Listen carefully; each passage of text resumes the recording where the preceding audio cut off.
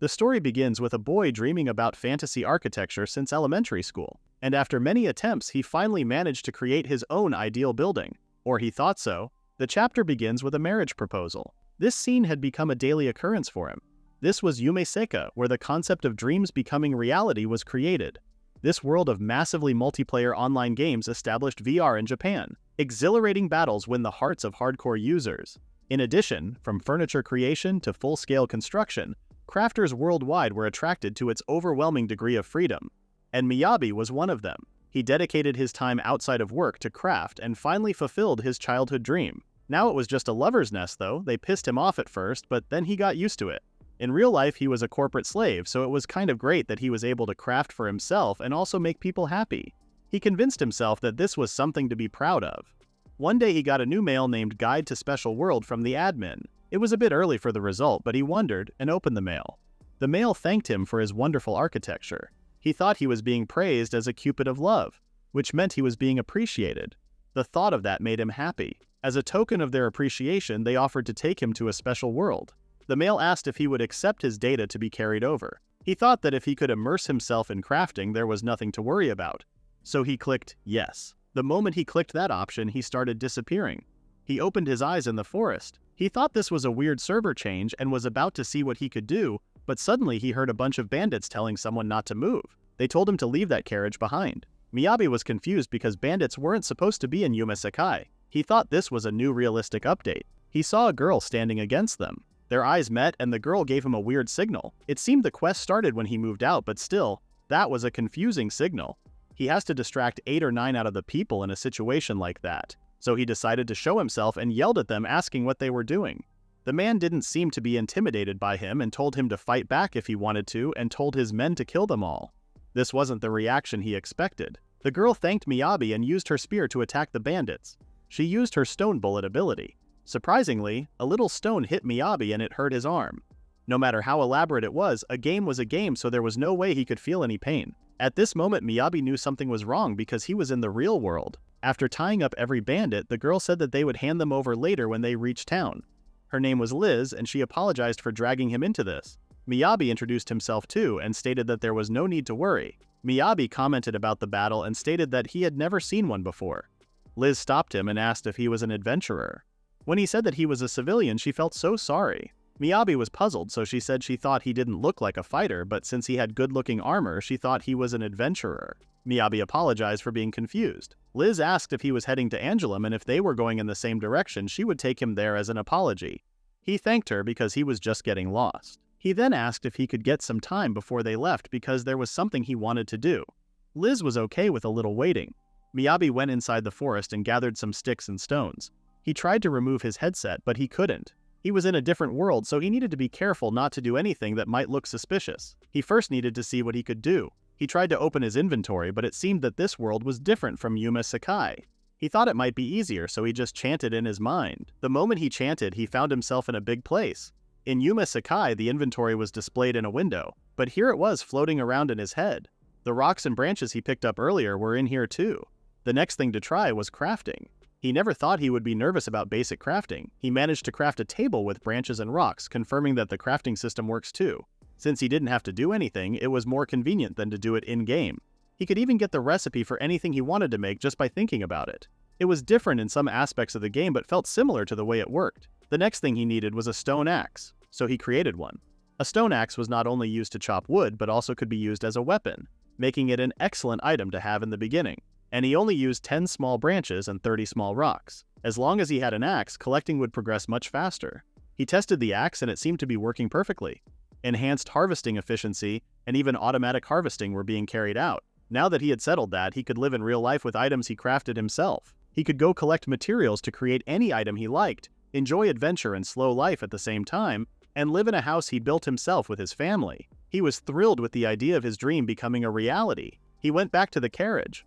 Liz was shocked when she saw a stone axe in his hands. She seemed even more creeped out by the weird face he was making. Miyabi realized that he needed to be careful not to do anything suspicious, so he immediately changed his face and explained that he took the axe thinking it could become a weapon.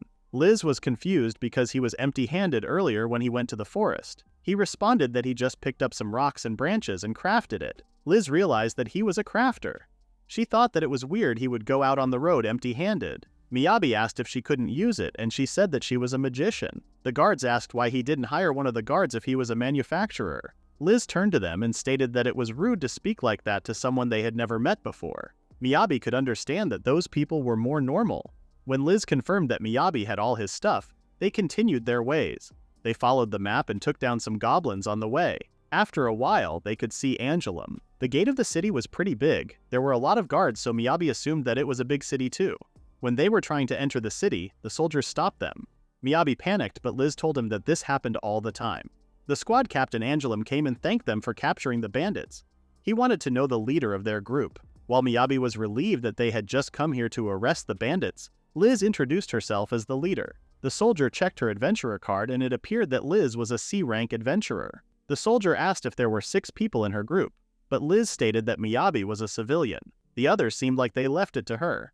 Miyabi was shocked, but Liz told him not to. She said that it was an unspoken rule that the person with the highest rank gets to be the leader, and her rank was the highest in the group. The other man said that Liz was very attentive, so she helped them a lot. Miyabi apologized and explained that he was surprised because he didn't expect the leader to be a girl. He also praised her for being trusted even by adult adventurers. He noticed that she was blushing after his words. The soldiers took the bandits, and as for the 5 adventurers, their reward was going to be sent via Adventurers Guild later. The lady in their carriage thanked them for their help. The other member said farewell to them and left Liz and Miyabi alone. When they left, Miyabi had a question for Liz. He asked if he needed an ID to get into town. Liz asked if he lost it even though he had inventory. He responded by saying that he never had an ID to begin with.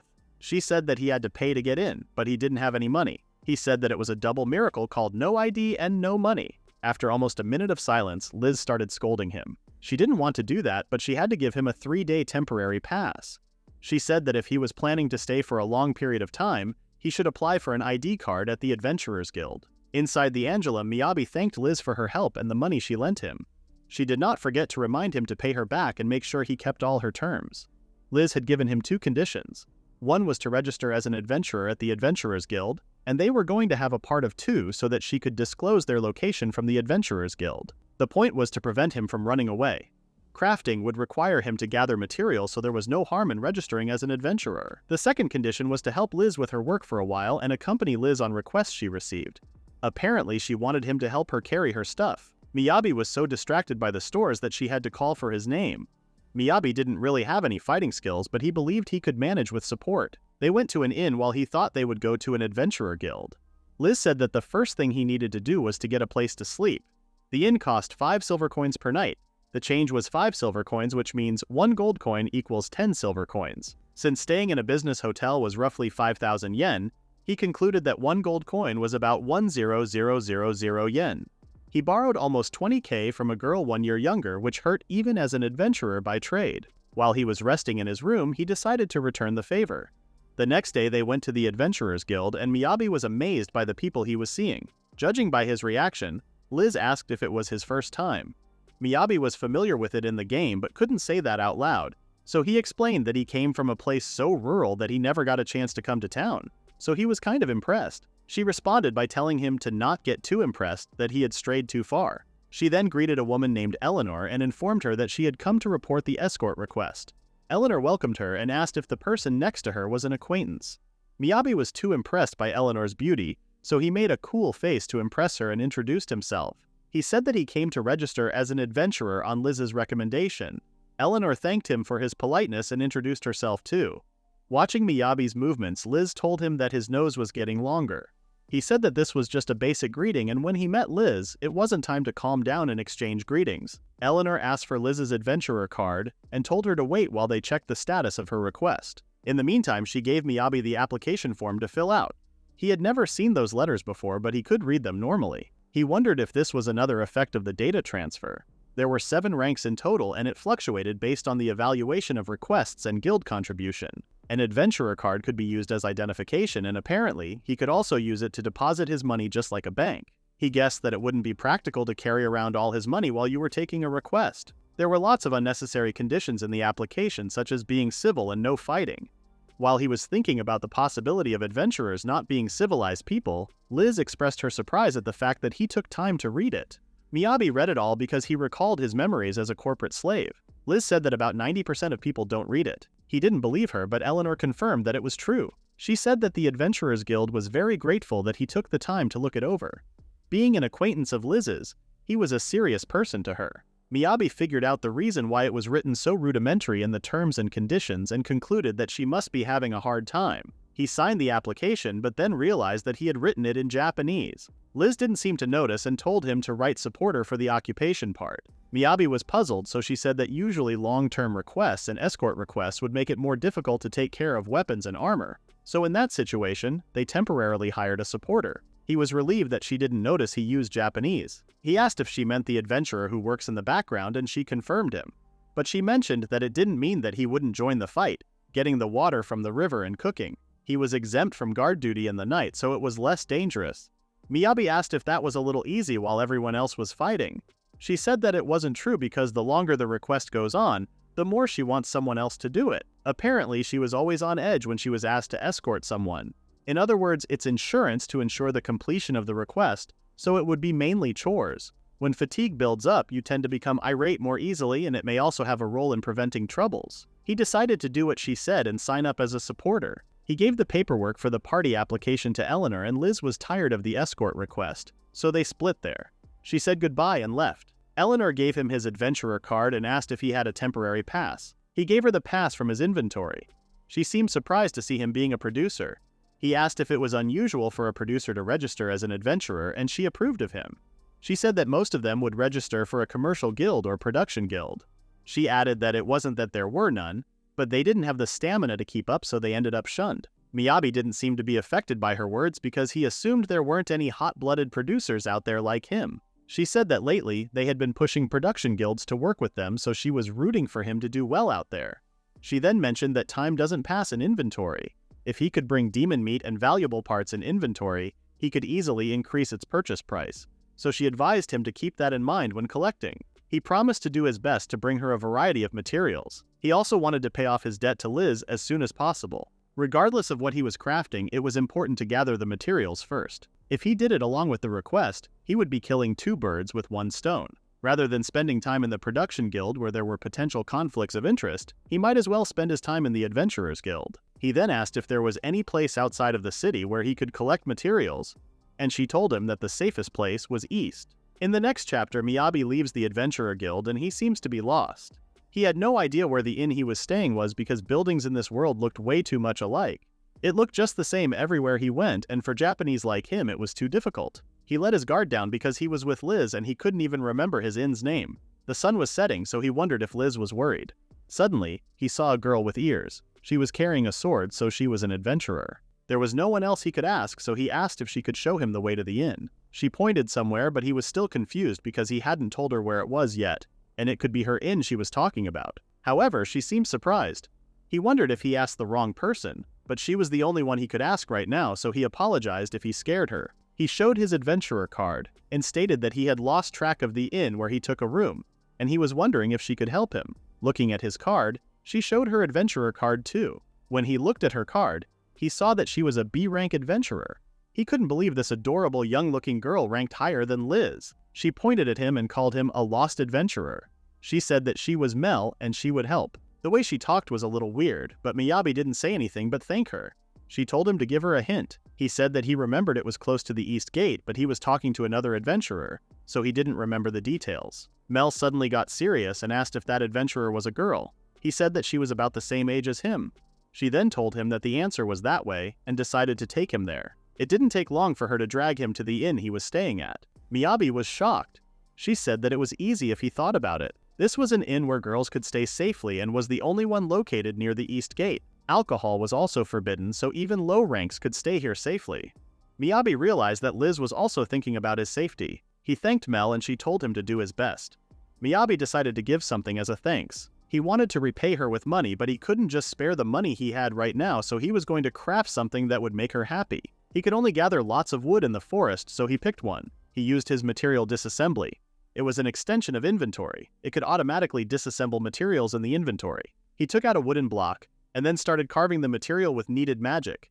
He created a cute animal with the block. Mel looked at it and her cheeks got red. She accepted his gift.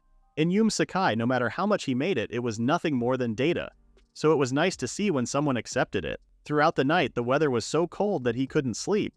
He knew that there was no stove or no heater. He decided to get breakfast to get warm and came across Liz.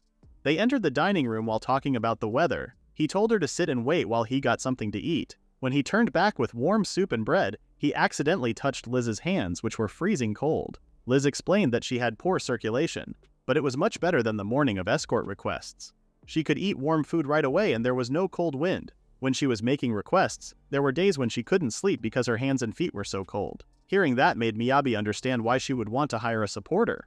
He assumed that she would be pleased if he carried extra blankets. She would rather pay a silver coin every day for the right to have the priority to borrow it. He thought people would be pissed at him for ripping her off. She responded that he wouldn't be able to say that after experiencing a rainy morning. She asked if he would rather hear a story about the ground taking away his body heat, or a story about the ground being too hard to sleep on.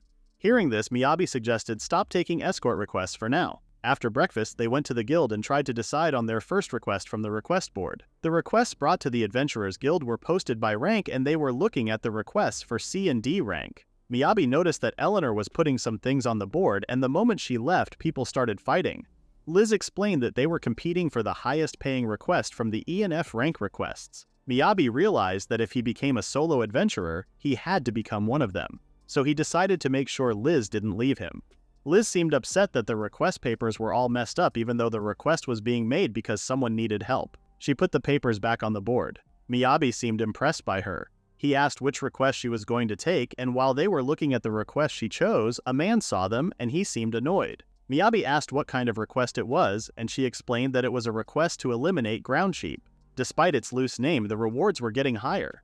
Miyabi was worried if it would be okay, but Liz comforted him saying that she had defeated them before but she was sure it would take a few days. Liz suddenly stopped in a line while there was a more open one. She said that she preferred this one. He saw that Eleanor was there, so he concluded she was a fan of hers. Liz was embarrassed and scolded him. Liz asked if he wouldn't want to be sent off by a beautiful person, but for Miyabi, that was something an old man would wish for. Liz denied it and said that it was a setting for her little sister who was being sent off by her ideal sister. But that sounded a lot worse to Miyabi. When it was their turn, Eleanor seemed happy that Liz and Miyabi began their party activities. But when she saw that the request was eliminating ground sheep, she didn't seem pleased. Liz stated that this would be a time-consuming request, so she might not be able to come to the guild for a while. Eleanor told him to be careful of ground sheep's assault attack. The reason the reward of this request was raised was because there were adventurers who had just become C rank who took this request and failed. She then told Miyabi to do his best without overdoing it. She wished them the best of luck. Now Miyabi seemed to understand what Liz meant earlier. When Eleanor turned to him with kind words and a smile, it inspired him as he was, too, a simple man. Liz noticed that he was acting cool in front of Eleanor as if he wasn't the one who criticized her earlier. She was sure he had the mind of an old man. She was right because he was actually an old man in his 30s. In the Western Plains, Liz and Miyabi took a break. Liz was surprised to see him having a lot of stamina even though he was a producer. They had been walking since Angelum and he wasn't tired at all. As an adventurer, Liz was surprised. Miyabi responded that he didn't feel fatigued. But this was more of an effect of his equipment than his own stamina. His equipment was equipped with a stamina boost and fatigue reduction because producers tend to work long hours. That sounded amazing to Liz because this effect didn't exist in the magician's equipment. Compared to vanguards, magicians have a hard time building up their stamina. She couldn't say that she wanted to take a rest because it would be inconvenient to others, but there were times when she was pushing herself, so she was a little jealous of him. Miyabi mentioned that it was still important to take a break for safety reasons. But still, Liz couldn't say that when she was the only one tired and she understood why everyone wanted to go home early. City gates close at sunset, so if they don't get back by then, they would have to camp out in the wild. This sounded like a salaryman who worked overtime and missed the last train. He had that happen to him too when he missed the last train and had to walk home. Compared to this, it was a blessing to live in another world. Of course, there were some inconveniences, but there were no shitty customer complaints, no shitty boss who pushed work on him, and his coworker was a nice girl. His mental health was also way better. This was the kind of healing that people nowadays have been looking for. While he was lost in his thoughts, Liz was calling his name, telling him to not sit there because she found the ground sheep. They looked at the bush and there it was. That ground sheep looked like a deer to him, but Liz said that this was a deer no matter how he looked at it. The real one was further back. Behind the deer, they saw a large ground sheep. They are also known as the demons that make vanguards cry. She heard that even 10 soldiers working together couldn't stand it, and there was even a story about how it destroyed a castle gate with its horn. The trouble was they were also highly intelligent.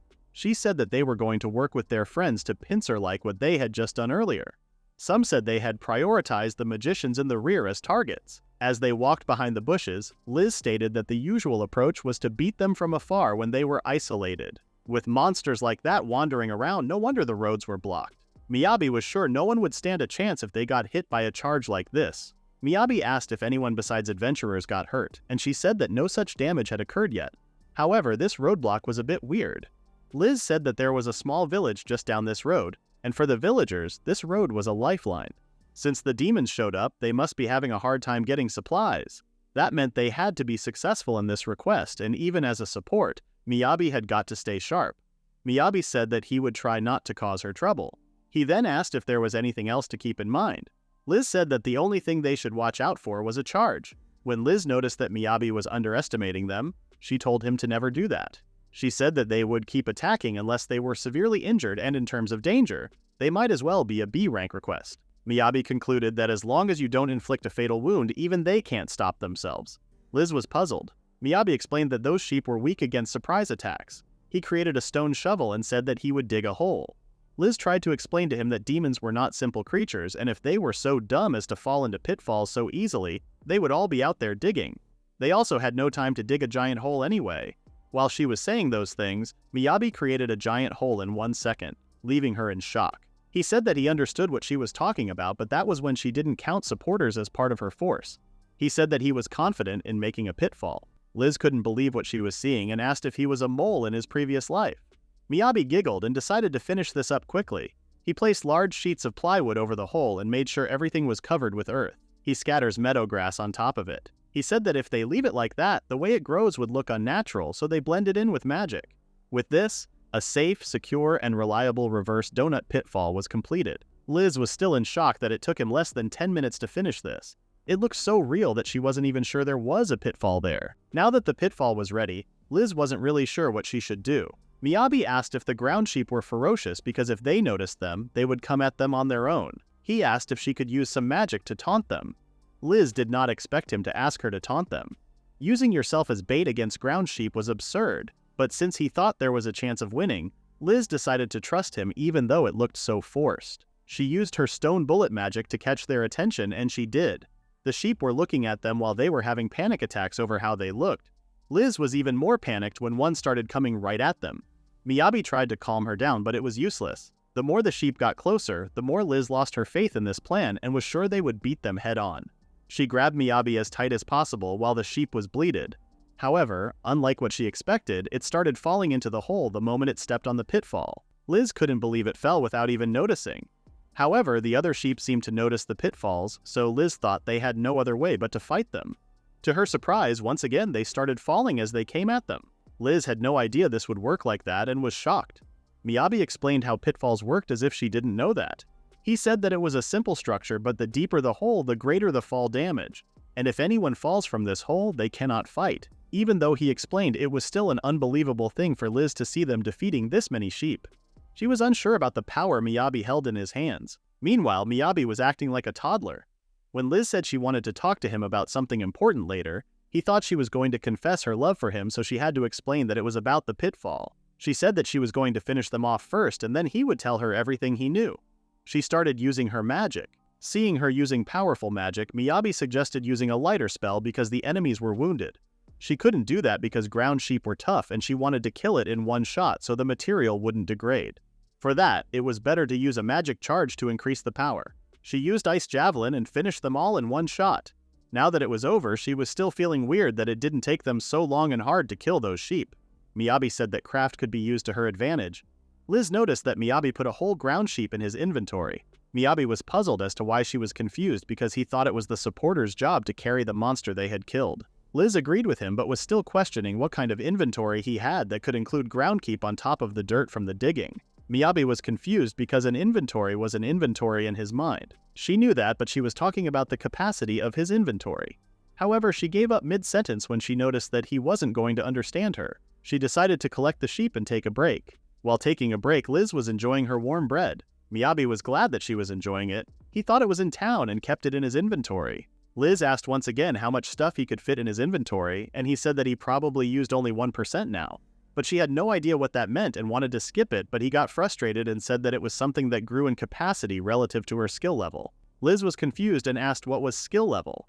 Miyabi didn't even know the concept of skill level didn't existed in this world. He said that if he kept using his crafting skill, his inventory would expand, and if he kept gathering every day, he would naturally build up his capacity. In Yume Sekai, they would increase gathering skills and eventually learn to maximize storage and become a walking warehouse. It had been called an aptitude skill, but it wasn't uncommon for a serious crafter to have it. He thought maximizing storage was common here and wondered if the method was different from the game. Liz seemed like she was thinking about some stuff. When he asked, she said that it was about her image of a crafter and apologized if she had offended him. While blacksmiths and seamstresses were valued, crafters could make everything, but the quality was not high. The only work they did was making cheap furniture and repairing walls, which didn't pay much. She said that it was one of the less fortunate production jobs. She didn't know what kind of environment Miyabi had lived in, so she assumed he couldn't do any gathering outside without hiring an escort. Wolves and goblins were a threat to those without combat skills, and even if he spent the money to do some gathering, his inventory would fill up right away, and the storage for the materials was not free. For the average crafter, gathering every day was very hard. Miyabi didn't know what to tell her at this point. The environment they had spent their lives in was too different. In Yume Sekai, there was no such thing as difficulty in gathering materials. All they had to do was to avoid the areas where the demons appeared, but crafters of this world couldn't even go around gathering, and there was no way to increase the skill level, because all they could do was to repair the walls and furniture. He felt sorry for them, but it wasn't a problem he could solve since he also got his hands full himself. Miyabi eventually responded that making money was hard no matter what kind of job you had, and exemplified the fact that she got cold during escort duties. Liz agreed and mentioned that adventurers have a high mortality rate, but only a handful of them could become rich and famous. He decided to change the subject before it got any weirder, and said that he had a favor to ask her about the ground sheep. She asked what was wrong, and he said that he really wanted to have the wool. She responded that he could do whatever he wanted with that. Originally, the guild was only going to sell the main parts and throw away the tool. Miyabi thanked her and decided to disassemble the materials in the meantime. Liz said that she had never thought she would get to bring home a whole ground sheep. Horns were material for medicine, claws and bones were for weapons and armor, and they also got edible meat. This could be a record profit for them. She started daydreaming about them splurging early this year and switching to an inn with a hot spring. Miyabi joined her and said that it would be nice if there was a bath because all he did was wipe himself with a bucket of hot water. Liz said that it was still good enough to be able to get some hot water. Her whole mood suddenly changed, and she said that she wouldn't let him break up the party for now. Even if he gave her money back, she said that the party was continuing. Miyabi was glad that she wanted him to carry more demons for a more comfortable inn. He just wished she could be a little more subtle about it, but he did hope they could keep the party going too, because he didn't want to clean up the ditch. He shook her hand and stated that he looked forward to working with her. Liz apologized for saying something impulsive, but their feelings were mutual, so it was okay. When they returned from the request, Eleanor seemed surprised to see them. She asked if they had finished already, and Liz responded that all of them acted separately. Miyabi whispered to her, asking why they weren't telling her the truth, but Liz still had her pride as an adventurer. Eleanor was confused at first, but was glad that both of them were doing well. She then told them to submit the material as proof. Liz didn't know he dismantled the sheep, so she wanted to use the dismantling room, but Miyabi informed her that he had already finished dismantling and started to get it out of the inventory. In front of Eleanor's face, she saw 3 sets of claws and horns and the meat of 2. Even the other adventurers seemed shocked.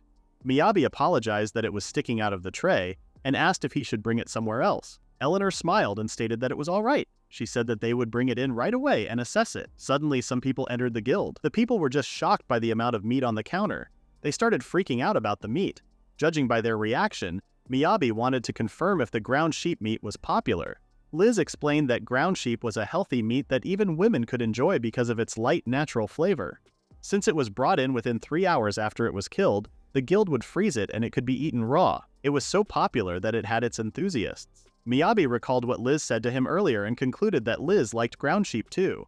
She stated that she wouldn't eat them raw. Eleanor came back and gave them 45 gold coins, requesting a reward. Purchase of horns and nails in good condition for 60 gold coins, horns and nails were for 10 gold coins, and the meat was 85 gold coins. In total, they received 200 gold coins. Miyabi said that he would rather get 30% just for carrying the luggage, but she disagreed because no matter how she looked, he deserved 70%. Miyabi refused and stated that if he got 70%, he was done as a person while also being in debt. Liz started scolding him, asking if he was planning to pay her back a dozen times over, and told him to not hold back. But if he accepted this, it would be like he was admitting he was a mole. Eleanor asked what was up with this mole, and they tried to act cool. Even when they went outside, they couldn't decide how to split the money. Because Liz said that Miyabi was the one doing the most work, but Miyabi said that it wasn't important because he was just a supporter. Her risk of injury was higher, so she should get more and he would pay off his debt. Liz thanked him for the way he thought, but she said that it would be like he was paying her back dozens of times already. She asked how they were going to divide up the reward, and he suggested 6-4, but she refused and told him to get lower. She suggested making 5-5 to be equal. Even though he didn't know if he deserved to get that much for being a supporter, Liz didn't let him refuse this and told him that it was okay. Having made extra money by defeating the ground sheep, Miyabi and Liz moved to a hot spring inn right away, but he miscalculated the lodging cost. Upgrading from a business hotel to a luxury hotel was a pain in his pocket. However, it felt nice to see people having a familiar style with him. Liz told him to go to the hot spring, but he said that he wanted to go shopping now. Liz was confused, so he told her to warm up and not worry about him. They split up and Liz went to hot springs while he left the inn. A big request like they had yesterday must be rare, so he figured that being an adventurer was tough. This is why he wanted to put his life in order as soon as possible. He was thinking about the food. There will be times when he can't take a request, and this is why they need to be prepared while still having money. If the request was prolonged, the food supply would be critical. He wouldn't even splurge on the sweet and spicy sauce. He just needed salt. He stopped at a stall and decided to buy them all. The shop owner thought he was window shopping, but when he showed him the 10 gold coins, he seemed to change his mind. He then went to the condiment store and bought salt and pepper. Last but not least, he went to the dry goods store and bought what he needed.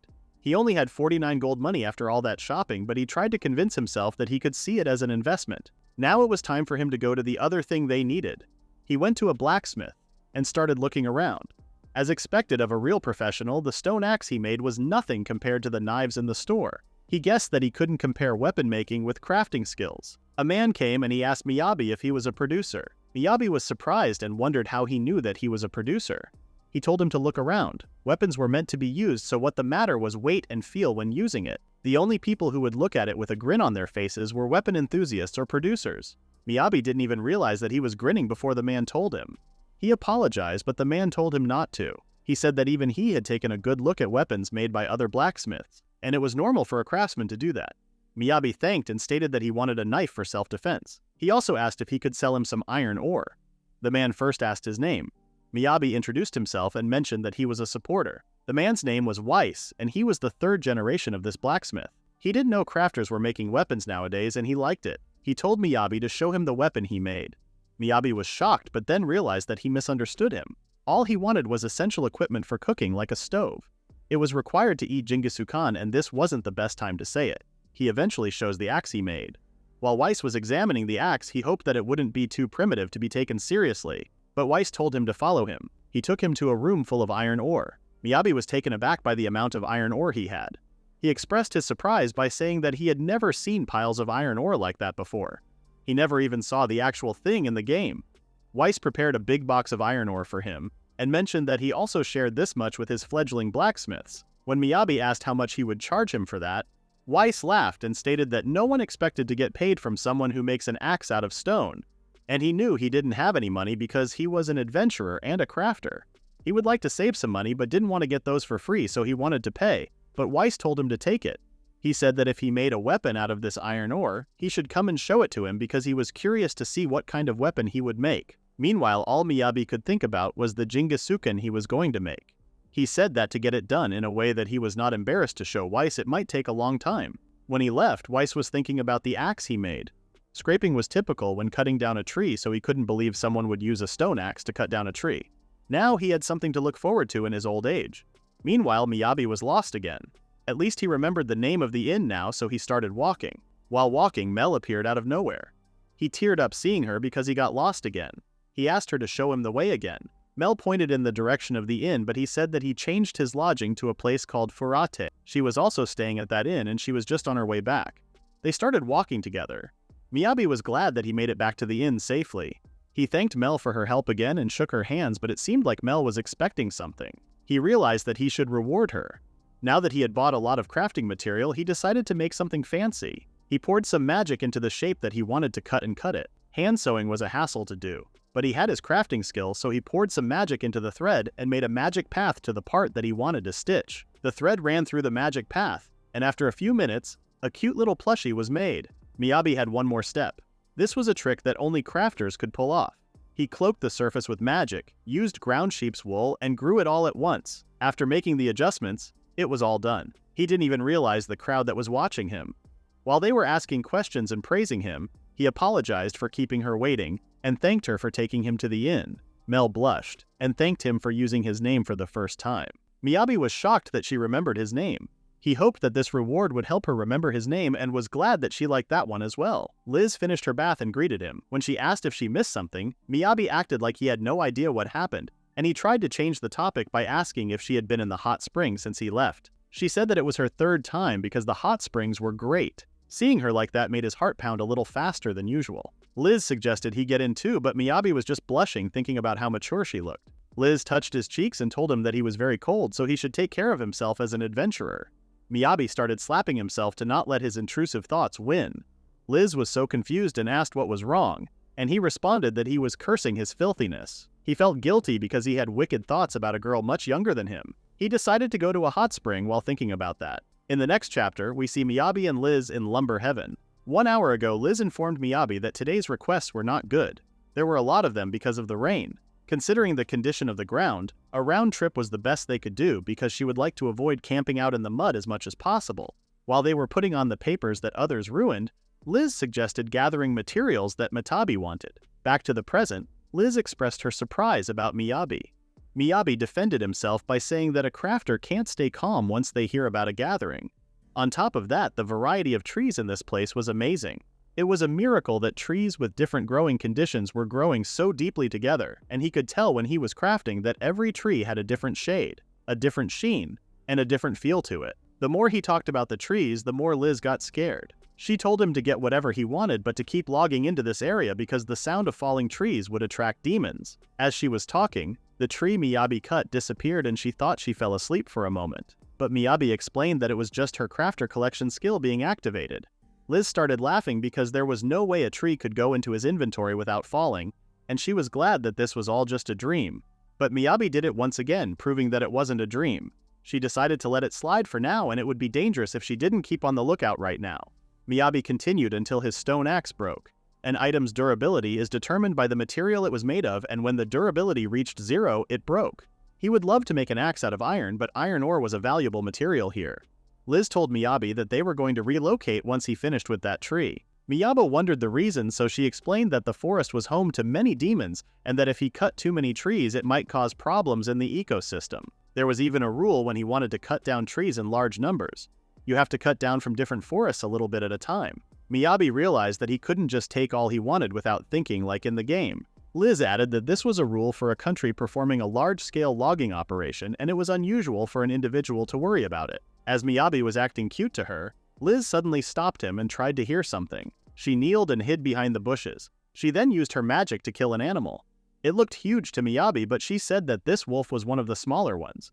He was surprised she could tell it was getting close because he didn't even notice anything at all. Liz said that on windy days it was easy to tell because any noise would be mixed in with the sound from the leaves.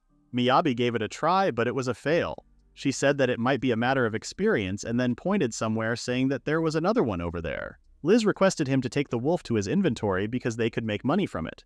He did what she said and they continued. After a while, Liz suggested taking a break, but Miyabi didn't feel like sitting on the ground. Liz said that it was still a bit wet, but they could sit on the root and have lunch. Hearing the word lunch, Miyabi regained his confidence and told Liz that it was a good time to count on him. He cut down some trees, leveled the ground, and built a whole pergola. Liz freaked out because they were in the wild forest and a splendid gazebo in the middle of it was too much. Miyabi was still confused, so she told him to think about it for a moment. He then realized that a blanket would be great since it would be cold here. Liz was still displeased. She said that it wasn't because he wasn't good, she just never thought that crafting would be this insane. She hated to admit it, but the cushion didn't hurt her butt, and it was warm. The situation Miyabi created was so comfortable that she was afraid she might miss the demons. Miyabi told her to keep an eye on that issue because he did not want to have lunch with the demons. While Liz was resting, Miyabi decided to make some food quickly because it might be a bad idea to stay here for too long. He created a stove and turned to Liz to ask her to make some fire, but she was melting because of how warm the blanket was. He decided to make the fire himself. He enchants fire and applies attributes to material by injecting magic into it through the circuit. However, depending on the compatibility of the material and the attribute, it may have adverse effects. If he added too much fire to a wooden material, it would become too hot. He usually used it as a weapon in Yume Sekai, but it was impossible in this world. All that was left was to stand in front of the stove and craft. Now it was time for Jingisuken. He put things on the table such as Jingisuken black tea and milk bread. Liz decided to turn her brain off for a moment and only focus on eating. The food was amazing. The meat of the ground sheep was tender and not smelly at all. Hints of salt enhanced the flavor, and even with vegetables, the flavor was not diminished at all. He never had such competitive meat in his life. Even the bread was different. The sweetness of the milk was amazing, and it was very fluffy. Miyabi made that bread by crafting. Liz told him to make some more next time because this was much tastier than the ones he bought. She said that they would buy some flavor too, but Miyabi smirked and showed her the sources he got. They continued eating, and they didn't leave the forest until sunset. They ended up spending a lot of time together today. Liz noticed that he was having fun the whole time. He confirmed her, saying that he had a blast today, but it was all thanks to her he had fun today. He can't detect demons on his own and didn't even know that there was a rule about logging, so a pro like Liz was very helpful. Miyabi said that crafting, gathering, and eating tasty food was the life he had always dreamed of. He wondered if Liz had a dream. She was a little hesitant that he would laugh at her, but he promised to not do that, so she said that she wanted to become an A-rank adventurer and create her magic. And with that magic, she wanted to help a lot of people. That was a wonderful dream for Miyabi, and he was sure she could make it a reality because even today she had been a great help. Liz wondered about that because a rank adventurer was a very far-away dream. The best she could do was intermediate level magic. She said that she couldn't even use some intermediate magic, and for a magician like her to become an A-rank adventurer would be very difficult. She paused for a moment and said that being an adventurer requires talent, so it can't be helped. Miyabi, with full confidence on his face, stated that he believed she could become an A-rank adventurer. He said that those adventurers in front of them were covered in mud. They traveled a long distance to make the request, but they confronted the demon in a muddy forest. With feet getting caught in the mud and mud splashing all over the place, it was indeed a tough fight. Even the hair of the archer who was supposed to be at the rear was stained with mud. It was a good thing that they defeated the demon, but thinking about the curfew, they had time to wash and dry their hair. They talked about carrying their things and washing them in the river near the city, because if they were near the city, even if they didn't dry out, they could manage if they ran. Liz smiled and said that there was no way anyone would do that. It was true because he just made it all up. The request was successful, but had it gone badly, it might have ended in more than just injuries. On the other hand, considering the weather and the condition of the party, some adventurers chose not to take the request. He wondered which adventurers were more reliable. Some adventurers would lend money if they were in need like Liz. He told her that even if she could use intermediate level magic only, he didn't think that would be a good reason to give up. Liz seemed a little embarrassed and stated that she had never said she was giving up. While strength was important, it wasn't the only thing that mattered, and they both knew that. Liz told him to wait a little and started walking towards the adventurers in front of them. In the next scene, Miyabi is making dinner with fish. He made grilled trout and salt crust. Liz never thought she would get to eat freshly grilled fish in the middle of a request. They normally eat simple food when traveling because the smell could attract the demons. And now Miyabi was making a different fancy meal every single day. At this rate, Liz was sure she would never be able to return to her old life. But as Miyabi said, she didn't have to. After another request, Eleanor thanked them for their hard work and commented on how they seemed to get used to partying together. Miyabi responded that it was all thanks to Liz's decisions on the request, but Liz refused and said that Miyabi could carry many things with him. Eleanor also noticed that Liz had been smiling a lot lately. Miyabi said that she had been smiling a lot since the first time they met, and now she was just mad at him a lot. Eleanor responded that it was because she cared about him. Liz's face was all red, so Eleanor stopped. At first, Miyabi thought Liz was only admiring Eleanor, but then he realized that Eleanor was also keeping an eye on her. However, to say that Liz cared about him was not quite the right word. Eleanor then noticed that he had been taking a lot of gathering-related requests lately and suggested he try a new request soon. After she told that, Miyabi realized that Liz was not doing what she was supposed to be doing, which meant he was still being cared for by her. He understood that it was risky to take on a long-term request while also protecting your supporter, and Liz had been very careful to make sure he wouldn't get hurt. However, now that he knew Liz's dreams and goals, he wanted to support her goal. The last thing he wanted was to get in the way of Liz's dream. Liz asked what he was going to do after that because they had some free time. Miyabi thought about practicing his enchantment. Liz said she might go study some magic. He reminded her to get some rest, but she didn't want that. They started teasing each other as if they were having a fight, but they both couldn't stop laughing. Miyabi then left there to practice her enchantment, and he seemed to have a hard time. Enchantment was one of the most difficult systems in Yume Sekai. Material and attribute had compatibility, and if they were compatible, it was relatively easy to allow the magic to pass through. However, if they were incompatible, just touching the wall of the circuit would cause the magic to leak out. Any magic that leaks out would hurt the material. That's why it was important to adjust the amount of magic, but it was indeed a difficult task. He sometimes fails on purpose and uses it as a heat source like the other day, but that wasn't what he wanted to do today. He focused and progressed slowly. He needed to reach the deep end with the least amount of magic. Thankfully, his efforts weren't wasted. He managed to create a small thermal block. The thermal blocks were for Liz so that she could put them in her room and don't need a heater anymore. But it would still be cold when they were outside, so it wasn't a total satisfaction for him. He decided to make something easy to wear and wouldn't get in the way when traveling. He could just add it to the undershirt. He wanted to tell Liz about this as soon as possible. He went to Liz happily and asked if he could borrow her undershirt. Liz misunderstood him and started scolding him. Miyabi didn't realize that it was sexual harassment to ask a girl to borrow her undershirt. As he was lying on the floor, he thought about what to do. There was no way he could do that, and the fact that it wasn't underwear made it even creepier. However, using a robe or main equipment was a slot for heating. The guardian came and informed him that they were closing the gate. He went inside. Normally he would get lost here, but he had a city map, so he wasn't stupid enough to not learn. He once again ran into Mel. She immediately told him the way to the inn, but he said that he wasn't lost today. Mel seemed upset because she wanted him to make a reward for her. He eventually made a little bird for her. Miyabi asked where she was going at this hour, and she responded that she was going to repair her weapon because it was a bit chipped. But it wasn't a bit. It was almost broken. And even Miyabi's enchantment didn't work. He said that he was interested in the repair of the sword, so he wanted to join her. And she was okay with that. When they went to Weiss's shop, his reaction to Mel's sword scared the hell out of Miyabi. Apparently Mel always waits until her sword breaks. He then noticed Miyabi there. He said that he hadn't made the weapon yet, but he was here to observe the sword repair. Weiss asked if he was acquainted with her, and he confirmed him. After scolding Mel, Weiss explained that he got a lot of repair orders coming in, so this might take a while. He then asked Miyabi if he could at least synthesize materials. Miyabi realized that he wanted him to take care of the repair and was shocked. He couldn't say he didn't want to do that, but if it fails, the material used for synthesis would end up destroyed. He said that Mel's sword was made from pretty good materials, so he didn't want to trouble her.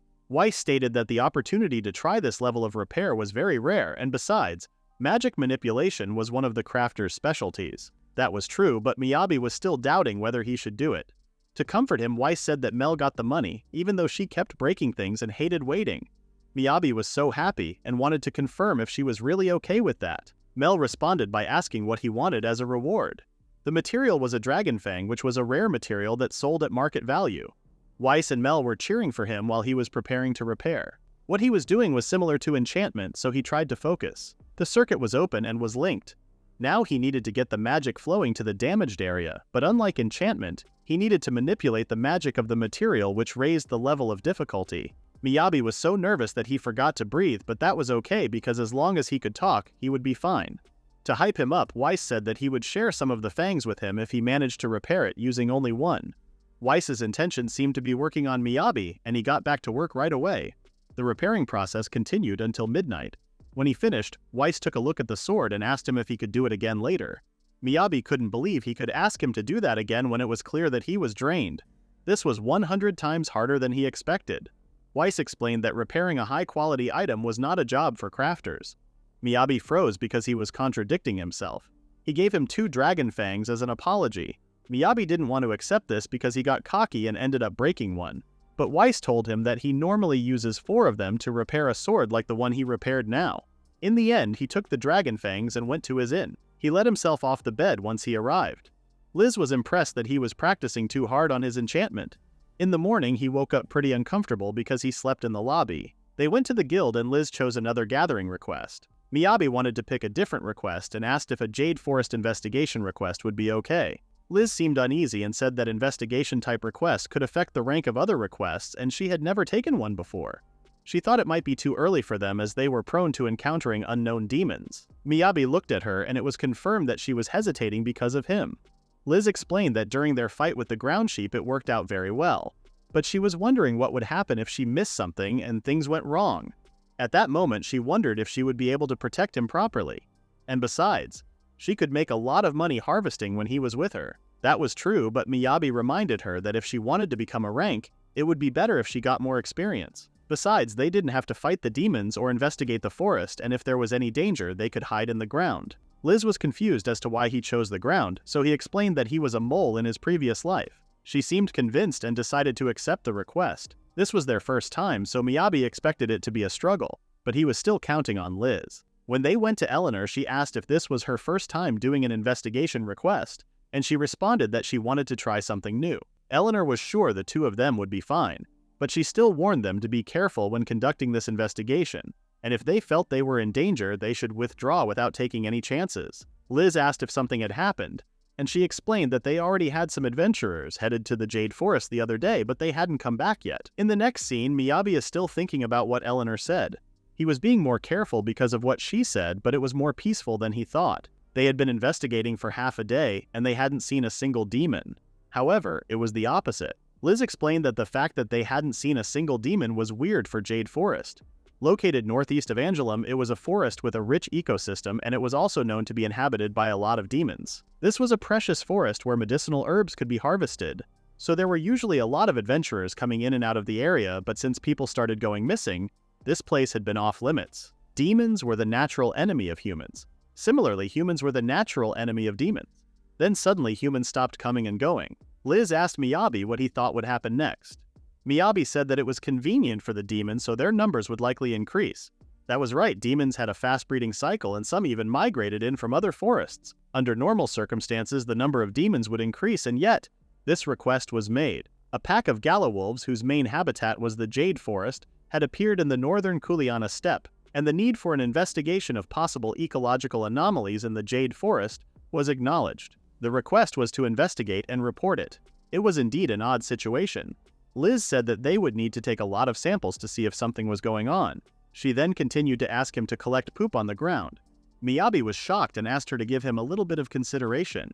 Liz smiled and reminded him that he was supposed to be supporting her to become an A rank. At night, they went to a local inn that had 5 silver coins per night. Miyabi was so tired from the investigation all day. There were no abnormalities with the tree sample they took. In the end, the only thing they saw was the small animals. There were some oddities, but they still had zero clue. He was prepared for this, but looked like this was going to take a while, and even when they were done with the investigation, they still had to put everything into a report. Now that he thought about it, he didn't know how they were going to report. They can't just submit material as proof. All he did was collect samples and didn't record a single thing. He let his guard down because Liz didn't give him any instruction, but he tried not to blame others for that because they were both new at this. They were bound to make some mistakes. It hadn't been long since the sun went down. All he needed was paper, a pencil, and the map Liz gave him. He converted the demon bones into glue and crafted it with wood, and the paper was done. He used charcoal and wood to craft a pencil, and while he was at it, he crafted a dye from flowers and combined it with a pencil to make colored pencil. Paperwork and overtime were a piece of cake for him because of his previous life. And the strange thing was that he didn't hate it now. He never thought he would get to use the things he learned from his previous life when he came over here. Even in adventuring business, there were a lot of things he had to work on the road.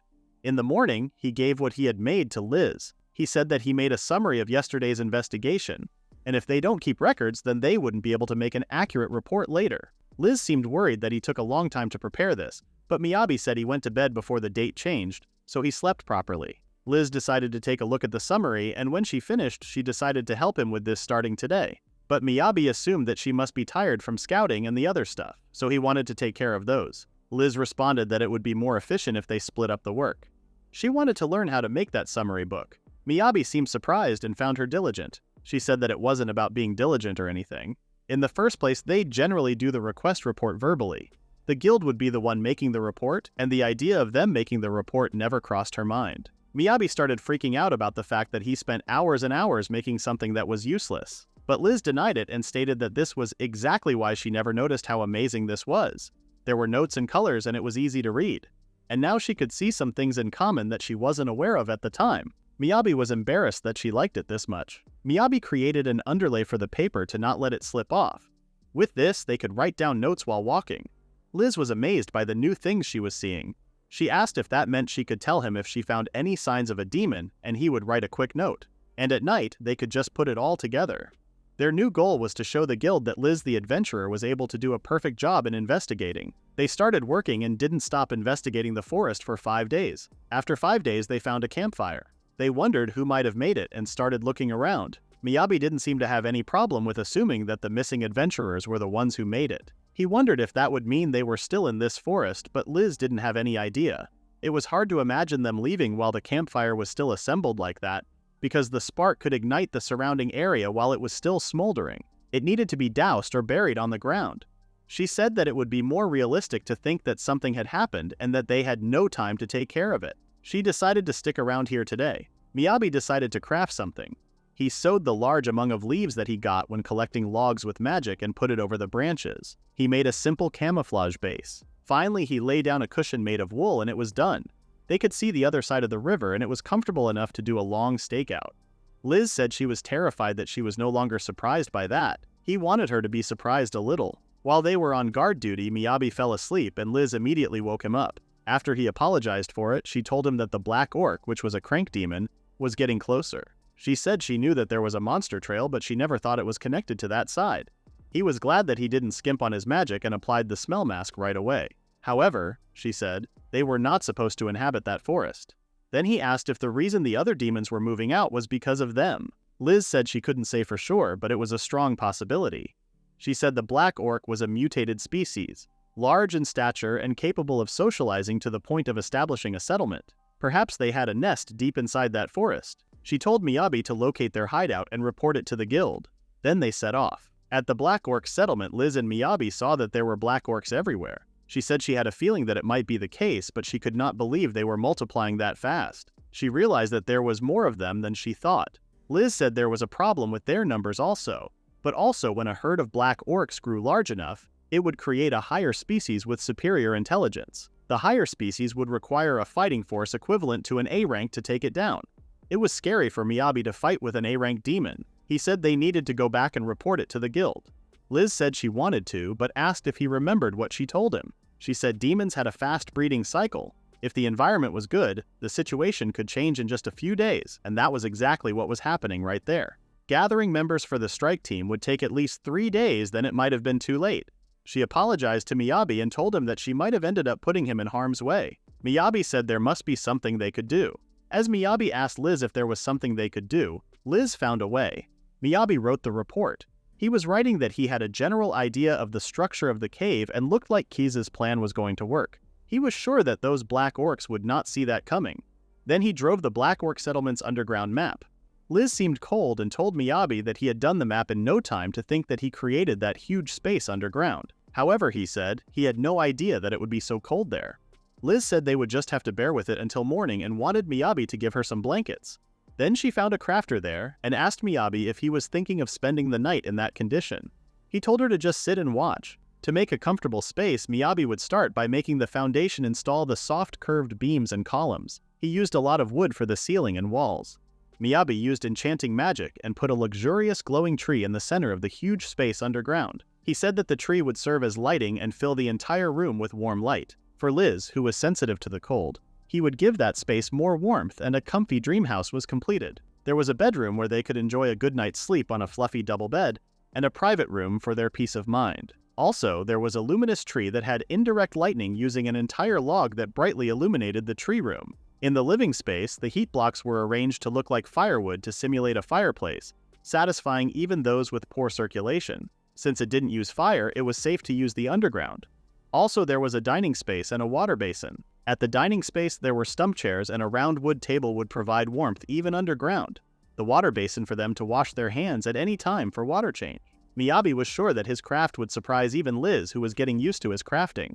When his craft was done, he showed it to Liz and she found it amazing. She was surprised that he did all of that in such a short time. Miyabi was disappointed that she did not have much reaction to the luminous tree, even though he did everything like it was a bargain sale of enchantment magic.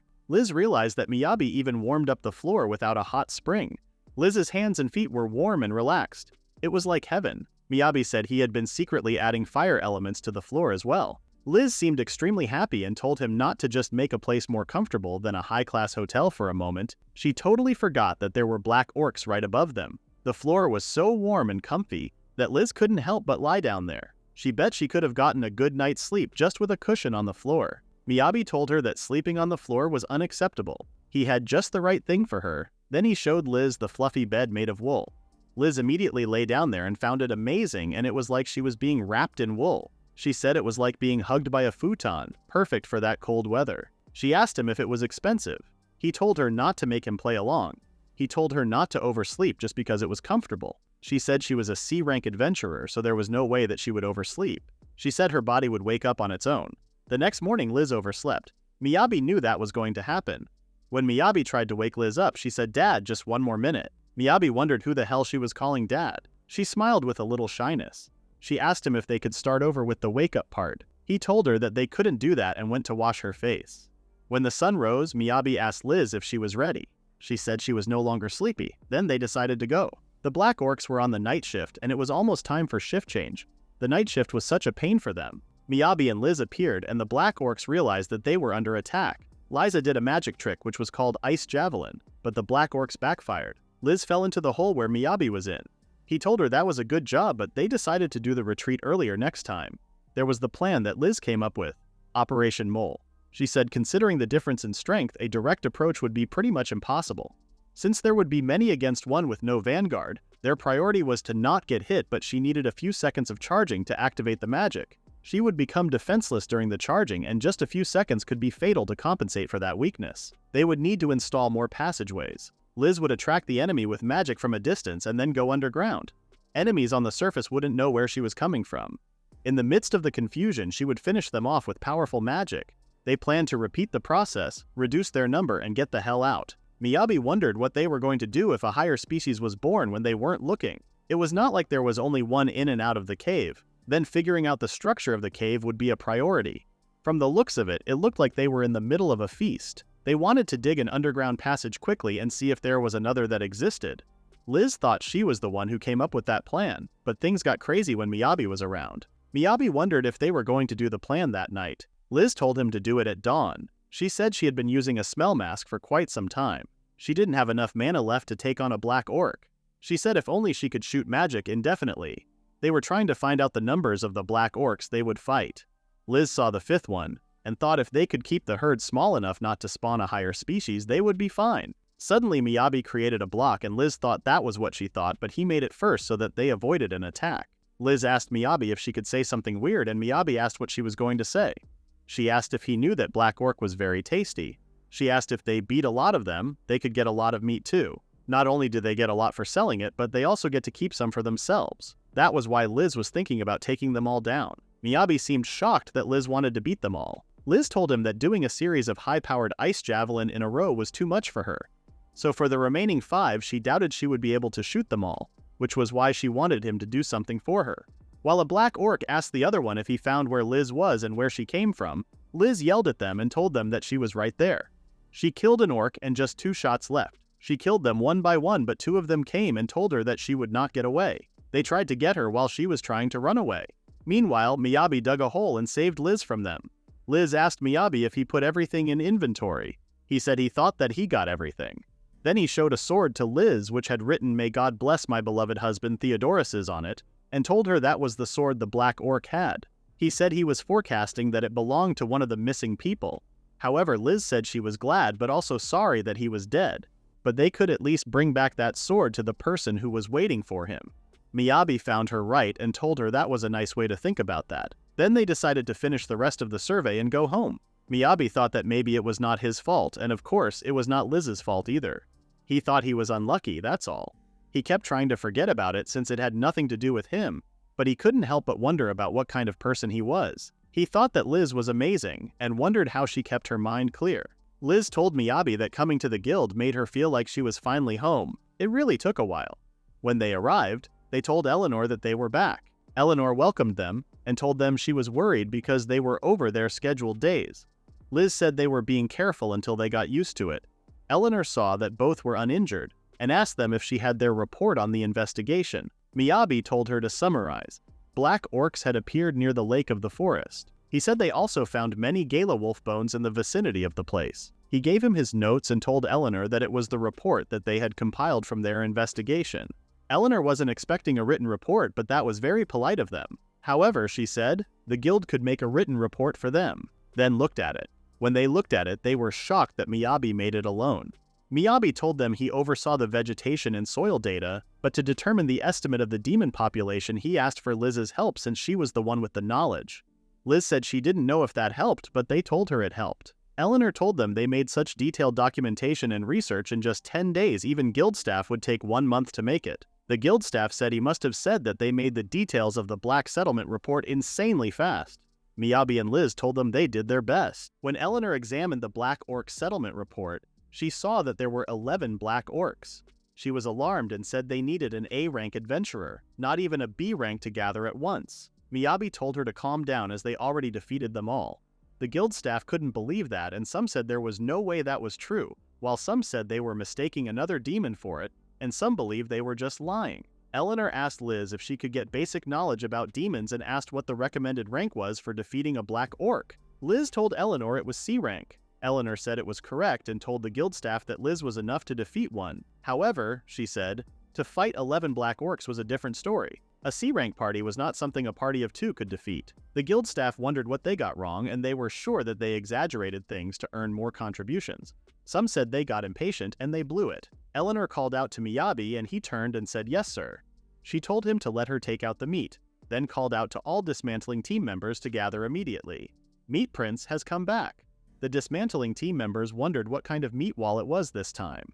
Eleanor told them that according to Miyabi, it was a Black Orc. Also, she wanted them to appraise the subjugation proof.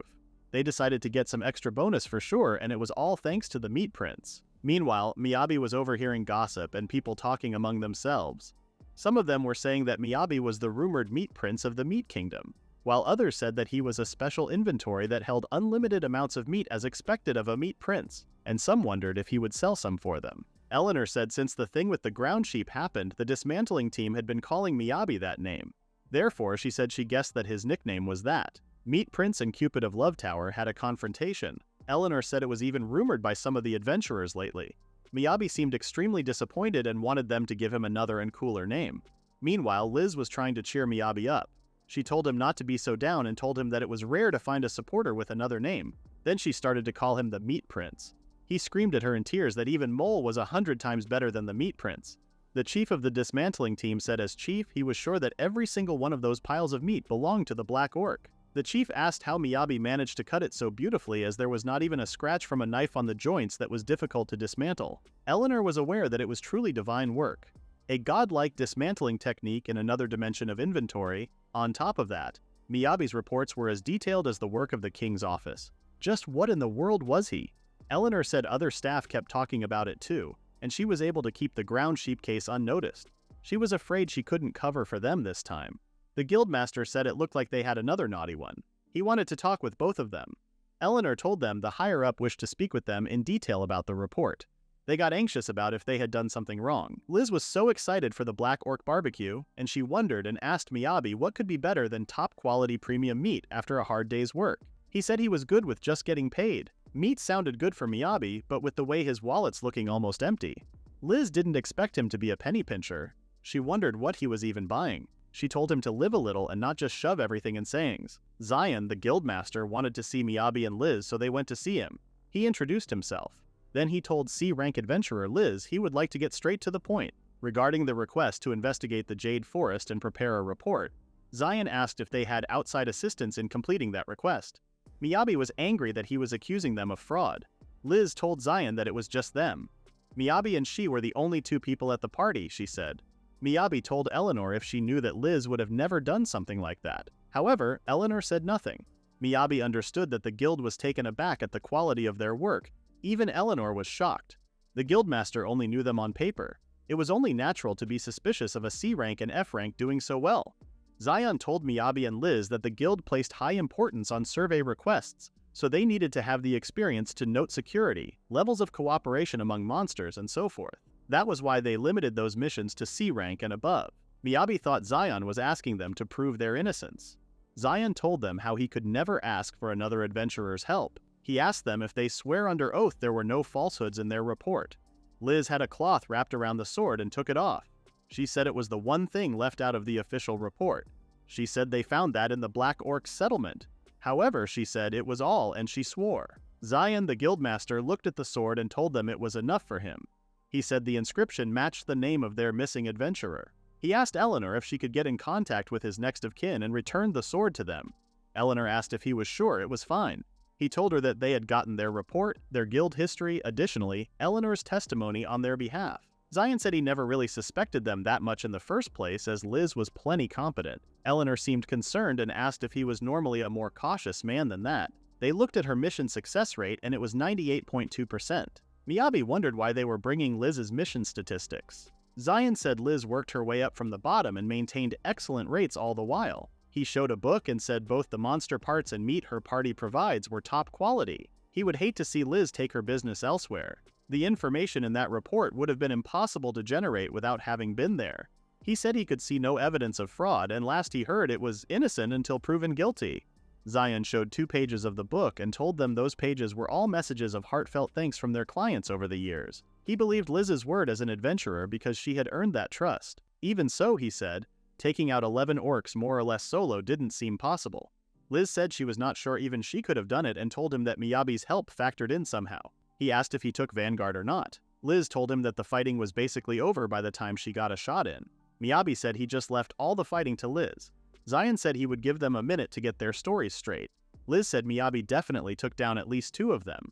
However, Miyabi said he just did support work and that was it. Zion wondered if they were moonlighting as a comedy duo. Liz closed Miyabi's mouth and told him that Miyabi's point of view was extremely biased. To put it bluntly, Liz said, Miyabi was a walking, talking warehouse.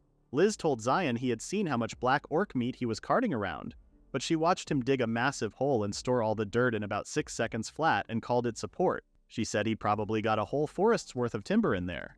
She guessed his storage capacity was bigger than the production guild's warehouse, which was the biggest in Angelum. Miyabi told her to go right ahead and talk about him like he wasn't there. Zion asked her to tell his side of it one more time, but Liz told him that he heard her correctly the first time. She had given up on logic at that point. Zion asked Eleanor if his storage was limited to meat. She said those were just rumors. Miyabi said he had to cut in and told them extended storage could hold way more than just meat. He said they would buy whatever materials he didn't want to keep and told Eleanor to guide them to the warehouse. Liz bowed respectfully to Zion and told him that she was very grateful that she trusted her. Zion said he looked forward to more exemplary results from her. Zion was staring at her, so she asked if there was something else. He said he was just getting a little nostalgic and that was all. Zion said he saw her inherited it well. He said that stuff of hers used to belong to her father. He said he saw that insanely hard-working man had raised an insanely hard-working daughter who had grown up wonderfully. Meanwhile, Miyabi and Eleanor arrived at the warehouse where Miyabi found it huge. Eleanor said she was afraid it didn't hold a candle to the ones the production guild had. She said she wasn't sure if he knew that, but originally, adventurers' main source of income was mission rewards. Even for her, each payout felt more like a temporary bonus than a steady job. Miyabi asked her if she was an adventurer.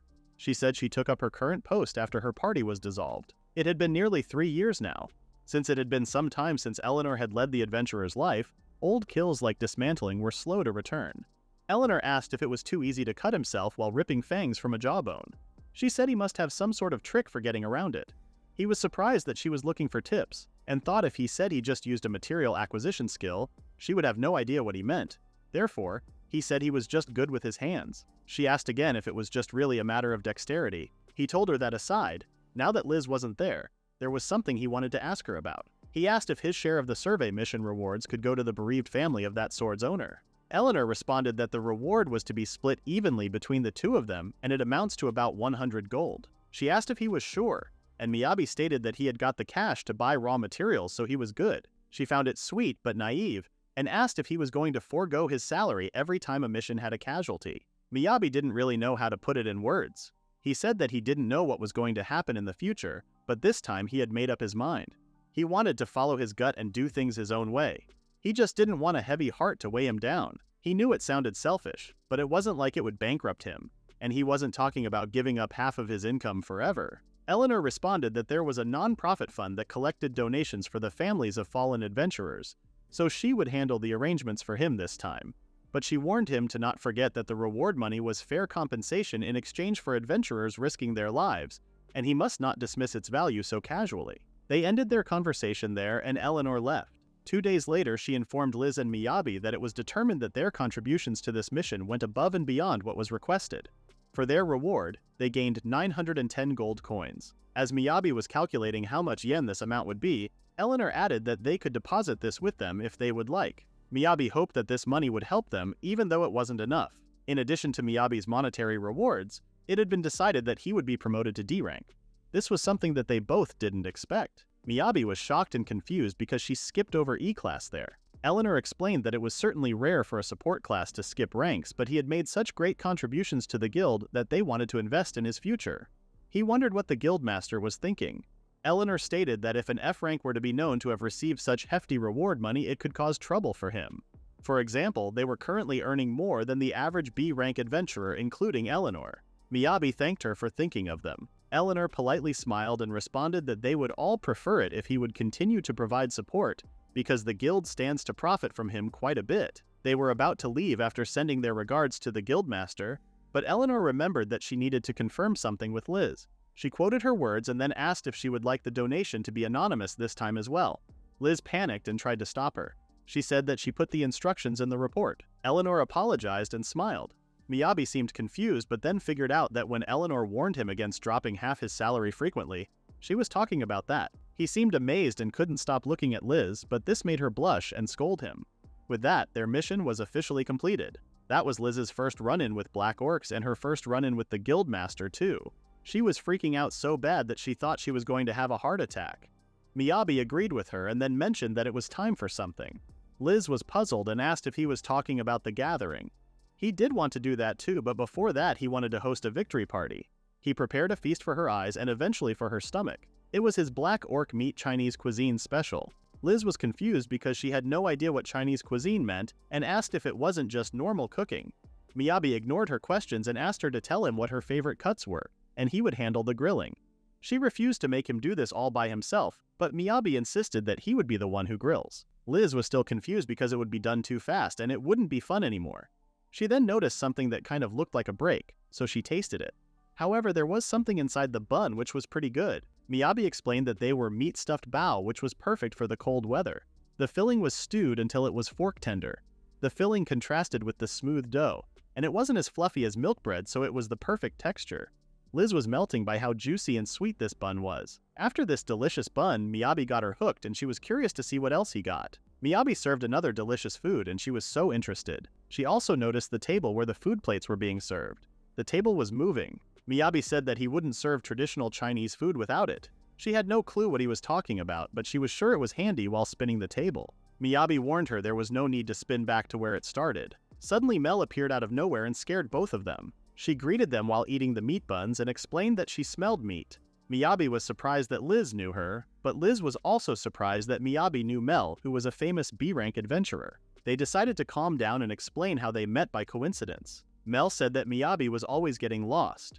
She then remembered something and told Miyabi that the blacksmith was looking for him to talk to him about something. He asked if he mentioned what he needed him for. Liz was shocked that he even knew Master Weiss. Liz asked if he had any clue who Master Weiss was. Miyabi said that he was a really nice blacksmith and asked if he was famous. Liz and Mel looked at each other and decided to take him to Weiss. When Weiss saw them together, he asked what she was doing together with him.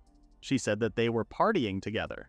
He seemed surprised and asked if she would mind if he borrowed him for a minute. As their conversation continued, Miyabi felt left out again, so he joined the conversation and asked Liz how she knew Mr. Weiss. Liz explained that this man was Black Iron Weiss. He was a master craftsman acknowledged by the royal family, and he was also sort of her adoptive father. Miyabi was shocked when he heard that. Weiss thanked him for keeping an eye on Liz for him. The loading wheel inside Miyabi's head was about to stop spinning now because he was so confused. But he didn't even get to question her real dad because Weiss would reveal why he was looking for him. He said the regional lord of Angelum, Duke Beldeni, was looking to renovate his mansion, and asked him if he was interested in sinking his teeth in. Liz and Miyabi were both taken aback by this. Miyabi was also confused as to why he would be doing that. So Weiss explained that he put Weiss in charge of selecting personnel and he could pick whoever he wanted. Miyabi thought this was like jumping in front of a gun a little. Liz stopped him and started scolding him. She said that he could make all sorts of connections doing custom work for the Duke. She said that he would be working under a project manager, and if he wanted to make an impression, he would have to go apeshit. After that, Miyabi didn't have any choice but to accept it. At the Angelum Western Quarter, the residences of the aristocracy sprawl out over a gently sloping hillside. In the center of it all is the estate of Duke Beldeni. Miyabi, Weiss, and Liz arrived there, and Weiss left them after informing them that they would start the day after tomorrow, and sleeping arrangements were already taken care of. Miyabi was glad he remembered to bring a change of clothes. He just barely managed to weasel his way in here, and he may not have planned for this to happen, but he would have to be crazy to not make the most of a great opportunity, because it was not so common for anybody to see the inside of a nobleman's swanky estate. As he was walking around with the others, he noticed one of the flowers was withering. A man came and explained to him that that variant was known as the Cephia rose, and it was a cultivar characterized by its hardiness and versatility, but it was native to a country with a much warmer climate than here. As he was talking about what happened to the rose, Miyabi was trying to figure out who he was and why he was so close. Weiss came and told him that if he insisted on meeting everyone in person, it would be a problem. This man was Duke Trent Baldini. The night before departure, Liz was making Miyabi study about the Duke to not make a fool of himself. She said that she would quiz him and asked what he could tell her about the Lord of Angelum who governs this territory. Miyabi responded that the Belfini house was one of the 5 great ducal houses. The Duke was granted full authority over the northern territories by the central government of Fordia. Nowadays, the head of the house was Duke Trent Baldini, renowned for being equal parts enthusiastic and eccentric. She told him to keep in mind that if he wanted to be head of a major noble house, he had to graduate at the top of his class in the Royal Academy of Magic. In the Angelum territory, he encouraged the growth of the 3 major guilds and even had the authority to impose restrictions on the territories of other nobles if it came down to it. In Angelum, he put weight behind supporting free trade and the expansion of the export market. As long as you meet the rank requirements, you could take whatever job you liked, and as long as you had the money, you could buy whatever goods and services you liked. It was pretty great. Liz actually came to this town and fell in love with adventuring. Miyabi noticed that his subjects were pretty loyal to him. That wasn't wrong, but when she said eccentric, she wasn't kidding. Back to the present, Miyabi was with the people Weiss picked, and he couldn't help but feel nervous. In all fairness, he was warned the feudal lord was a weirdo, but he could handle something at the level of chatting up strangers like they were old friends. More to the point, all those workmen seemed a little too serious to him. The Duke Trent Baldini apologized for keeping them all waiting and introduced himself. He then stated to Weiss that he was honored he accepted his request. He then suddenly made eye contact with Miyabi. While Miyabi was thinking how weird that was, he explained that the mansion seemed splendid on the exterior, but it had been over 30 years since the inside was updated. These days, it was starting to show its age and it would only get worse from here. The original intention was a simple refresh of the manor, but they were living in the modern era. That's why he asked them to employ interior design reflective of that fact. He wanted them to show him meaningful innovations, have faith in the path of their choosing, and let nothing hold them back from achieving their goals with their own 2 hands. Miyabi seemed so impressed by his speech that his cheeks got red. He was looking forward to working with his fellow craftsmen. When they were in the storage room, someone threw a hammer at his head. An aggressive-looking guy started yelling at him. He loudly warned him to be careful if he had both his eye on sucking up to the boss because he was his chosen successor. Apparently, they call him Iron Skin Sid. Miyabi was so puzzled, so he just said okay.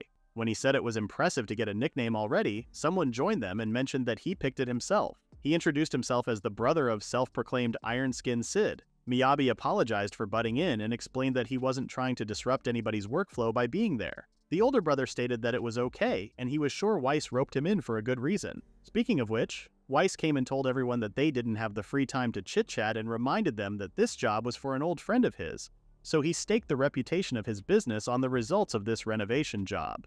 As the project manager, he was given rough outlines of what the client wanted for each area of the mansion, so they should have had the time to review the documents later. After that, he told them to start working. Miyabi's main goal was to make himself useful too, so he asked what he should be doing. Weiss gave him a paper and a pen. Miyabi was confused. He told Miyabi that he had something else in mind for him. He said that he was the project lead. Miyabi started freaking out because he didn't give him a blueprint. He just can't make up whatever he wants. Weiss wasn't bothered by his tantrum and stated that he tried coming up with something the fake would like and came up blank, and he also must start the construction today. Miyabi couldn't believe him because there was no way he wouldn't plan this already. Weiss brought a kid and stated that he was giving him and the kid in charge of the primary bath. The kid was so nervous and shy that he screamed at him while greeting him. When Weiss left, Miyabi sat there and thought about why this was happening to him. But at least the kid he gave him didn't look like a bad kid. It was incredible how 75% of his bodily volume could scrunch up like that. The biggest problem was the bathroom. He couldn't just bullshit his way through the complicated design a bathroom required, but he then noticed that this was a golden opportunity. The pre-existing structure just needed a light refresh so he could leave most of it in place. It was just the interior design that needed some sprucing up. In other words, he could focus on aesthetics, which was his favorite. He didn't even need to worry about the budget. As he started drawing, the kid wanted to say something. Miyabi asked what he needed and then realized that he hadn't introduced himself. The kid's name was Karen, but he was so nervous that he couldn't hear him straight and kept calling him Karen. He said that he had to come up with a design before they could get started and asked if he could start on the demo work in the meantime. As he kept calling her Karen, he seemed pretty mad, but Miyabi didn't understand this at all. When they finished, they showed them to the Duke. He said that they resembled the traditional designs of the Elven tribe, and the other was like the Save Dwarves' architectural styles, which he called fairly mundane. Miyabi was shocked. He went back to the bathroom while thinking about what to do because he drew everything as outlandish as possible. And he still called it mundane like he had seen it a million times before. He guessed that fantasy architecture in a fantasy world was just regular boring architecture. Dream World was always a high fantasy game. The aesthetics, from the furnishings to the architecture, were designed to suit the genre by the best graphic designers in the industry. So he started to brainstorm about what he could do in this world, which so closely resembled a dream world. Meanwhile, Karen was doing the demo, but the progress didn't seem to be moving. He noticed that he was carrying all that stuff by himself, which was pretty hard, and told him to put it in his inventory. Judging by his reaction, Miyabi wasn't sure if he had an inventory, so he asked. Luckily, he did have an inventory, but right now it was full of his lunchboxes. He said that he had got enough fresh food to last him 2 weeks. Miyabi recalled the time Liz told him that crafters weren't regarded very highly among the production jobs. Miyabi wanted to borrow the hammer in his hand, and with one blow, he was able to shatter the whole floor. Karen kept calling him master, but he didn't want to be called like that. But he had already made up his mind that he would be his disciple in his heart. He wanted him to teach him what he did earlier. Miyabi said that he gets it automatically when you level up the skill, and he just practiced crafting a lot. He was so sleepy, but Karen didn't let him and expressed his interest in his talent.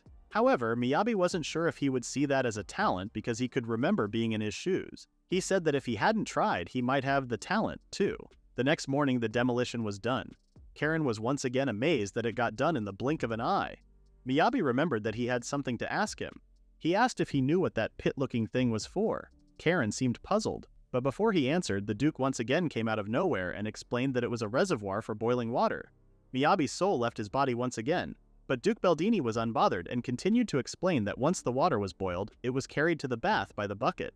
Miyabi seemed surprised. He said that he knew there was no running water, but this sounded like a tough job. Duke said that he had a servant with fire magic who could heat the water beautifully, but alas, old age forced him to retire. It was not the most glorious of jobs, so that could be the reason why it was hard to replace him. He then asked him if he had come up with a good idea yet. Miyabi stated that he had another design he would like to show him. Or more accurately, he had added some things to the base design. The Duke decided to just sit there and wait like a normal person.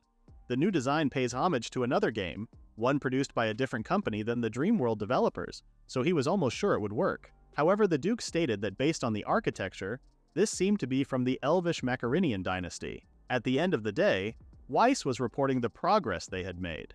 Everything except the bath worked smoothly. Weiss said that if it were that easy to please the Duke, there wouldn't be any fun in it. Duke stated that he actually approved the bath design he showed him in the final drafts, but Weiss knew he was curious deep down. Duke admitted that it was a bad habit of his that if there was real potential in something, he just couldn't bring himself to give up on it partway. Duke said that Weiss did double down on his whole show me the original thing, and he was turning into an unreasonable old man just like the rest of them. Weiss said that he felt like he had a long way to go even though they called him Master Craftsman. It all came down to how well he could give the client what he envisioned. But he expected great things from the new batch of greenhorns he hired. When Liz arrived at the park, Eleanor was reading her book, apologizing for being late. Eleanor didn't mind her and complimented her outfit. Liz said that it had been so long since they had been on a date, and she was worried she would embarrass her if she showed up looking like an adventurer. It took her a while to get her clothes ready. It was a lot easier when Miyabi was with her. Eleanor wasn't sure if using someone else's inventory as her personal closet was a good idea, which made her panic that she was rude. Come to think of it, Eleanor realized that she hadn't seen Miyabi around the guild lately. Liz explained that Miyabi got invited to help out with the renovation of the Lord's mansion. Eleanor didn't seem to expect something like that. Meanwhile, Miyabi was quitting this renovation business. It had been 3 days since then, and every single design he had pitched had been rejected by the Duke. And so, the renovation of the bathroom had been at a complete standstill.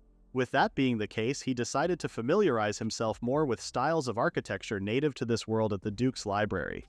And he couldn't ask Karen to help out since he got drafted to use his magic to help with another project. The image of the Duke telling him to show him something he had never seen before made him freak out again because that was too vague for him. His only condition was that he made something that looked nothing like a bathroom, but it didn't work that way. Somehow, this feeling was not an unfamiliar one to him. In his previous life, he had the same incident with his boss, who wanted the deliverables on spec but refused to adjust timelines. His friends were telling him the importance of listening to the client and thinking about the client's perspective. Wandering around lost in thought had succeeded in getting him actually lost. Looking around, everything was equally luxurious, so it all looked the same to him. He noticed a path outside and decided to go there to see where he was. A maid appeared and firmly stated that if he was looking for the construction site, it wasn't there. He was happy to see a maiden and responded that he got lost. But the maiden didn't seem so friendly. She told him that access past this point was denied for those who were not members of this household. He then asked if she could tell him how far they were, and she responded that the bath was next door. She wanted to guide him there. To be polite, Miyabi said he could find his way if she could just give her the directions because he thought she was busy, but she insisted that she would guide him. As they walked together, Miyabi introduced himself and said he was working on a construction project. But the more he tried to have a conversation, the more she became unresponsive. Realizing that the conversation sucks, he felt like he was being left alone with an awkward stranger, flailing for small talk topics. He couldn't stand the awkward silence and just wanted to arrive at the bathroom. To his luck, he saw Mel playing with her puppies. A beautiful woman that was right next to Mel asked who he was. She was the one who was playing with Mel just now. Mel introduced Miyabi as the guy who was good at getting lost. To brag, Miyabi mentioned that he was promoted to D rank the other day. The woman's garments were of superior quality and her voice was very refined. Her name was Chiffon Beldini. Miyabi realized that she was the daughter of the Duke. To change the subject, Miyabi asked what they were doing in here apart from taking out a hit on Mr. Bear. Chiffon responded that she and Mel had always played pretend like this. It got a little heated and her hand slipped, and Mr. Bear accidentally took a tumble into the dirt. The sullen maid Alicia wished they had called for her instead of rinsing him. Chiffon told her that she should handle washing her own things now and then. Mel then asked why he was there and if he was lost again. Miyabi said if someone randomly gets lost and wanders into the Lord's mansion, that was its can of worms. He admitted that he did get lost, but that was nightery here or there. The favor Mr. Weiss asked him to help out with the renovation job. Here. He then decided not to lie and said he got saddled with the entire design of the primary bath and it wasn't going well. Hearing that, Chiffon seemed like she heard about him before. She said that she must be incredibly skilled to be trusted with the entire design phase at such a young age. She imagined it must be difficult to suit her father's tastes. She stated that her father was terribly busy all the time, so she knew he treasured the rare opportunities to relax in the bath. She greatly looked forward to seeing what he would come up with. That said, she also mentioned that she couldn't give him any direct assistance. So at the end of the day, it was none of their business. Mel and Chiffon continued washing the bear. While watching them wash the bear, Miyabi was thinking about what Chiffon said. Thoughts he had in mind flew through his head and he had an idea. He immediately stood up and asked Alicia to guide him to wherever Duke Beldini was right now. When he explained his idea to the Duke for the first time, he saw his pleased face. After that, Karen came to the bathroom in shock because he heard that the design got approved. He happily confirmed him and apologized for keeping him waiting so long. But at last, they could finally begin the real work. Karen was once again amazed by Miyabi. The fact that he designed something the Duke himself acknowledged was truly unbelievable. He wanted to help and said if he could figure out how to use that special move he showed him before, maybe one day he might become a master craftsman just like him. He started to nag Miyabi to teach him because he was sick and tired of being useless. Master Weiss was kind enough to hire him to his workshop. Lots of them could use magic, but when he used his, it was garbage. He hated the fact that everyone was doing their best while he just sat back and watched them. Miyabi realized that his eyes on Karen were dead serious this time. In this world, this was the first fellow craftsman he had met, and if he had arrived with nothing, he wondered if he could have found himself in his shoes. He wanted to do something to help him. He had no clue if this would work out, but he was willing to try. This made Karen so happy. First things first, Miyabi asked Karen what he could do at his current skill level. He was confident with making hammers as he does it all the time. He harvested the wood, shaped components, and assembled them. Miyabi asked him why he didn't use any crafting-related skills. He explained that when he tried to do it like that, it came out looking pretty bad. So the finished product had poor form fidelity, and with how long it took to fix the shape, using the crafting skill didn't end up saving him more time. It was possible his skills were just unique to Miyabi, but Karen got a functional inventory and other class-specific magical skills. Knowing that the foundational skills were all there makes it much more likely that there was a viable solution, and this solution was to level up. They had got a whole bathroom to renovate that requires those very skills. Sure enough, there seemed to be a path forward. Miyabi then asked Karen to use his crafting skills to make him 5,000 of those little blocks. He explained that at that quantity, making them by hand wasn't feasible, and he would be forced to practice his handicraft skill, which was necessary for improving the skill. He pointed out that this was crucial work that would form the heart of the bath. He asked if he could give it his best, and even though he seemed uneasy about it, he told him to consider it done. Karen went to a corner to make the blocks. There had to be a reason why Weiss would bring a small child to a high-stakes construction site like this, so he wondered if he thought they could help each other, what with both of them being crafters. While Karen handled the preparation of the blocks, Miyabi started to work too. He made an automatic temperature-controlled bathtub. The components were simple to make, just slapping either a water or fire magic attribute onto a stone block and it was done. The water enchanted blocks produce the water and the fire enchanted blocks can be activated to change the water's temperature as needed. He placed them in an alternating pattern around the perimeter of the bath and put a continuous supply of hot water. Everything seemed to be working well, and now nobody had to make 100 trips to a well with a bucket. Better yet, the well could be made completely obsolete.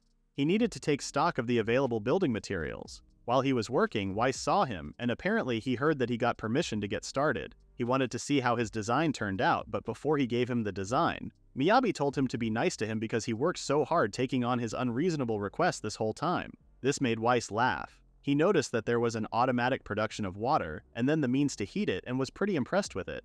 Miyabi didn't seem to have any reason to be humble and explained that he figured by splitting up the enhancements, you could take advantage of each component to get results, without overcomplicating things. He was really proud of his work. Suddenly, while Miyabi was still talking about his projects, Weiss suggested he head back immediately. Karen came in a hurry and informed him that they had a problem. The bath was overflowing. With Alicia and the other maidens' help, they cleaned up everything and left. Miyabi apologized for the inconvenience he caused. Weiss reminded him that that's what happens when he sets something up to produce infinite water with no drainage. Miyabi felt like he was being scolded by his mother, but Karen found it odd that baths had always used a lot of hot water anyway, and wondered how they drained it all before. Weiss explained that the mansion's fracture was more than 30 years old, and back then, the standard was just levitating it out with magic, so there was never drainage installed in the first place. So the plumbing was just one more thing he was going to have to build from scratch. As they had never heard of the word plumbing, he explained to them. Weiss stated that there were two problems with his plan. First, the design of his original bathtub was terrible. Miyabi asked if it was because checkerboard patterns were ugly, but it wasn't that, it was how the cubes were all lined up. He thought it got the water nice and hot. Weiss told him to take off his shoes and try it himself. When he did, his feet burned. Weiss explained that enchantment effects could be scaled up or down based on the amount of magical power you put in. So while it was amazing that he could boil water with enchantments alone, if he used blocks with that much heat output, he would singe his skin off. The second problem was that it was all this stone. The foundation of the Duke's mansion was built more studly than most. Each stone block was enormous, and they were layered 3 deep. To install proper drainage, he would need some way of removing some of the foundation. Miyabi didn't understand why that would be a problem. Karen revealed proudly that his master's special move could make short work of that. He decided that it would be appropriate to show this special move to clear the question marks in his mind and showed it. Weiss was even more confused as to what exactly Miyabi was. After digging, Miyabi mentioned that he had a thought while he was digging, and Weiss seemed to notice that already as he had a horrible expression on his face. He actually got that reaction so many times that he was used to it. Miyabi stated that since the heat output of the blocks was fixed, he thought about installing a separate water heating tank. He explained how it worked, and Weiss wondered why the water automatically drained into the river. Miyabi responded that he couldn't figure out a way around it with how the water kept getting generated. It seemed like a terrible shame to waste all that water.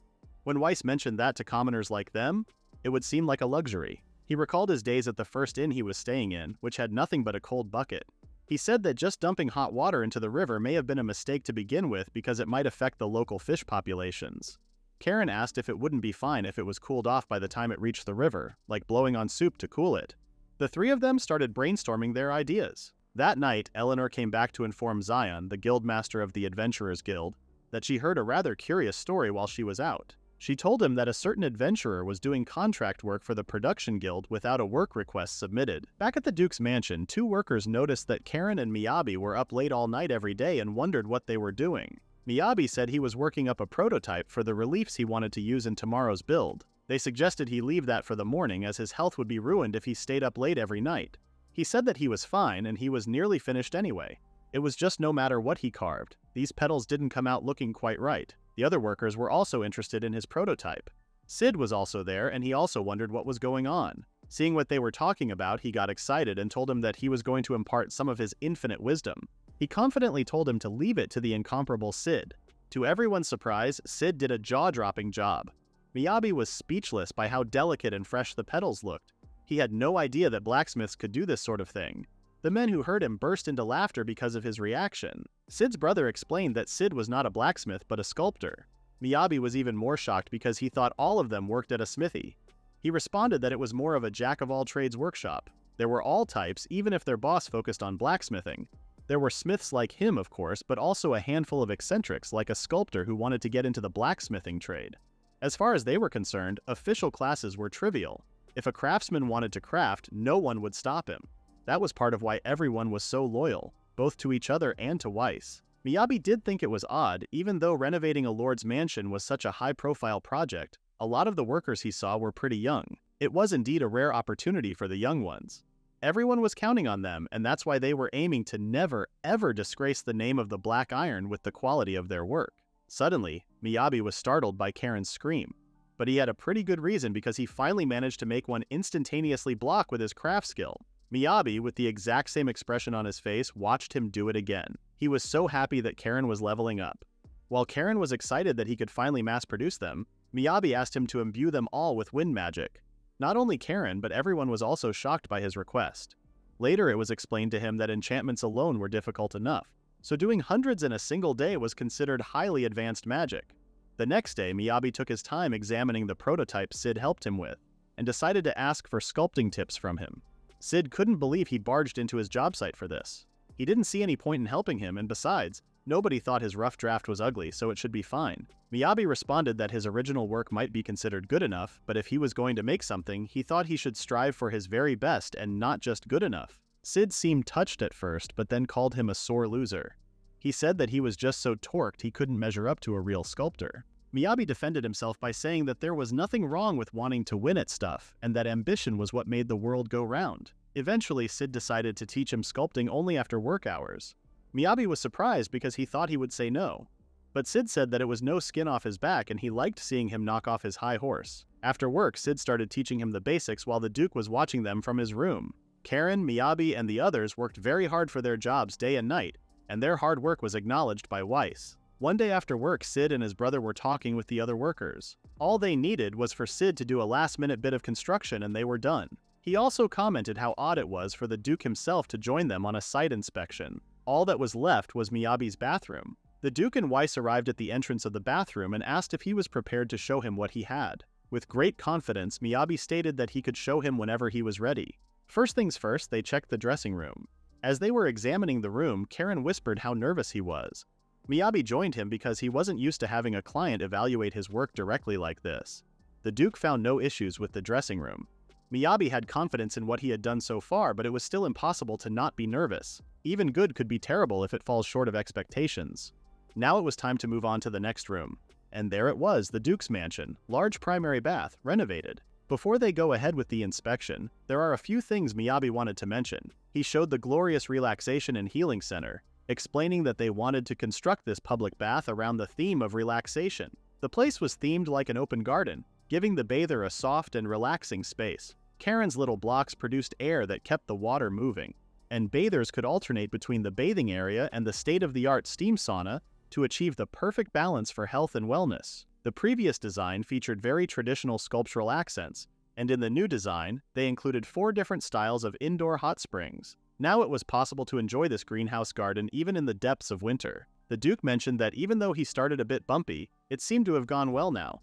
He also recalled something else he showed him in the plans that he hadn't seen. Miyabi gave the signal to the workers on the roof, and they covered the glass roof with a big black cover. In an official inspection, everything needed to go according to plan. Although it was a scene he already saw in the blueprints, there was nothing so beautiful as the harmony between gentle lightning and nature. Miyabi mentioned that this was one of the statues that was originally in the public bath. He couldn't bear to chuck it out because it was such a lovely piece of art, so he wanted to pay homage to the new design. Prioritizing the function of healing the body and mind, without sacrificing beauty through tasteful decor, was exactly what the Duke wanted to see. It was the start of a new era. He politely thanked Miyabi for his hard work. Miyabi practically took this job on a whim, but he met a fellow crafter for the first time. and he made a new friend who was never honest about his feelings and met kind people who helped him out when he was in trouble. He had a few miserable failures, but he sure wouldn't trade it for anything. This joy alone was more than enough for him. The Duke wanted to begin the actual inspection now. Miyabi mentioned that the plumbing was finished according to the specifications, and he could test it now. The Duke took off his clothes and enjoyed the warm water for a while, and Miyabi questioned in his mind if he needed to be here for this part. At the dinner, Miyabi was surprised at how different the Duke could be when he was with them and when he was doing the Lord's business. He wondered if they were supposed to be here because this was a reception party for aristocrats, and he felt like commoners being here might get them in trouble. Weiss told him that they were invited and there was no need to hold back for propriety's sake. He then commented how unexpected it was for him to build not 1, but 4 bathtubs. Miyabi explained that he got the idea from the spa in his hometown. When he first started pitching ideas, everything he tried was a complete dud. He started flailing, wondering if the man just wanted to see something bizarre. But that was completely missing the point. The Duke's knowledge base was damn near encyclopedic. His mansion was packed to the gills with prolific art. If he was surrounded himself with so much beauty, he assumed the Duke would only ever want more of the same, but it was just the opposite. Chiffon's offhand comment about how his father barely had time to take care of himself made him realize that all he wanted was a calming place to unwind, the soothing sounds of the waterfall for tired ears, a visual design that doesn't strain the eye while maintaining the dignity of a nobleman's manner and wood accents to tie it together. It would have been easy if he had just gone with traditional Japanese architecture, but if he had done that, it wouldn't have been true to his style. He was sure Sid was just going to accuse him of being a sore loser again. Weiss was really glad he took him up on the job. Sid and his brothers called for Miyabi and mentioned how good the food was. Meanwhile, the Duke was in the bathroom when Chiffon greeted him. She informed him that she had finished seeing the last of the guests home. The Duke was glad that her daughter saved him from the Lord Chamberlain talking for the life of him. To change the subject, Chiffon mentioned that winter was fast approaching, and it was late at night, but the bathroom was still so warm. The Duke mentioned that it was something that he crafted and invented himself. The hot water that wasn't used for the bath was circulated under the flooring to keep the temperature consistent. If only in this room it was possible to raise even plants that grow in tropical climates. His poor withered sepia roses had been replanted and given new life. Chiffon was glad and joked about how it would look just like his father's hair curls when they flower in spring. She wondered if they could grow the flowers of the royal capital here. She asked if he had thought about planting anything new in the garden, but he wanted to keep that a secret, even from his daughter. Chiffon noticed the original blueprint and pointed to the line there that heading in the direction of the city. The next day, Liz was dragging Miyabi somewhere as he was a slow walker. Miyabi was so tired as he just got home yesterday and didn't think they should be speeding. But Liz didn't want to be late. Wondering what they could be late for, Liz informed him that it was over there. It looked like a bunch of folks beat them there. It was actually the opening of the hot water for waiting. The folks gathered to enjoy the water by putting their legs into the water. Miyabi remembered that due to the technological limitations of enchanted masonry, hot water was going to be produced constantly. Before they could drain the excess into the river, it had to travel through long-distance ductwork, and some of the residual head was dispersed into the greenhouses. But on top of that, he wanted to float the idea of a publicly accessible wading pool. Liz had been looking forward to this while Miyabi forgot about it because of the rush he was in. They enjoyed the warm water and chatted for a while. After that, Liz mentioned that Eleanor asked that he pop his head once he got back. He wondered what she needed, and she responded that she just knew she specified the time and date, which was off for her. In the Guildmaster's room, Liz, Miyabi, Zion, and Eleanor were facing each other in a weird silence. Eleanor broke this odd silence and left them alone in the room. Zion stated that the Adventurers Guild was contracted by the Production Guild without his knowledge or permission. Liz and Miyabi expressed how sorry they were. Miyabi stated that he didn't know it was going to be a big deal and didn't even consider it. Liz recommended he take the job without thinking about the consequences, so she was also feeling guilty. Zion stated that he was at fault too for not expecting this of them. He didn't mind it, but he would just prefer that they give him a warning next time.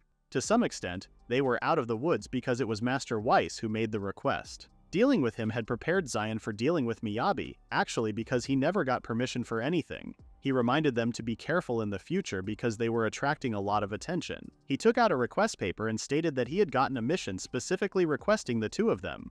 From this point on, they would be meeting with the client and confirming details directly, because the client in question was Duke Beldini himself. The two didn't expect him to appear like that and immediately started whispering. Miyabi asked if dukes normally pop up all over the place like daisies like that, but the answer was obvious. Liz didn't expect him to go this far when she told him to impress him. As it was obvious that they were gossiping, Zion told them to gossip a little quieter right in front of the Duke. They pulled themselves together and then Liz introduced herself. Duke didn't want any formalities and told them to be comfortable. He told Miyabi that he had marveled at the quality of his craftsmanship, so he was surprised when Weiss told him he was an adventurer by trade. He mentioned that his party included someone else and got him interested. Liz stated that she was nothing out of the ordinary compared to Miyabi, but Duke told her to not be so humble because he read up on her achievements. It was true that the length of her experience wouldn't ordinarily qualify her to take a request from the nobility, but the road from here to the capital was 150 Liz long, and he wanted protection he could trust for her daughter for the journey. Miyabi realized that this was the perfect chance for Liz to shine. Liz stated bravely that she was eager to fulfill his request. However, a lengthy escort mission may be difficult for them because escorts usually require the support of a mage in the rear guard, not inclusive of additional personnel. They would need at least 2 for the vanguard and another person to shore up the rear guard. Unless they had enough people to guarantee the success of this mission, they couldn't in good faith accept his request. The Duke responded that she was as thorough as he heard. He said that additional personnel had already been scouted for this. It was a round party and a B-rank adventurer. He believed her concerns had been addressed. The A-rank party was the Red Cliff, and the B-rank adventurer was actually Mel. In coordination with these people, the Duke asked them to accomplish one thing, proving their worth. Without so much as a moment of rest, Miyabi and Liz were setting out again, this time on a mission to escort the daughter of a duke, Chiffon. Their destination was the Magic Academy in the royal capital. The other members of the escort party were more than qualified, and if anything, they were there as a bonus.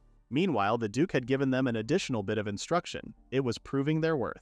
When they left the Duke's manor, Miyabi noticed that Liz hadn't said a word.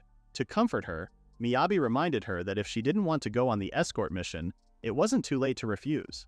She wanted to do it as chances like this don't just grow on trees, but she had some concerns. Before they could talk about their problems, they saw Eleanor. The guildmaster had told them to get in touch with Eleanor, and she told them to follow her and she would guide them through the procedures. While walking, she congratulated them on the Duke's request and mentioned their career's unusualness. However, Miyabi's was far more unusual than she could ever hope to be. He didn't even know if having nobility request you was that weird. Eleanor responded that the only adventurers who get requests from the nobility tend to be B rank or higher. Without name recognition, public trust, and a long list of achievements, it was unheard of. Simply having accepted such a request would make them stand out among peers.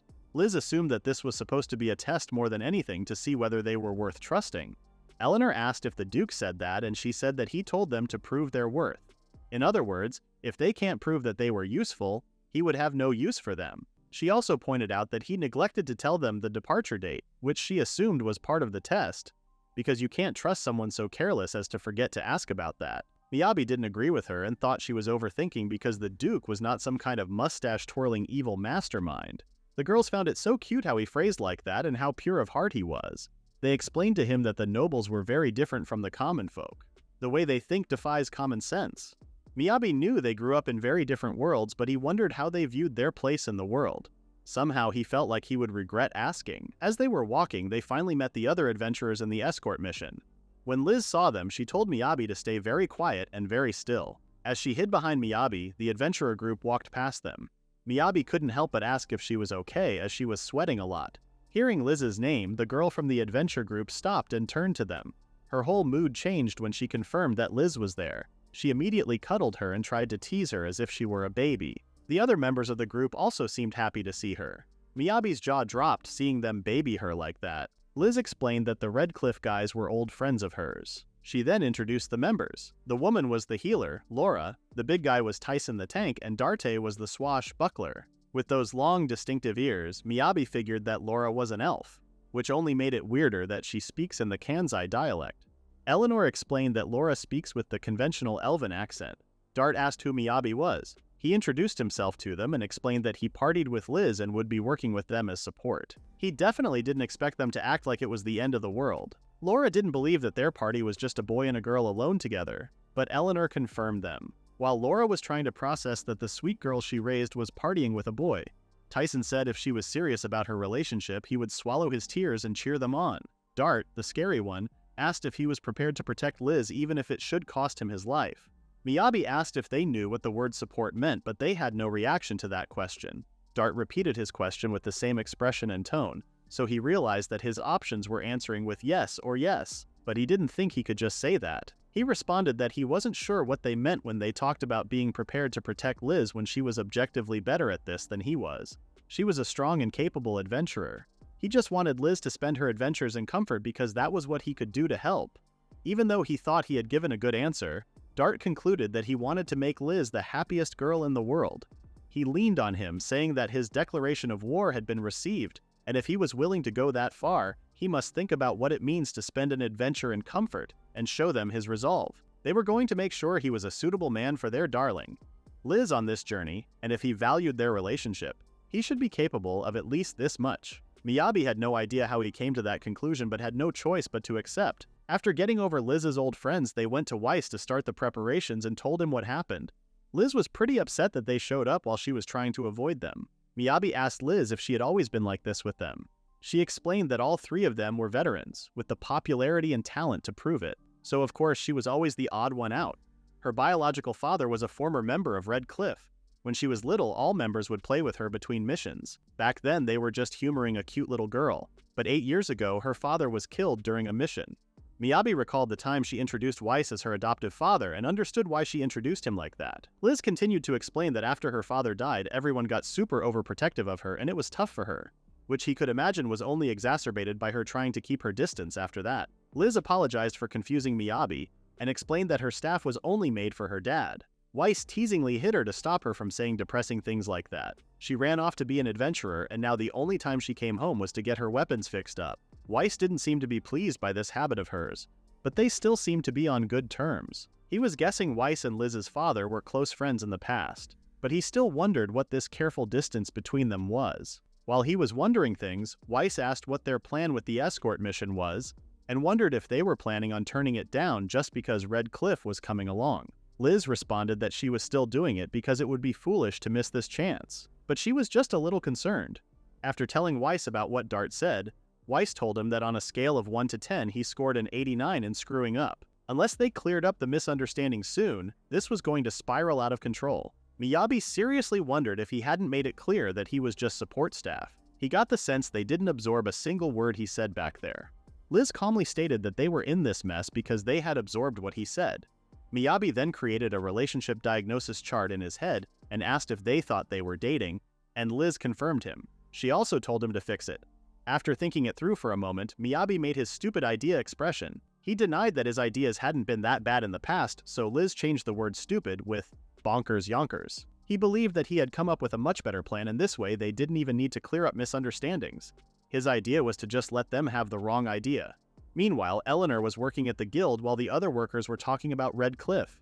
She didn't seem to be a fan of them, unlike the others. 8 years ago, heroes were born when the monster stampede descended on the royal capital. Now they were respected adventurers, famous the world over. So she was quite puzzled as to how exactly they ended up like this, acting cute towards her to get information about Liz. In the next scene, Liz's door knocked, and it was the person she admired, Eleanor. She was happy to see her and asked what brought her there. They invited her inside and brought some tea. Eleanor apologized for the intrusion.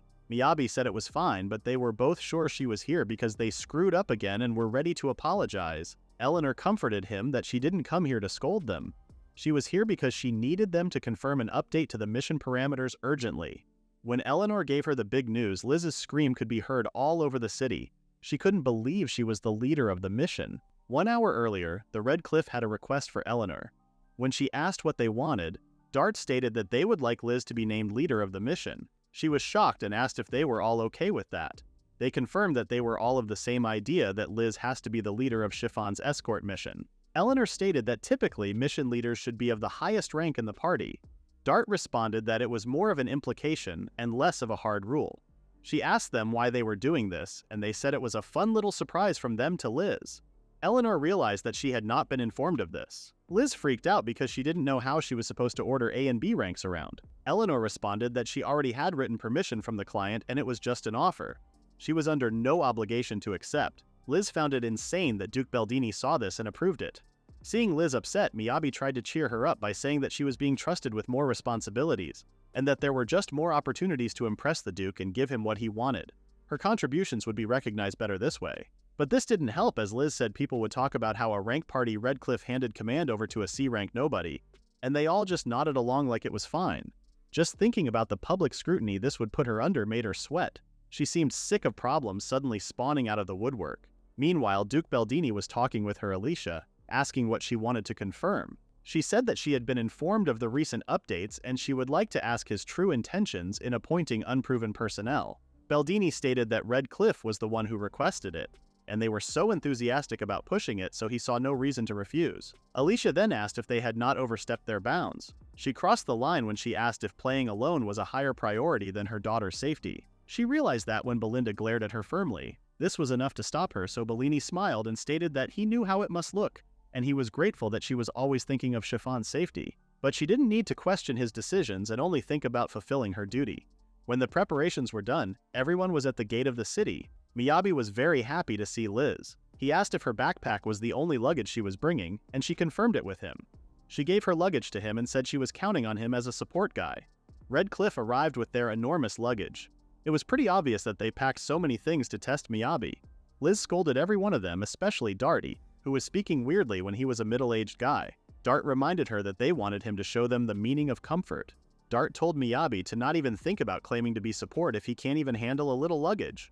Miyabi thought he was a bold one if he really thought he could challenge him even knowing his esteeming moniker. Miyabi walked towards Dart's luggage bravely and put his luggage inside his inventory like it was nothing. He moved Laura's and Tyson's bags and moved them with ease. The group started whispering about how he managed to cram all that into his inventory, proving the rumors were underestimating him. Liz called them over and pointed out how irresponsible of luggage they had for a bunch of experienced adventurers was. Sure, Miyabi's inventory capacity could handle it just fine, but in any other circumstance, it would have had to be loaded onto the carriage. She told them to reflect on their sins, and they listened to her. She stated that they were the ones who nominated her as leader, and they should at least pretend to respect her authority. Miyabi informed Liz that the client was there. Duke Baldini, Chiffon, Alicia, and the guildmaster were together. Liz respectfully kneeled to the Duke and stated that for the 2 weeks it would take to reach the capital, she was going to take full responsibility for their safety. The Duke found her quite reliable, and then introduced his daughter Chiffon and her attending maid Alicia. Guildmaster mentioned that even he was a little nervous.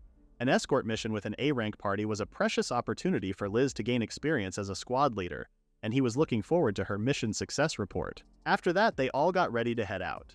Miyabi asked where Mel was, and Liz responded that she was taking a nap in the carriage as she offered to cover the night shifts. Duke reminded Chiffon to not forget to write home often, and with that, the escort mission started. When it was time for lunch, Miyabi found a good stopping point to eat. Red Cliff members agreed, and Laura stated that it was time for trial number 2. Food preparation was the support team's job, so they had high expectations from Miyabi. When Miyabi showed the setup he prepared, everyone was shocked. Liz noticed that it was different than usual, and Miyabi explained that the normal setup seemed a bit too small for this number of people. The Red Cliff team wanted an explanation, but he told them to hold that thought for a bit, while he went to whip up some lunch for everyone. Miyabi was grinning as his fiendish plan was off to a great start. Miyabi felt sorry for dragging Chiffon and Alicia into their petty squabbles, but promised himself to make it up to them. He kindly offered them a seat. Alicia realized that she was sitting down with Chiffon and immediately stood up, but Chiffon told her to let Miyabi handle this one. After a while, Dart smelled something amazing. When he went to take a look, he saw stewed vegetables and oxtail for lunch. He questioned how he had time to do that, and Miyabi responded that it was already packed in his inventory. To make a negative comment, Dart said he couldn't serve strong-smelling food in the woods as it would attract monsters, but when they tasted, everyone stopped talking and focused on eating.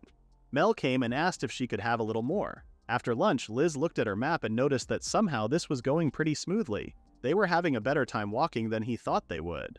Dart once again started teasing him and told him that even though he was exhausted, there was no time to relax. Miyabi responded that he had plenty of stamina to spare. He mentioned that once the daylight was gone, setting up a comfortable camp was an absolute necessity. After the luggage and the food, this was the obvious next trial. He could see this coming from a mile away, so he told Liz to let him have this moment.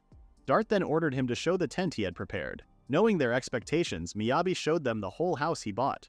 Opening the door, he invited them inside for a tour. They were flabbergasted by him bringing a whole house as a camp. He wanted an explanation of this, but Miyabi thought he was asking about the horses. Darda corrected him, saying that they wanted an explanation about everything they were seeing. As if it was nothing, Miyabi noticed that he forgot to pave a road between the house and the stables, so he just started doing that. Dart couldn't believe he was looking at the ground when something unheard of in the course of human history had gone down. He found it weird that a whole house had sprung up from nowhere. He was also annoyed by the face Miyabi was making. He asked Liz to say something to him, but Liz was already listening to him talking about the dibs in the bedroom under the tower. Miyabi was so happy that his plan was working. That was how he had chosen to respond to Redcliffe's antics. If he could lure them into accepting this at face value, eventually they would shut down and stop thinking about anything at all. He even called it the "if it makes no sense, just give up" strategy. After all, Liz got used to it pretty fast, especially when compared to how she was at first. But apparently they were dedicated to not conceding defeat just yet. Dart said a bare-bones building could hardly be called comfortable, but Liz responded that if it kept them out of the rain and the wind, it was good enough. The worst part of adventuring was the cold and the hunger. In other words, Dart said he wouldn't hand Liz over to him if this house was cold and drafty. They head inside and face a warm interior. The house was pretty good. Miyabi looked at the red cliff and realized that he killed them. But he decided that they would be fine and started on the dinner.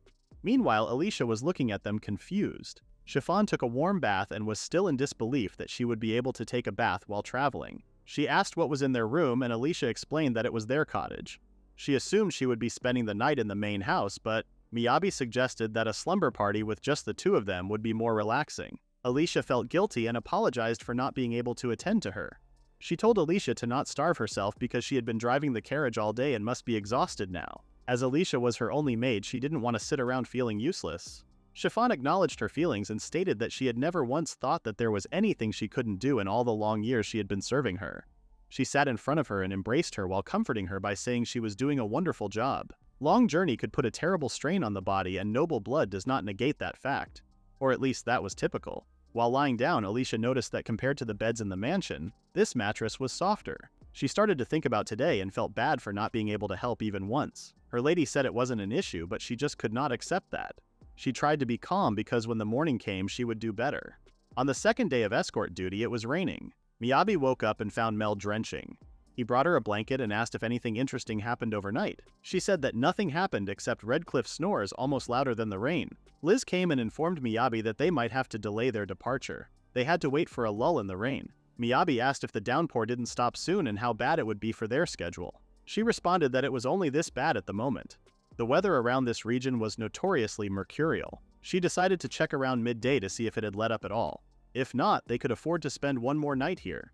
While Miyabi was preparing breakfast, Mel was watching him. She said that she took the night watch all by herself and deserved a special treat. Just for her, Miyabi prepared delicious ramen. Seeing Mel's ramen, Liz wanted to have some too. Miyabi asked if she was sure it wouldn't be too heavy to eat in the morning. She didn't even know what he meant by heavy. Miyabi realized that he was underestimating the stomach of a teenager. It was about time, so he decided to wake up the old-timers. They knocked on their door, but no one answered. At first, Miyabi assumed they just overslept, but it was too late in the day for that. Alicia went outside because of their noises, and Miyabi greeted her. She asked what time it was, and Liz told her not to worry as they were delaying leaving until the rain let up a bit. Miyabi mentioned that the Red Cliff guys overslept too.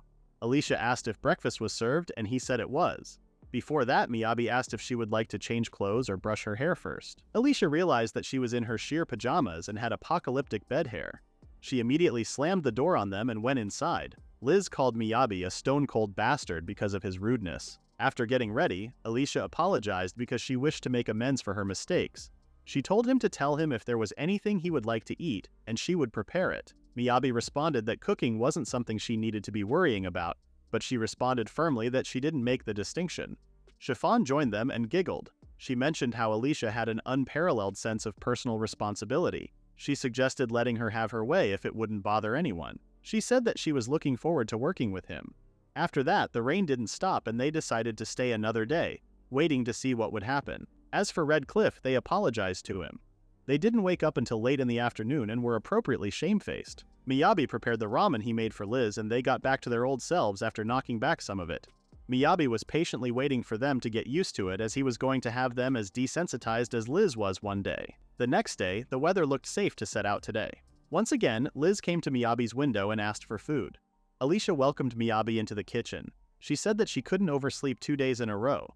Chiffon giggled and revealed that she left out the fact that she slept on the floor to avoid getting sucked into the pillows again. Miyabi always knew she was tough and serious, so he didn't say anything to embarrass her more. Alicia asked if the preparations for breakfast were underway. Miyabi couldn't help but admit to himself that she was awfully cute. Meanwhile, Guildmaster Zion encountered Production Guildmaster Georgi. He asked Georgi if he had been waiting long. Zion was trying to avoid him a little longer, but it was helpless now. He respectfully bowed and apologized for the inconvenience with the renovation contract. Georgi was a grumpy man and said it was a waste of time and effort. He started scolding him for not being able to keep a leash on his own guild members and hired a worthless idiot. He told him to consider himself lucky he didn't blacklist him or cut off all business with the guild. Zion was furious but didn't say anything to make the situation worse. He said that he should have taken more care and promised to be more attentive in the future. The grumpy man Georgi left without answering. The Duke Baldini popped out of nowhere and commented how Georgi never outgrew his hatred of crafters. He was glad she decided to swing by. There was something Baldini wanted to show Zion. He took him to the bathroom Miyabi made. Zion couldn't hide his shock.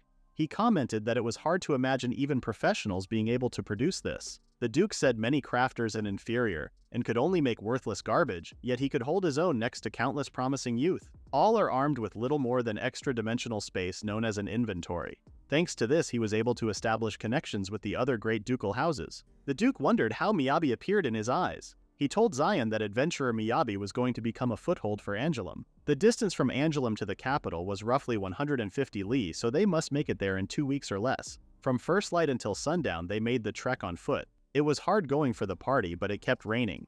They were on their 6th day of the mission and were stuck inside the house again.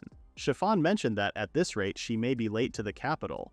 Liz apologized and explained that they had no choice but to hole up for a while. Miyabi asked if the school would start before. They got there, and she explained that she was mostly concerned she might fall behind in her studies. She admitted that she might be making poor excuses.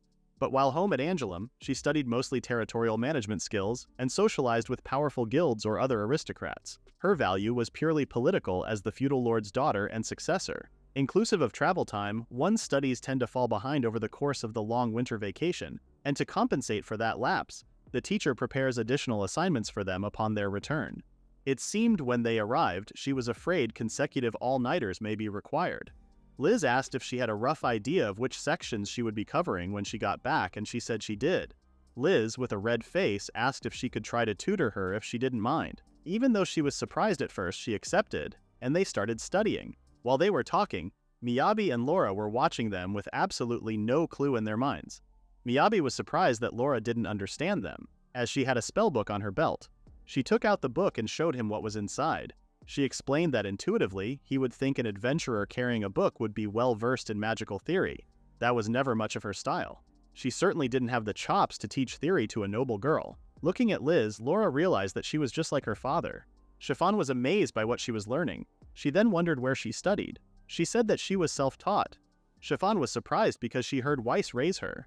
Liz didn't want to impose and couldn't bear asking Weiss for the tuition money, so she got a job with the Adventurers Guild and studied in their library instead. Chiffon still couldn't believe that they were becoming acquainted with a tremendous woman like her. Liz was so touched but stated that all she could do was regurgitate theory. While they were talking, they were interrupted by Laura's sneeze. Liz told her to put on a shirt. Regardless, the weather was so weird. It was too early for the rainy season to be hitting them, so she wondered what was causing this rain. Dart arrived and told the girls that they needed to hold an urgent meeting now. He swung through the village nearest here. They said the weather had been the same for a solid week. The village's Adventure Guild branch gave him the last 5 years' worth of weather reports. Liz checked the reports and noticed that the rainy season had come early, which meant the rain wasn't going to let up. But beyond the rain, they had a bigger problem, which was the snow. Surrounding the royal capital were high peaks forming natural fortifications. The further they travel from the valley, the higher their altitude and the lower the temperature would be. If they had made a better time, they would have had a shot at beating the worst of the snowstorms on their journey. From tomorrow onwards, Liz and Miyabi needed to ride in the carriage. Liz asked if he meant that Miyabi and Liz were going to be treated like luggage. He said that they needed to double their footstep and the plan was to sprint for 8 hours straight every day. He didn't seem to believe that they could keep up with that pace. Miyabi knew that even with his equipment that improved strength and stamina, there was no way he could power through that. Liz bowed her head because of the shame she was feeling and admitted that she couldn't. It was decided that they were going to leave the scouting to Liz. On the 7th day, they started moving.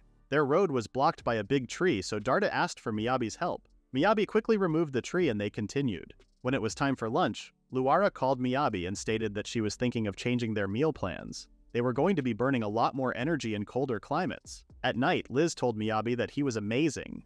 She said that everyone in Red Cliff was already relying on him. He said that she was doing a great job with this scouting too.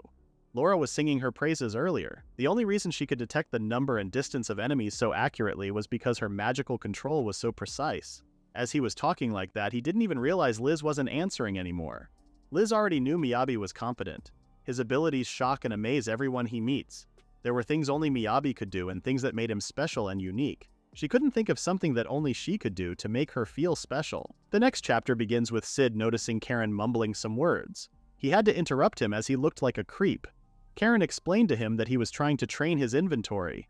On the final day of the renovation job, Miyabi wrote down a special training regimen for him, so he was trying to catch up to him step by step. Sid recalled that Miyabi's inventory space was pretty big, and Karen confirmed him. He wanted to go with him, but Weiss told them that Miyabi left for the capital ages ago. Karen hoped that wherever he was doing well. Meanwhile, Miyabi was worried about Liz. She tried to act fine, but Miyabi said she seemed tired since yesterday. She said riding in the carriage was much easier on her body and she didn't have to walk all day now. Miyabi also tried to act like it was fine, but he already noticed that she was really bothered by Dart's plan. Even though they understood why it was necessary for everyone's safety, it still felt wrong. Before they left, Liz spent all day in the library memorizing routes and monster data. Obviously, she took her responsibilities as mission leader seriously, but the instant something happened, it was as if Darta took over as leader. And now Liz was depressed because of him. Suddenly, Dart called Liz and Miyabi.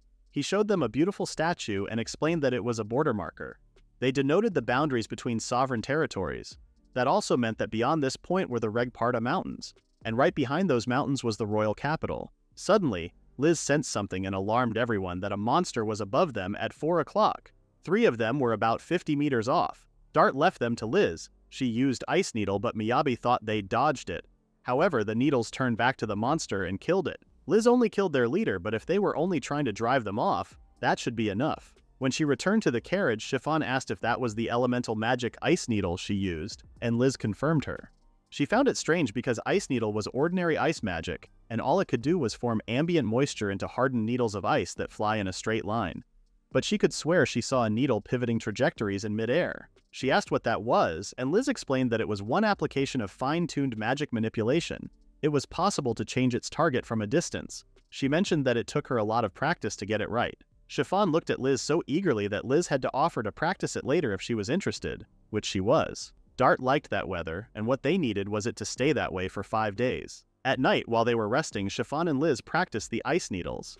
Chiffon was having a hard time pivoting the needles because no matter what she tried, they kept running into the obstacles. Liz comforted her by saying that it's always like that to start with. She offered some cookies that Miyabi prepared. Chiffon heard so much from her father and she thought she prepared herself, but it was easy for the absurdity of it all to slip her mind while they were traveling.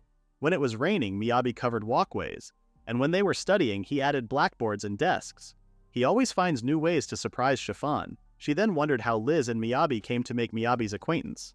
Liz responded that they bumped into each other when he got lost in some woods near Angelum and she showed him the way to the town, but he was flat broke. They ended up forming a party pretty naturally. Chiffon then asked if she didn't have a party prior to that. Liz knew that it was odd for a rearguard mage to fly solo. Liz changed the subject and asked how much magic manipulation training she had done before, and she said that it wasn't very much. Whatever her preferences, higher levels of magical learning have been prioritized in her studies. Liz commented that she was certainly blessed with a lot of magical power. In the field of magic, natural talent was everything, and Liz wasn't born with much at all. 3 elements were necessary for the mastery of magic. The methodology behind magical construction is called a theory, the actual manipulation of magic to perform a task, which they call skill, and the raw energy they use to power skills, which they call magical power. What was disproportionately crucial for success was magical power. Unlike skills and written theory, which could be learned, magical power was fixed at birth. It's not so much that it didn't grow, just as with muscle mass, the more you use it, the more you strengthen it. Liz had tried every kind of training conceivable, but she had been stagnating for the last year. To use that little power she had efficiently, she trained more in fine-tuned control. In looking for a way to use stronger skills with less magic, she immersed herself in dense magical theory. But while she was doing that, everyone born with talent was steadily pulling away. The gap cannot be closed with effort alone. Thinking about these moments, Liz started to doubt herself once again and felt like she was nothing. She knew complaining left and right wouldn't change a thing, so she tried to focus on the training for now. She asked Chiffon to show her hand for a moment. She explained that magic was released from the palm of the hand. She could use her magic to induce hers into the same state of being, and she told her to remember the sensation for later. While Liz was doing that, Chiffon remembered that her father used to teach her just like that. Meanwhile, Miyabi prepared himself and knocked on Dart's room. Tyson opened the door and informed him that Dart was sleeping. He figured that this was about Liz, so Tyson invited him over and brought some of his Hago herbal tea. While sipping their teas, Tyson asked how Liz was. Miyabi responded that it was pretty clear she was depressed all the time ever since she started riding in the carriage. Tyler responded that he knew, and it was hard to miss. He said that Liz wears her heart on her sleeve and asked if the carriage issue was what he wanted to talk to Dart about because there wasn't really anything else to do about this. Miyabi stated that it was more the peripheral issues that had him concerned. Redcliffe elected Liz as mission leader, but she can't help but feel like that position has been rescinded. He didn't disagree with Redcliffe's overall plan, but he wondered if it would be too bad to let her be the leader they asked her to be. When he asked Tyson if Liz wasn't an experienced adventurer just like them, Tyson couldn't help but tear up. He said that he thought he prepared himself, but that little girl had gotten so big and he realized that she was all grown up now. He apologized for getting distracted. That said, Tyson mentioned that if he brought it up with Dart right now, he was sure it would just make things worse. And so Tyson asked him to leave talking to the rest of the Redcliffe to him, and he entrusted Liz to him to make sure she wasn't alone. Miyabi gladly took this responsibility as this was all he wanted. Seeing his dedication, Tyson once again started tearing up. In the next scene, it had been 2 days since their talk and they were on their 10th day. Miyabi knew Tyson hadn't forgotten and he was probably just waiting for the right moment. Suddenly, Liz informed Miyabi that they were there. As he was puzzled, she told him to look up and he would figure it out. They were in the Valley of the Dragons. Miyabi was shocked and amazed by them. Liz explained that the dragons around here were the gentle kind and they coexist with humans in peace. They also noticed that it was the nesting season. They tend to get territorial and aggressive around nesting season, but that was just for the stretch of road through their breeding grounds. The roads blocked off for the next few months. Alicia asked what they were going to do now, and Dart said they were going to find a detour as their best bet. The closest detour wraps around the mountain the other way and joins up with the highway on the other side. It would add 4 or 5 days, but it would get them where they were going. While Alicia and Dart argued about his plan, Liz had a different idea. Apparently, she planned to use Miyabi's skill and create a shortcut. After a while, we see them inside a cave, trying to move as quickly as they can. Suddenly, they noticed that this was as far as they could go because there was a waterfall inside the cave and no way to pass. But Miyabi mentioned that he could backtrack and dig at a different angle. While walking around, Miyabi sensed something and looked up, which was a big slime coming with him. A second before it hit him, Mel slashed the slime and saved Miyabi. They immediately put on their guards and tried to locate the enemy. Liz was in shock. She couldn't believe they already scouted the area. Between the cracks in the rock, something was emerging, and after a few minutes they were in a slime nest. After getting rid of the shock he had, Miyabi started to think rationally and realized that it was worse than when they fought underground because they were penned in by water this time. And even if they didn't have the water to worry about, they had no idea what could be lying beneath its surface. Mel was slicing off the slimes one by one. She told them to secure an exit route. Liz looked around, but there was no exit. Mel then told her to make one then. She was so talented that the others didn't even need to attack the slimes. Slime was a monster with a distinctive method of attack that dissolved flesh and bone. Their movement speed was relatively slow, and their weak point was the core at the center of their body. If there were only 1 or 2, they posed no real threat. But when there were this many in an enclosed space, they were a real problem. The carriage was no guarantee of safety when slimes could slip through the gaps in the wood. It was going to be difficult to defend it with so little room to maneuver. Liz was indecisive about what to do. She felt so guilty because she was the one who suggested they go through the mountains in the first place. She was so distracted by her own guilt that she didn't notice the slime's attack and Dart had to sacrifice his arm to save her. Dart was calm because he was counting on Laura. Laura told him to shut up because she was trying to concentrate. She created a healing circle and Dart's wound in his arm immediately started to heal. The acid-born was gone in a few seconds. Wide area of effect magic takes a lot of magical power, so does the Geeling magic as a rule, but for her to combine both so calmly, Liz realized that magic of the elven kind once again. But she didn't want to sit idly by. Sure, Lauda could heal it if anything went wrong, but that didn't change the fact that the injury still happened because of her. She decided to show how useful she was. Before her ice needles could reach the slimes, Dart used his power and suddenly the ground started rising upwards. Liz once again realized what it meant to be an A rank, and felt useless for not being able to help with a single thing. After Dart's power went down, Miyabi noticed that every single slime got vaporized. He asked if it was his turn now, but it wasn't over yet. Suddenly, Laura asked Liz if she remembered how her father used to fight. She held her hand and Liz started to feel Laura's magical power. Laura recalled the memories with Liz's father. When he said he had been thinking about which magical attribute would suit her best and he comes up with magical guidance, it was something intuitive and easy to remember for her. She told Liz that what makes magic strong is fine-tuned magical control paired with a strong knowledge base. She reminded her that slimes could squeeze in through any gap, no matter how small. She asked how they escape if brute force doesn't clear the way.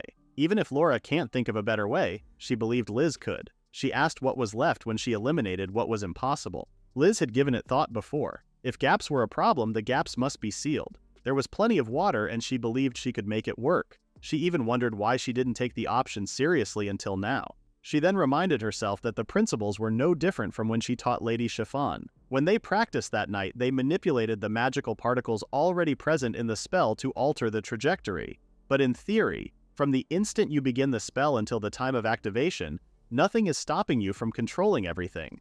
In other words, she could manipulate Laura's magic mid-cast. The difficulty level was on a completely different scale, but it's what must be done. With all her efforts, Laura and Liz created Flash Freeze, which was revealed by Dart that this was her father's technique, but Liz didn't hear that. Miyabi couldn't believe what just happened. Every last slime, floor to ceiling, got frozen solid. He then noticed something and asked Dart what it was. Dart confirmed that it was light, and his guess was that the river here flows through the outside, so that opening was their ticket out of here. Dart told him that their speed was going to tank hard if they had to traverse ice and snow.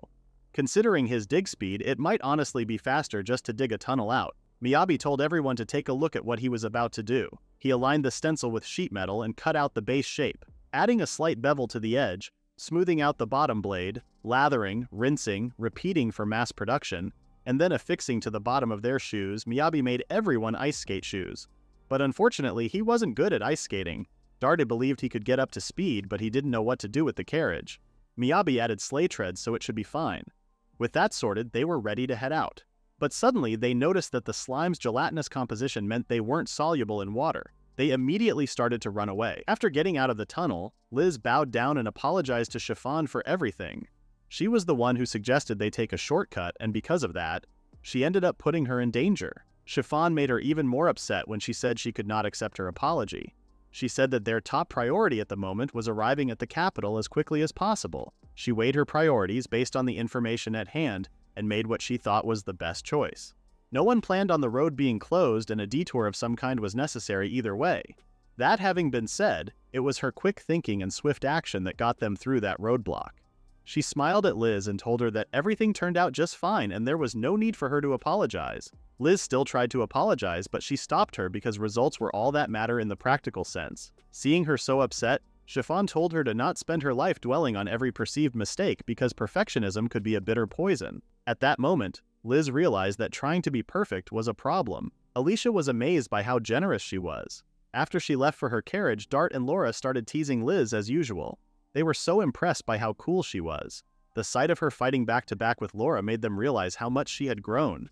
Dart then stated that the time had finally come for him to say it. He grabbed Liz and held her while he said that they missed their fourth member, and they wanted her to think about joining Red Cliff. The guildmaster was deep in his investigation of Miyabi.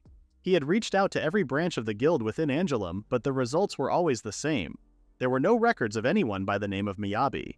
In the kingdom of Fortia, almost every professional endeavor was governed by a guild.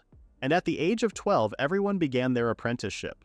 Most people registered with one of the three major guilds, either the merchants, adventurers, or production guilds. The guildmaster had thoroughly checked the registration records from all three but found nothing. And if you weren't registered with a guild, your options were few.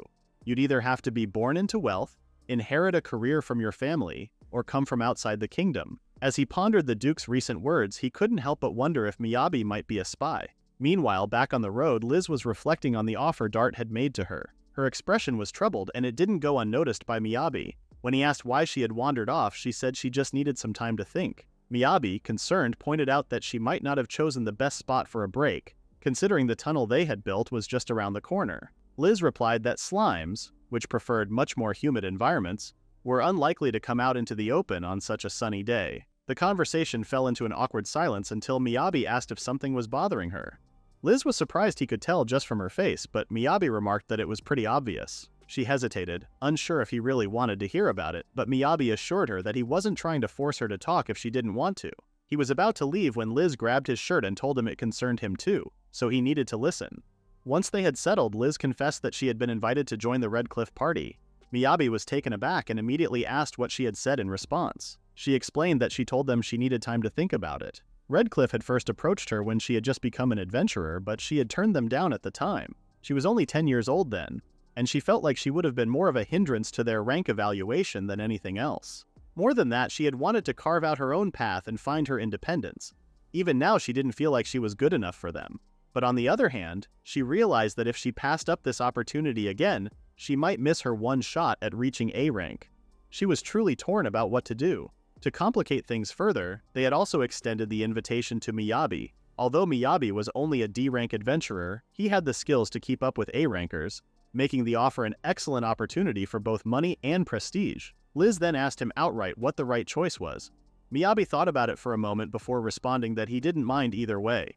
He could create things wherever he was, and the rankings and money didn't matter to him. Liz, somewhat flustered, realized that she was the only one who seemed to care about those things, but Miyabi quickly reassured her that he wasn't judging her for it. He reminded her of what he had said before they left town, that he just wanted her to enjoy adventuring comfortably. As long as she was happy, he would be too, no matter the circumstances. However, he warned that no matter what choice she made, she would likely have some regrets. Tough times would make her question whether a different path would have led to a better outcome. Still, Miyabi felt his only real regret was lingering too long in the past. What kept him moving forward was knowing that his future was the result of his own choices. In the end, whatever decision Liz made, he would follow her without any regrets. Liz chuckled, teasing Miyabi that for a moment he sounded like her father. Then, more seriously, she thanked him and said she'd continue to think it over. Later, when they returned to their base, Miyabi noticed Alicia cleaning the dishes. He tried to stop her, but Alicia insisted that cleaning was part of her duties. Miyabi wanted to ensure everything was packed up, noting that if any leftover food was left exposed, it could attract dangerous animals or monsters. As if on cue, a group of unexpected visitors appeared, startling everyone. Fortunately, they didn't seem threatening. An old man stepped forward, apologizing for the scare and introducing himself as Dominic, the ringleader of a traveling performance troupe called Brandel's Menagerie. Dominic explained that they had been drawn in by the delicious smell of food and had stumbled upon what they assumed was an outdoor restaurant in the mountains. He speculated that Miyabi and the others must be bodyguards for some wealthy noble. Darda introduced himself, which took Dominic by surprise as he was a fan of Redcliffe and particularly appreciated their work during the monster stampede. Overcome with excitement, Dominic nearly fell, but Dart caught him in time, asking if he was all right. Dominic, still giddy, assured him that it was just the emotions getting the better of him. Dominic explained that his troupe was traveling from Talg territory and had a performance scheduled in Angelum. However, they had been delayed by heavy rains which had damaged their supplies. Their food had spoiled, and they had gone 4 days without eating. Desperate, they asked if the group could spare any provisions. Their destination was a village at the base of Dragon Valley, where they hoped to resupply. Dart informed them that Dragon Valley was currently closed to all travelers because of the breeding season for the local wildlife.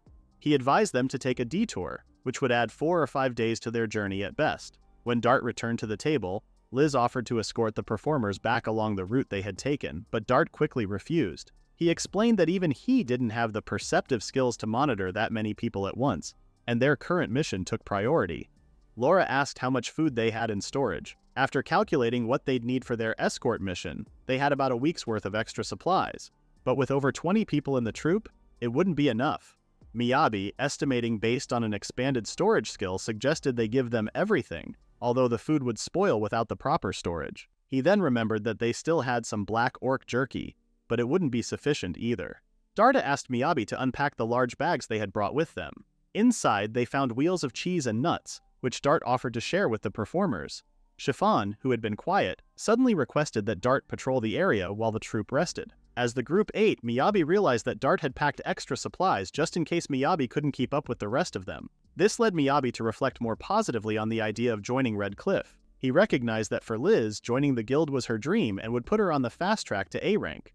Plus, it would be a lot of fun to travel with her. The performers, deeply grateful, left after expressing their thanks repeatedly. As they departed, Miyabi thought to himself that he never wanted to see Liz look sad again. That evening, Tyson approached Dart, asking if he had extended invitations to both Liz and Miyabi. Tyson thought they had agreed to wait until the mission was completed. Dart admitted that Miyabi had forced his hand a little, though he noted that despite being an awkward kid, Miyabi was valuable, even as a support class. Laura added that they needed Liz too, pointing out that while she had signed up as the rear guard, it got lonely back there.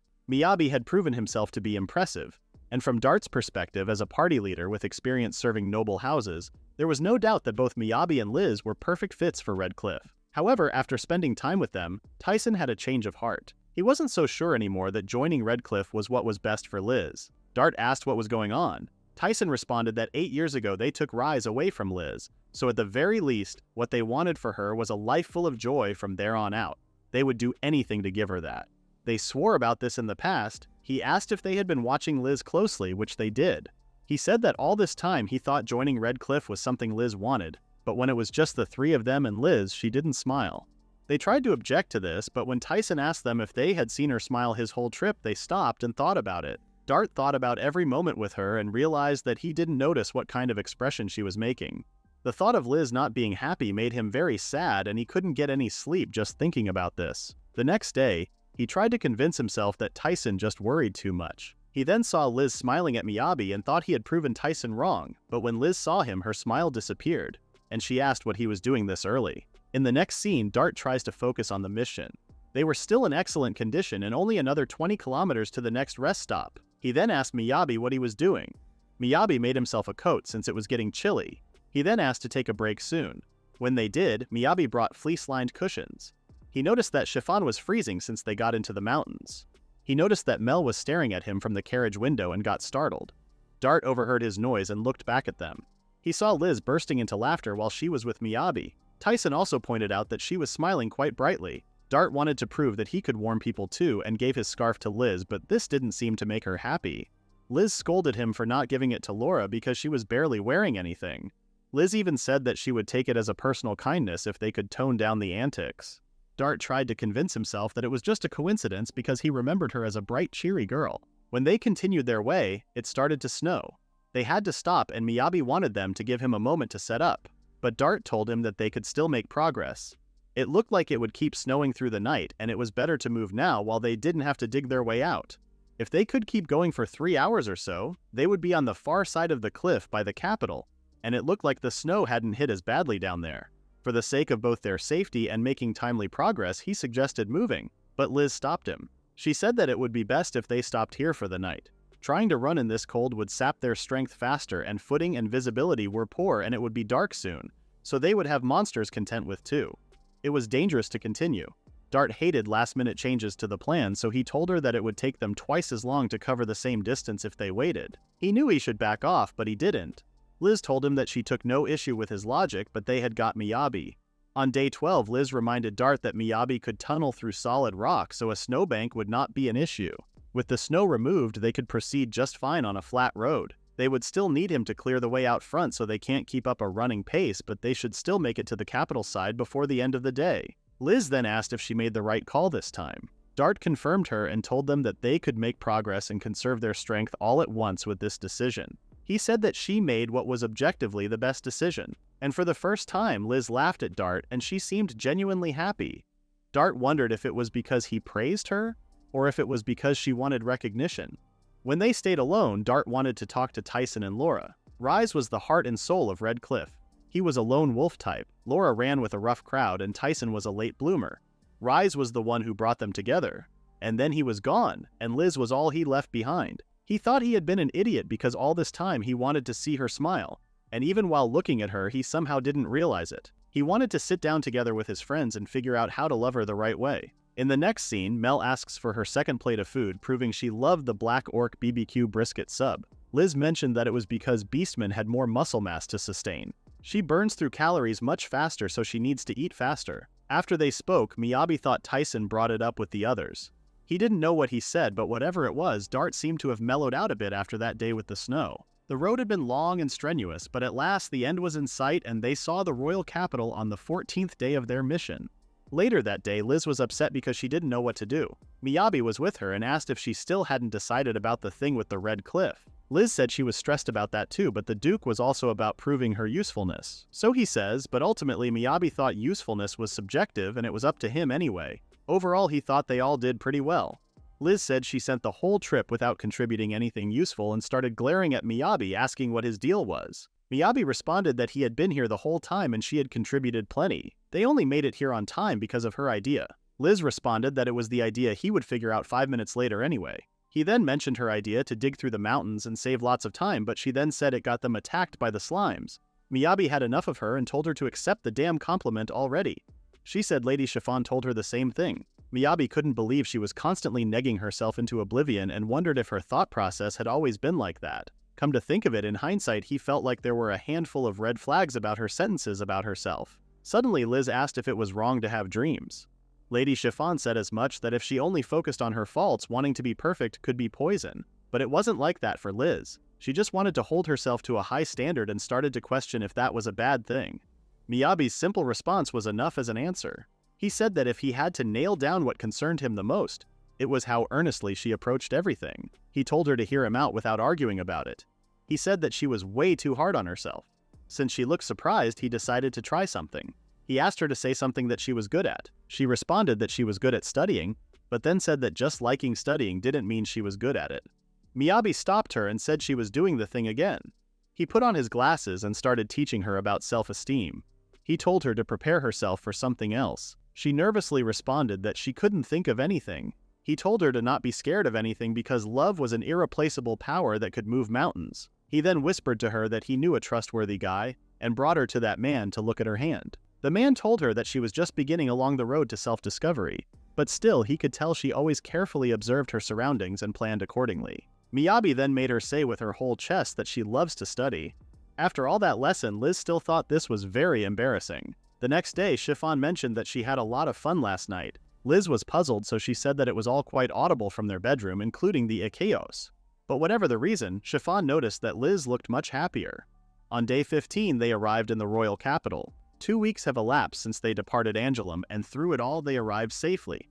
And it was thanks to all their tireless efforts. Chiffon thanked everyone for their hard work on this escort mission.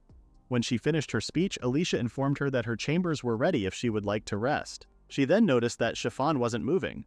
Meanwhile, Redcliffe stopped Liz, and Dart wanted to hear her answer now. He asked her once again if she would join their party. Liz stated that she had been giving it a lot of thought these last few days and trying to figure out what she wanted and how she wanted to live her life. She told Laura that she taught her how to fight like her father, and she could never thank her enough for that.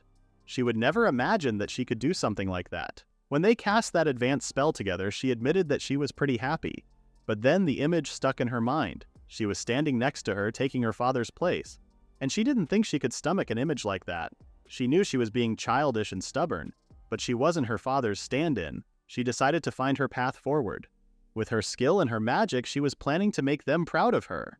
She then held Miyabi's hand and stated that they would not be joining Redcliffe. Miyabi got panicked and told her that she was giving them more weird ideas like this. Dart and the others seemed fine with Liz's decision because they kind of figured before. They said that they could handle submitting the report to the Adventurers Guild and started walking away like it was nothing. Dart also told them to not worry about exaggerating the details or anything, because he was sure they would be comparing it to Lady Chiffon's report. As for their ability to handle Noble's requests, at the end of the day, that decision lies with Duke Beldini. Liz asked if he was not going to try to argue her down, but he didn't see any need for that because Miyabi and Liz had a wonderful party. Laura couldn't stop herself from mentioning that they were still in the market for a Vanguard member in case she changed her mind. They said goodbye and started to walk away. Liz got over her shock, and with teary eyes, she said goodbye too. Chiffon approached them when Redcliffe left and told her that she alone had not made Redcliffe's acquaintance before this, so this was a change of pace. She commented that being a parent seemed complicated and giggled. She then asked if they were going to head back to Angoulême right away, and Liz responded that they would be in town a bit longer since it was a great chance to look around. They didn't get many opportunities to swing through the capital, so they may as well make the most of it. Chiffon wanted to impose upon them for a little favor.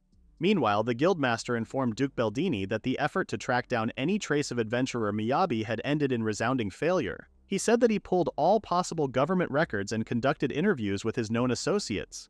Before he arrived in this city, there was no evidence of his existence at all. Beldini wanted to hear his thoughts on the matter. The guildmaster stated that it was exceedingly rare for crafters to register with the Adventurers Guild, and the vast majority went to the Production Guild instead. If he was simply filling a niche brought on by a lack of support classes, that wouldn't be an issue. But his identity was a complete unknown, and he participated in the renovation of the Lord's residence without authorization. The evidence was circumstantial at best, but when laid out like this, in the worst-case scenario, he may be a foreign spy. As a response to his serious comment on the situation, Duke Beldini decided to laugh and make fun of him. He said that his textbook answer lacked a valuable perspective.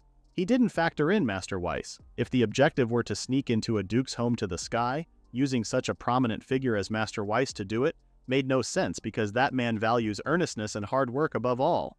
Anyone approaching him with ulterior motives would be shown the door. Only those with a true passion for crafting meet his standards. When he first spoke of Miyabi to him, he had only glowing words to say and there was no hint of reservation in his tone. For that matter, if the aim was to collect information about a duke's residence, identifying oneself as a crafter was counterproductive. Georgi was far from the only high-ranking executive to think poorly of the crafting class, and the bias was worse in aristocratic circles. So long as a man means him no harm, he wouldn't turn him away. Progress cannot be made without taking a few risks because it would be a waste otherwise. What he wanted to know most about Miyabi was where he obtained that power, and he had little care for the rest. The guildmaster was shocked that his request for information was purely to identify the source of his abilities and nothing else mattered to him. The guildmaster put her very best foot forward but realized that Liz was just a means to an end for the Duke. He then asked if he found the answers he was after. Beldini responded that he didn't, but that didn't matter because his next move had already been arranged. In the next scene, Chiffon tells Alicia to retrieve her journal from her luggage as she wants to write an entry in it. Alicia said they had only just arrived after a long journey and suggested resting, but since it was just a bit of writing, it would be fine. Alicia still reminded her to rest because her errands may be too much too soon, and she didn't need to feel pressured into going if she was not up to it. Chiffon responded that not all of them could have the stamina of an adventurer. She then asked if she was worried Liz would be displeased. Alicia responded that she was a professional and her personal feelings did not come into it. Her only concern was for her health and well-being. Chiffon was aware of this and she knew she would be sure to rest properly, and Alicia was welcome to join them tomorrow if she wished. Alicia left the room as Chiffon wanted to write in her journal now. No matter how much she worried, she couldn't defy a direct order because, in the end, a maid was a maid. While she was walking down the hall, she saw her brother and assured her brother that she was unharmed. Back to Liz and Miyabi, Liz was telling him that they didn't get to say goodbye to Mel. Miyabi responded that she snuck off while they were talking. Liz wanted to apologize for how much trouble she caused her but didn't get the chance to do that.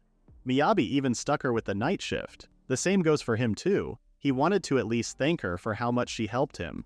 When Liz said she was hoping they could celebrate together, Miyabi realized that the request was over, but they didn't get a wrap party. He had an idea and was about to process it right away, but Liz stopped him. She was embarrassed that he was planning to call them back now after her crying moment. He did plan to do that, but of course Liz didn't let him. He then asked if they could find Mel at least. Liz had an idea and decided to make a simple lure to suffice. Miyabi didn't believe there was any way that this would work, but it was an instant success. And with that, Mel, Liz, and Miyabi started drinking to celebrate their completed escort mission. Seeing all the food on the table, Mel needed to ask if all was fair game. When Miyabi told her to grab what she liked, she took their portions of food too. Miyabi then whispered to her, asking if she was sure it was wise to keep all that to herself, because the feast had hardly begun. While Miyabi was impressing Mel, Liz could only wonder why he was making a face like an evil mastermind monologuing. While eating her food, Mel noticed that the place was really cute. Miyabi explained that they wanted to pick a place she would like. She wondered the reason for that, and Liz responded that they put her through a lot, and she had to put up with the thing between her and Red Cliff, and they wanted to thank her for all her help. She said that she understood that part, and she didn't hate it. Liz mentioned that she had liked cute stuff for as long as she had known her. Mel claimed that she picked it because she also liked it too, but Liz refused and said she grew out of that ages ago. Miyabi laughed at their cute discussion and said the two of them seemed to go back a ways. Liz and Mel met outside Weiss's smithy. It took her by surprise to see a kid even smaller than her requesting a knife in the house. Liz was told no freebies, so she ended up selling that knife. Miyabi figured that she must have been through a lot, but Mel told him that he got the wrong idea. Being kicked out of her family was a usual thing for them. He then asked if they could say they were childhood friends, but Liz explained that even after they both became adventurers, they never really hung out and she ranked above her pretty quickly too. Mel gets invited by nobles and aristocrats these days. Meanwhile, they get assigned jobs procedurally. Miyabi excitedly asked if swordsmen on Mel's level could do that kind of thing, but Mel was a unique case. Red Cliff got hired through the guild too, even though they were famous. Suddenly he recalled what Laura told them about finding themselves a vanguard, and it hit them that Mel was a vanguard. They both reacted the same when they realized this and asked if she was committed to any party now. When she said no, Miyabi held her hand and asked her if she would like to stick with them. Mel looked at their eager faces and asked if they would feed her if she joined. When she confirmed that they would feed him and they would take requests together in the same cottage as before, she told them that she didn't hate them. But where she slept, where she played, and where she fought, she was going to decide that. She wanted to live freely and would die freely. Those were the terms she chose for her own existence, and she was sure it wouldn't work for them. Miyabi was surprised at first, but he told her that he totally understood, and he just got ahead of herself thinking how great it would be if she wanted to come with them. This made her remember the memories of her old party members and smile at them. After their lunch was over, Liz and Miyabi left there to meet up with Chiffon, but then realized that Mel was following them. When he said he thought she was going back home, Mel responded that she would go home when she felt like it.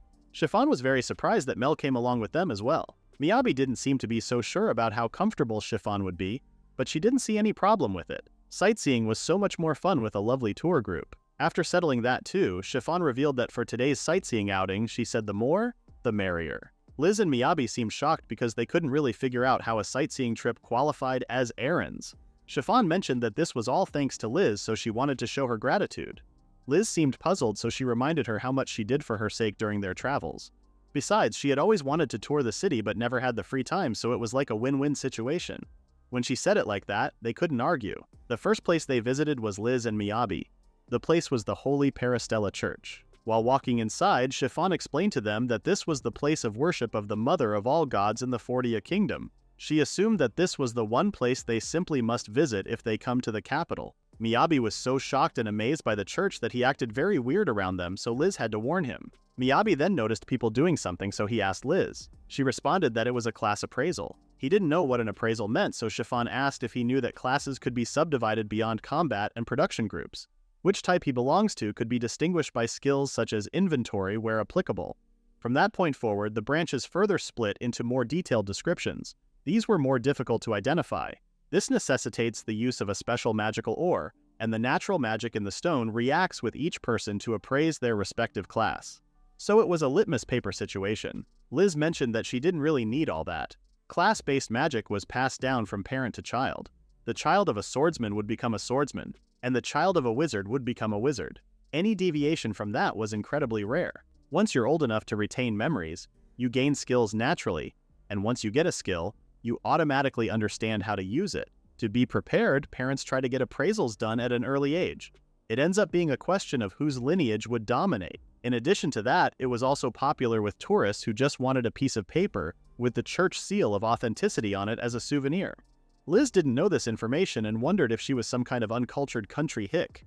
Miyabi wouldn't mind having a cool piece of paper too, but Liz stopped him from wasting his money. Chiffon stopped their argument and offered to pay for him as a little gift from her. She recalled what her father told her and then asked Miyabi if he would really be okay with being the only one without a class appraisal. Before the class appraisal took place, the church was illuminated by a brilliant light radiating from the infant undergoing the ceremony. The senior priest remarked that the crimson glow signified a promising swordsman, and that the path ahead would undoubtedly lead to a bright and prosperous future. A younger priest commented that witnessing such immense power in a newborn was a rarity. When Miyabi noted that the child's parents seemed quite pleased, the younger priest explained that possessing such potent magical abilities, especially in the hands of someone destined for a combat class, ensured a life of guaranteed success and fulfillment. And after that, it was time for Miyabi and Liz's class appraisal. A class was a gift bestowed upon him by the 12 goddesses on high. After praying that their mark upon Liz is her guide, they instructed her to place her hand on the stone.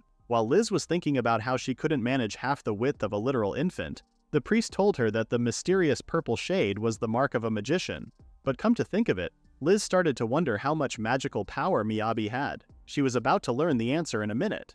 While Miyabi was putting his hand on the stone, Liz assumed that he should have a lot of magic.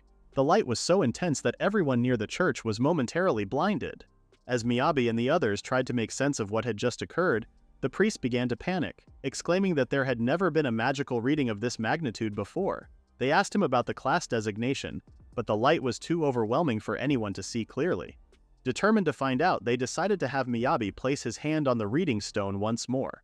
This time, they were prepared, and the priest managed to glimpse the class. To everyone's surprise, Miyabi was assigned as a crafter, something they saw as a disappointing waste of such powerful magical potential. The younger priest, sensing the group's disappointment, tried to reassure them that no class was inherently bad. After instructing them to collect their appraisal certificate downstairs, they gave their blessings, and the group left. Miyabi was far from pleased with the result. But what surprised him even more was that Liz seemed even more upset than he was. When he tried to say something, Liz responded by punching him. Chiffon, attempting to lighten the mood, asked Mel if she wanted an appraisal as well, but Mel declined. Meanwhile, Alicia's mind was elsewhere, fixated on the strange light they had witnessed earlier. Ever since the beginning of their journey, something had felt off about him, and she began to wonder if that unusual light was the reason why Chiffon had wanted to join them today. As the group walked away, the priest, watching them from the church steps, remarked that when the House of Beldini had sent a messenger ahead of their arrival, he had sensed that something unusual was about to happen. However, even with his 50 years of experience conducting appraisals, never had he encountered a magical presence of this magnitude, not even in newborns from the royal family. The younger priest, still in awe of what they had just witnessed, asked what the elder thought would happen next. The older priest, usually filled with wisdom and certainty, found himself at a rare loss for words. "I don't know," he admitted, his voice carrying an unusual hesitation. "This is beyond anything I've ever seen." Meanwhile, Miyabi was watching the sea while thinking about the appraisal. Desensitized as he was to weird stuff by now, that still came as a shock. He enjoyed being able to make whatever he could imagine. He puts a lot of blood, sweat, and tears into grinding this game, and he would like to think he got pretty good at it. It was nice to have all his hard work recognized. While he was lost in his thoughts, Liz came and commented about how beautiful the ocean was. It was her first time seeing the ocean, and she asked when he saw it for the first time. Miyabi responded that he had seen it when he was a kid and then wondered if this was a rare, capital-specific experience. He decided that it was best to change the subject, but was still uncomfortable about lying to Liz. Liz said that 8 years ago, a monster stampede destroyed all this, and yet people were so happy. Chiffon came too and asked if she was expecting the city's scars to show. The capital was a long way from Angoulême, but they received reports of the extent of the damage, so Liz was curious. Chiffon explained that it would have been far worse without the magical shielding. Court mages, the very essence of wisdom and power, served directly under the royal family. They could use advanced magic to defend a wide area, spreading throughout the capital city to the port and beyond. Unfortunately, the worst damage was suffered by all those just outside the outer wall beyond the Great Bridge. Downtown was originally trying to expand, but after all this time, even after rebuilding, she had heard there had been no progress. While she was saying that once you leave the main road, the surrounding areas are all slums with poor security and they need to be careful if they go there, Miyabi was asking Liz if the outer wall was where he built their campsite yesterday. Suddenly, their conversation was interrupted by a woman yelling and scolding a woman for opening a shop. She was telling the poor woman that this was the prestigious Race Patra marketplace, and even servants from the nobles' residences shop there, and they only sell products fit for such nobility. And her problem was to see the poor woman selling her products. The woman defended herself by saying that she paid good money for this space, the same as her. Miyabi felt unsafe even in the capital. Liz couldn't stop herself and ordered the man to unhand the poor woman. The one who yelled asked her who she was. Liz told her that she would give her one more chance to let her go, and explained that a rational discussion between adults does not need to involve violence, but the woman didn't even understand what she meant and thought she was threatening her. Miyabi started to freak out, but Chiffon was calm and asked for Alicia. Right before the big guy hit Liz, Alicia turned into a Wonder Woman and saved Liz, also defeating a man who was a lot bigger than an average human. Chiffon calmly explained that Alicia was actually her personal knight. As the mean woman was questioning what was going on, she heard Chiffon complimenting the woman's vegetables. When she turned and saw her elegance, poise, and genteel voice, she was sure she was the daughter of a high-ranking nobleman. Wondering what she was doing in a place like this, the woman started talking badly about the other woman's vegetable prices. Chiffon calmly responded that, in her humble opinion, as opposed to this nearby display treating food like decor, she greatly preferred her display and she had quite the refined eye for these things. The guardians came eventually and took the woman in. Liz thanked Alicia for saving her back there.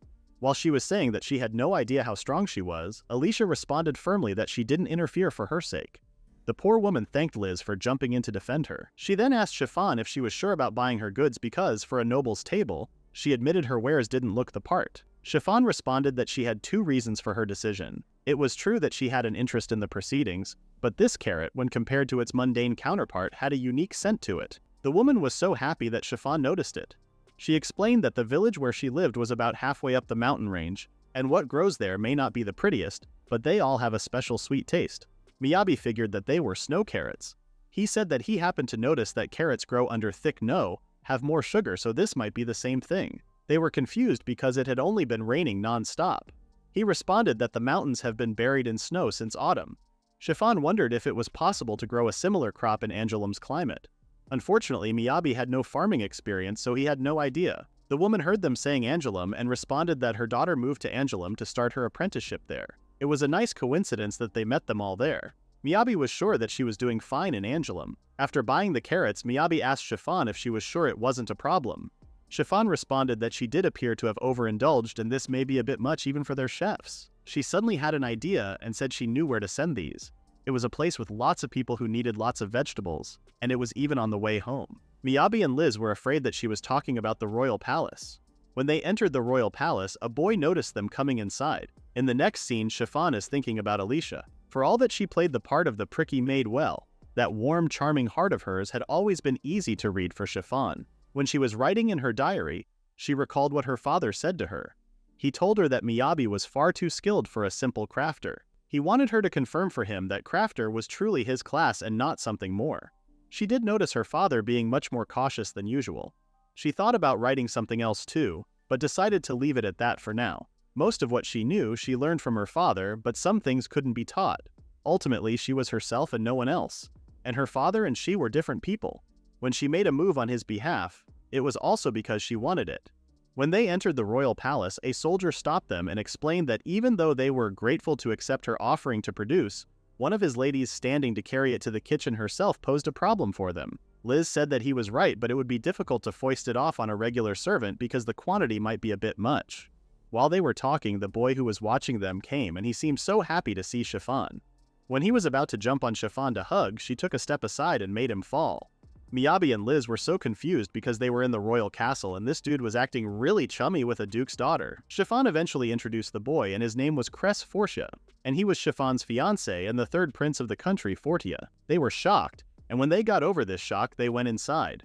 Miyabi figured after working in the duke's mansion he would be used to fancy digs by now, but he was still amazed by everything. Putting that aside, he was interested in Cress and Chiffon's relationship. Cress apologized to Chiffon because if he had known she was coming, she would have had sweets from her favorite patisserie prepared. Seeing their lovey-dovey conversation, Miyabi had no idea how he was supposed to react to whatever this was. Liz interrupted their conversation and asked if they were sure it was okay for them to be here while sweating like a fountain. Cress apologized for neglecting his guest and asked Chiffon if she could introduce them. She introduced Liz, Miyabi, and Mel and explained that they escorted her safely here from Angelum. Cress found them incredible and they looked to be about Chiffon's age. He then wondered what they discussed with the guard earlier. Miyabi responded nervously that they brought some carrots as gifts. But when they all tried to head to the kitchens, folks got mad at them. Chiffon found it a waste of manpower when it weighed nothing inside Miyabi's inventory. Cress asked if Miyabi was some form of production worker, but then remembered that he was an adventurer, so he assumed he must be a combat class. Miyabi responded that he was a craftsman, so he was relegated to support roles. Cress was surprised and revealed that he was a crafter too. Miyabi was very surprised that the prince was a crafter. Chiffon giggled and asked why it should come as a surprise that there were crafters even among royalty. They asked what she meant and she responded that she just figured it was too delicate a subject to get brought up like this. But Chiffon and Cress were okay with that. Liz asked if it came up when they were talking at the cathedral. She responded that magical affinity was passed down in families, so there shouldn't be any surprises between the classes of parents and their children. Miyabi did remember her saying something like that too. Chiffon stated that what it means to be a noble is that in times of national crisis one must stand at the helm to prevent the spilling of blood. Those were the words left behind by their first king and founder. Combat classes were overwhelmingly favored by those noble houses that sought to uphold that philosophy.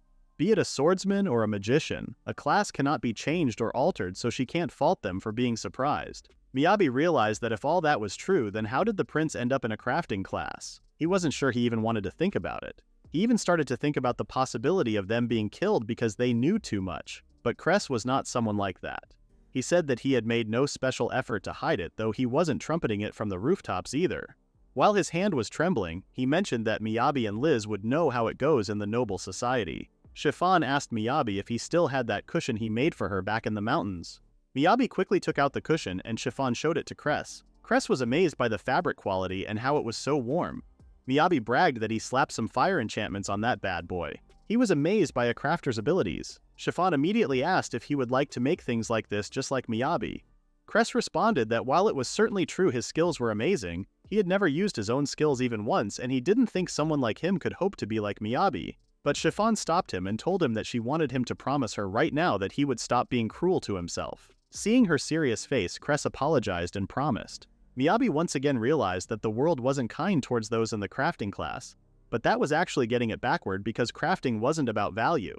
It was about having fun, and anyone could do it if they tried. Miyabi kindly suggested starting small and trying to make a gift for Chiffon. He only recently found this out himself, but crafting was the most fun when making something for someone you knew well, and that's why he suggested he try making something for his fiancée. He reminded him that he said before that he wanted to make her happy. Cress took a look at Chiffon and decided to make a small lap blanket. The last time they went on a picnic, he noticed that her legs got cold. Now that they decided what to make too, Miyabi wanted to get started right away. 1 hour later, Miyabi witnessed Cress's crafting skill level. No matter how hard he tried, the blanket kept falling apart. Cress was shocked by how high the quality of Miyabi's blanket was. The blanket had the shine and feel of the finest of royal linens, and he didn't even want to get started on the intricacies of the embroidery.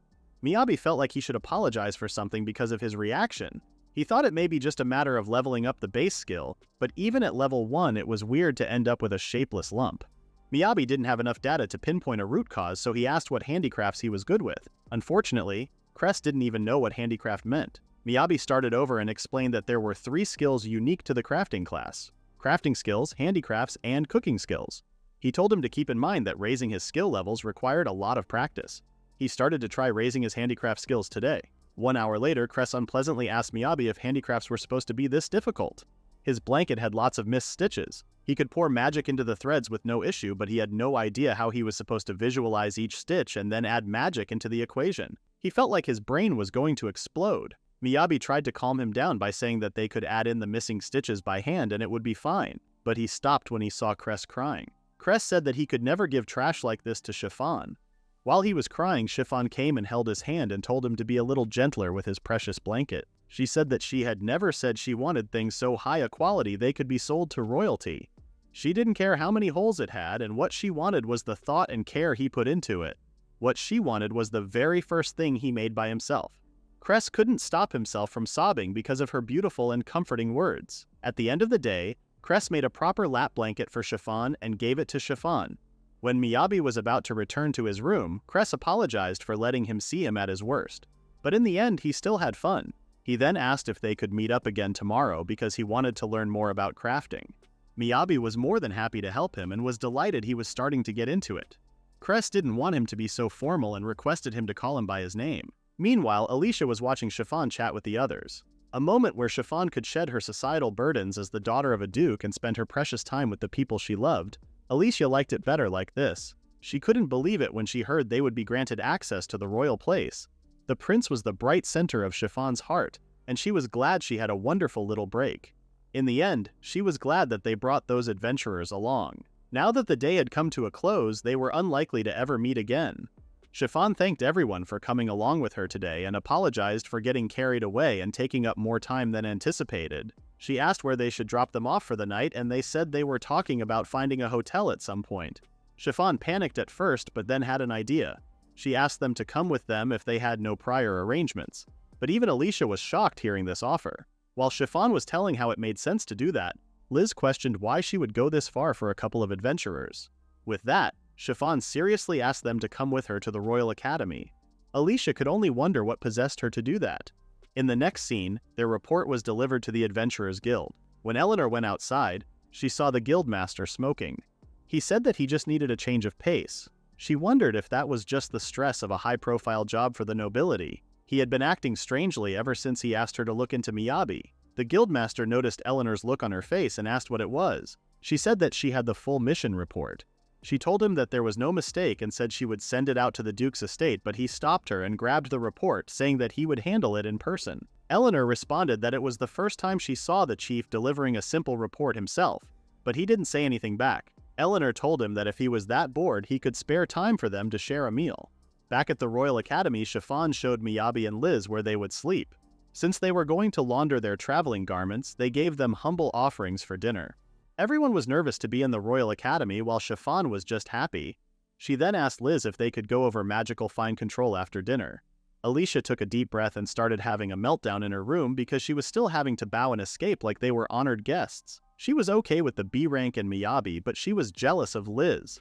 The fact that she got the leadership role with no qualifications based solely on nepotism made her furious. Her anger level increased the more she thought about what Liz had been doing and concluded that she was unqualified to be an adventurer.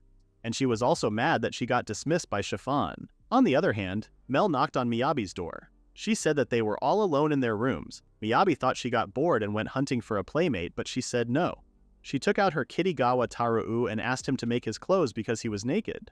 Miyabi was happy to help but wondered why she asked this all of a sudden. She responded that she saw the dressed puppies in Chiffon's room. Miyabi started drawing some samples and Mel chose the best one. After that, he created the clothes and put it on the plushie. When he was getting ready to sleep, Mel asked if he could make more clothes. He showed her the skill screen and explained that for clothes and plushies, there weren't any good pre-made recipes. Craft skills might look endlessly versatile, but there were hard limits on what he could do. Without a recipe, he can't auto-craft anything. And even if they had got the recipe, if his crafting skill level wasn't high enough, it fails. While putting her to sleep, he explained that when he crafts something by hand, it automatically gets registered as a recipe, so if it was the same thing, he could make it as many times as he wanted. Mel fell asleep quickly after his explanation, but he continued to think about his skill. He ported his recipe library and skill level over from Dreamworld, and hit the level cap ages ago. But the real problem was that there just weren't enough of them. The more he thought about it, he started to notice that the barrier to entry for the crafting class was too unbalanced. Because Cress was so unskilled in crafting, he decided that it wasn't the right time for an emotional journey. Liz was exhausted. It wasn't even their main house, but there was still a huge training hall, so she saw the upper crust. A lot has happened today. She got her class appraised, she met a prince, and it all seemed so far removed from her everyday life. And all of it was because Chiffon asked them to stick around a bit. She started to think about the prince, but then decided to sleep because it was too late at night to think thoughts. The next day, Miyabi woke up refreshed and happy, but Liz wasn't really in the same mood with him. She panickedly asked how he slept on the bed that was in his room. He responded that it was a little bit firmer than he was used to, but it was not bad. Liz said that this was weird. Beds in a duke's villa should all be specially custom made. The futons alone prove it. The good down content was roughly 1.5 times what you could find in inns. The smoothness of the cotton, the thickness of the duvet. You could practically see the craftsmanship, and yet she still wondered why they both felt its comfort was lacking. Miyabi waited, and waited. And then he started scolding her for not having manners. He said that when he got invited to someone's house, he didn't complain about the mattress. Liz blamed this on Miyabi too. They continued fighting while Mel was still asleep on the roof. After their stupid argument, it was time for them to leave. Miyabi was leaving for the lesson he was going to give to Cress. Chiffon was glad they were able to stay the night, but it was a shame they couldn't stay longer. While Liz was thanking Chiffon, the knight took Miyabi to Cress's mansion. He informed him that he was going to be back to pick him up in the evening. Entering the mansion, Cress welcomed him with two other guys behind him. Miyabi noticed that the security was a bit tighter today. He said that he managed to dodge his bodyguards yesterday, but it seemed their leniency had expired. He said that this morning there was something he wanted to show him. He brought him to a room full of materials for their crafting lesson. He said that he asked for the staff to procure some materials for today, and asked for them to be left in his room so they could get to work right away. Miyabi was already shocked by those materials, and he was even more shocked that they were in Cress's room. Cress told him that Chiffon was happy with what he gave her, but in the end he still wanted to give the woman he loved something much more beautiful than that. Even Miyabi got embarrassed by his love for Chiffon. Cress once again asked for his help to avenge himself. After his begging ceremony ended, they sat next to each other. Cress mentioned that knitting with yarn was giving him so much trouble, so he thought it might be best to start with pre-made fabrics. If it was just sewing together two pieces of cloth, surely even he could do that. Miyabi got emotional that he was studying up on his own. But with all that said, for now, Miyabi wanted to try making the same thing as yesterday. Cress started making the lap blanket. Even though it was full of holes, it was still a better one because he couldn't unravel them. Karen's hammer was roughly the right shake, so he didn't pay much attention, but that was specific to Karen. He had made a hammer plenty of times, so of course he could do it.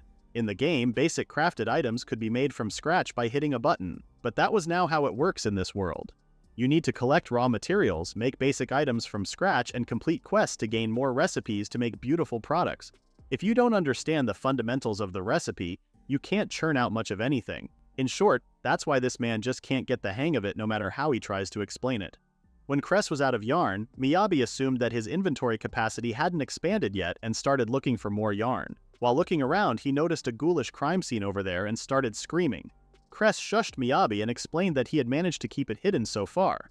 Cress explained that he tried using his crafting skill this morning, and he remembered when Miyabi said he added fire enchantments to keep the cushion warm. He thought it might be nice if the blanket could keep his lap warm. But then, that was how it turned out. Miyabi said that fabrics do tend to be rather flammable.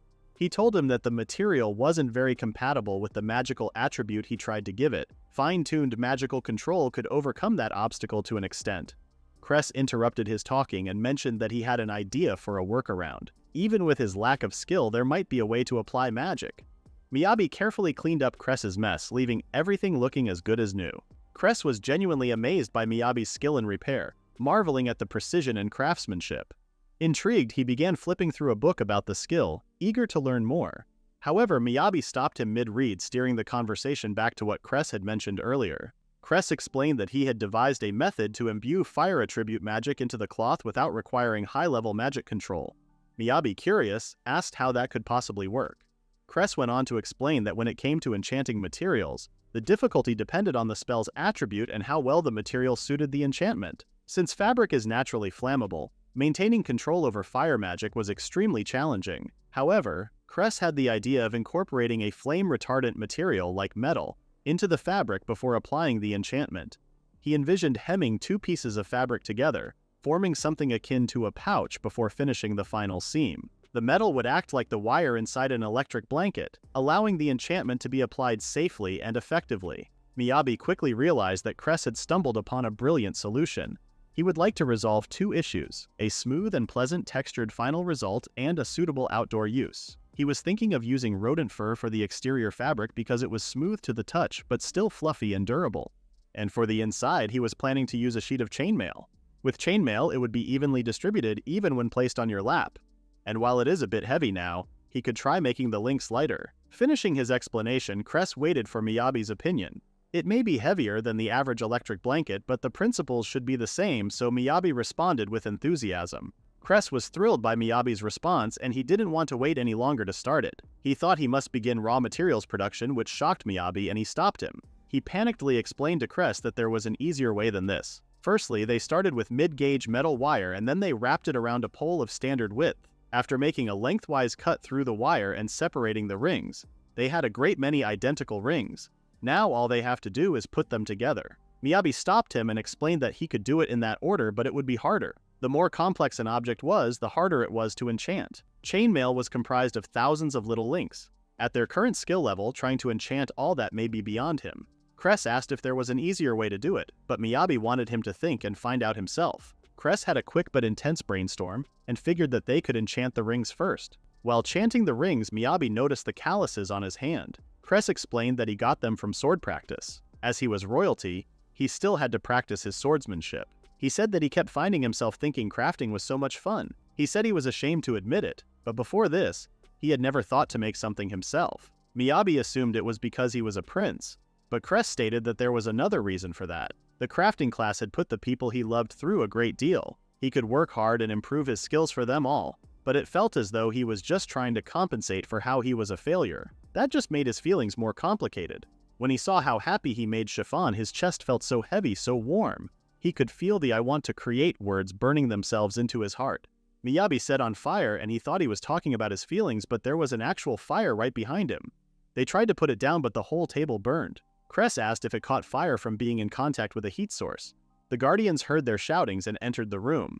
The whole room was on fire and had no oxygen, so they had to leave. Meanwhile, Liz was wondering if Miyabi would be okay by himself. She ended up coming along mostly because she couldn't refuse an invitation from a noble. And to be honest, she was very nervous. She assumed Chiffon wanted to be around a girl her age, which would explain all the social norms she keeps ignoring. Miyabi would know how to handle this, so Liz started to stress about being thrown out. While dozing off, Chiffon stated that they could see the main gates. They arrived at Magia Aula, the Royal Academy of Magical Sciences. Walking inside, Mel noticed that there were lots of students everywhere and they were all nobles. Chiffon responded that the academic institution was founded by the nobility after all. She apologized to Mel because this wasn't really in her interest, but at least it seemed like Liz was having the time of her life. Chiffon asked Alicia to handle the luggage and she left after glaring at Liz. Liz had already figured out that Alicia hated her guts for some reason. Chiffon said her attitude was uncalled for. She explained that Liz was her friend and she wanted to spend time with her, and she seemed to take umbrage with that fact. Liz had suspicions, but she didn't think this whole thing was just because she wanted a friend. Chiffon thought she had gotten past this, but some discipline was in order. After that, Chiffon showed everything inside the Magic Academy. Liz was both amazed and overwhelmed by how incredible everything was. Even just walking down the hall, she recognized people from their portraits, and it was a parade of celebrities. Chiffon was also delighted that she was enjoying herself. Liz didn't forget to mention that it was scary to walk around with this all exposed, so she wished she had an inventory too. Chiffon realized that Liz loved the magical sciences with her whole heart. This made her wonder what made her fall in love with magic. Liz responded that she couldn't really say she had ever thought about it before, and asked if she really needed a reason to love something. Chiffon confessed that she hadn't thought of magic as a fun thing before. When previously she said to her that ambition was position, she was speaking from her own experiences as a child. The political sciences, sociology, and magic, it was all to make her into a more perfect tool, and that was a hollow goal. So to see her pour her blood, sweat, and tears into her studies, and still say that she loved the path she chose, Chiffon had the highest respect for her. Liz realized that she misjudged Chiffon and thanked her while blushing. All this time, what she wanted was for someone to see her for who she was, and the first person to do that was Chiffon. To change the subject, Chiffon told her that she didn't come all this way just to get a tour. When she was about to ask what it was, an explosion happened right behind her and someone was being thrown. Chiffon calmly asked the man named Professor Krawine how he had been doing, and Krawine responded casually as if he weren't upside down. Inside the professor's room, Mel was playing with staff while they finally got to meet like normal people. Professor Coco Krawine introduced himself as the magic researcher and told them to pull up a seat, although there wasn't even enough space to walk in the room. Liz didn't recall his name, so she thought he might be hired recently, but then she realized that he had a surname. The professor was from a Viscount family. While giving her a cup of tea, he told her that they were all equals there. Krawine noticed that Liz didn't look like a student here, so she explained that she was an adventurer. Chiffon stated that she invited her here and wanted to show him something. They went outside and made Liz show her skills. The professor was so hyped up that he wanted to do it too, but of course he failed at every try. Liz explained the logic of it and how she guided another person's magic particles. He knew she was doing something special, but this had only ever been theoretical before, so she changed everything. Liz mentioned that her father invented it to help people practice. It came in handy for training adventurers who couldn't read magic books. Liz noticed that Krawine was a bit of an oddball, but she could tell from watching him that he was smart. Krawine said getting the feel for it when she was starting was certainly the biggest hurdle, and there may be a huge demand for this in the education sector. She had been thinking about this for a while and thought it was a good chance to run it by an expert, so she asked if he thought this had practical value in combat. Combat was a pretty broad term, but Krawine responded that if he had to say one way or another, it didn't seem realistic. He told her to imagine they were on a battlefield. To use another person's magic, she must maintain physical contact, and therein lies the problem. The situation could change at a moment's notice, and she would need maximum mobility to adapt, so her life would depend on it. He said that he would prefer to learn to do it himself. He just wanted to churn out magic, but that could just be him. He added that she never knew what kind of weirdos were out there. Liz knew that any combat class with a lot of magic would think as much, so she wasn't surprised. And that was the reason why she asked about the production class magic. But Krawine immediately responded that it was not possible. He was sure that wasn't what she wanted to hear. He explained that magical properties between classes were intrinsically incompatible, like trying to mix oil and water. As mages, they turn raw magic into physical matter like fire or ice. Production classes use magic as a power source to transform pre-existing matters. Combat class magical resonance, for example, could link living creatures with bonds of magic, but in a practical sense, that was just taming animals. Meanwhile, production classes resonate with materials and tools. Both repairs and enchantments were good examples. It wasn't physically possible for them to resonate with a living thing. To make her understand the implications, he told her that it was dead in the water. Resonance was impossible. Krawine thought that information was common sense, but her father was something else for sure. Liz didn't give up and told him that magic charging was based on enchantment techniques. She started screaming that she knew it was hard, but according to conventional wisdom, if you make a thing with magic, it can't be strengthened beyond that. And yet they figured out how to alter the properties of my trip with the advent of the magical penetrations theory. Of course, there were differences in the way they applied magic, but plenty of casual mechanisms have yet to be identified, so she couldn't accept the fact that he could say for certain one way or another. The discussion blazed out pretty quickly, and Liz told him that he couldn't explain people like Miyabi with common sense. Some tamers were skilled at taming golems, so there was precedent. So she asked where he drew the line between animate and inanimate. Krawine responded with the same volume and told her that he didn't know who that was, but initially he had the same thought. Recent credible studies have found microscopic organisms in the soil used to make them. He said he would fully concede that golems could be tamed by traditional taming magic, but she had overlooked something. For him, Liz was letting confirmation bias skew her interpretation of the data. On the other hand, Liz was dedicated not to giving up on advanced magic just because the going may be tough. Unfortunately, the discussion ended when Liz realized that she had lost the argument. While she was trying to recover from it, Croween laughed at her and told he that her sources were outdated. But still, he thought she was very well read, so he asked what school she was from. When she responded that she was self-taught, he was shocked and yelled at her for not getting into a career counseling session instead of being an adventurer. Liz yelled at him that private schools weren't free and that she was busy with work. Crowine said it would be an obvious choice to him because she didn't have enough magical power to be an adventurer. When he asked why she was so hung up on a career she wasn't suited for, Liz was shocked. He explained that he noticed it when they held hands a minute ago. He had been researching magic for a long time now, and he was just sensitive to it at this point. He said he knew private schools were stingy, but he reminded her that their doors were always open for talented young minds like hers, and she was more than qualified to attend. When they left Professor Crowine's room, Chiffon told Liz that the Royal Academy was a publicly funded research organization. For admission as a general student, she would need a letter of recommendation from any of the 3 major guilds or a noble family, as well as the recommendation of a tenured professor. She said if she wanted to conduct magical research, there was no better place in the country. Liz asked if that was the reason why she invited her here, and she didn't deny it. Liz wanted to believe what she was saying. She wanted to believe that she meant well and that she expected great things from her. She told Chiffon that she didn't understand why she would go this far to help her, and there was nothing she could do to repay her. She then realized something and asked if this was for Cress's sake. Chiffon seemed confused, so she said that the thing with Miyabi felt like she wanted them to meet from the beginning. Chiffon didn't deny that too. Liz started to wonder what would happen next if she entered the academy. Guild licenses had expiration dates, student coursework on top of a career as an adventurer in Angelum. Realistically, she didn't think it was possible to have both at once, and this would also mean breaking up the party, and Miyabi would have to go back to freelancing. She couldn't see what choice she had.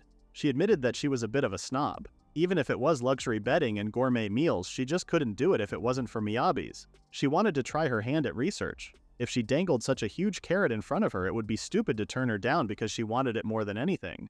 But she said that she wasn't going to quit being an adventurer. When she looked up at his back, she thought it was the coolest thing in the whole world how they risked their lives to save everyone. To her, that was what it meant to grow up.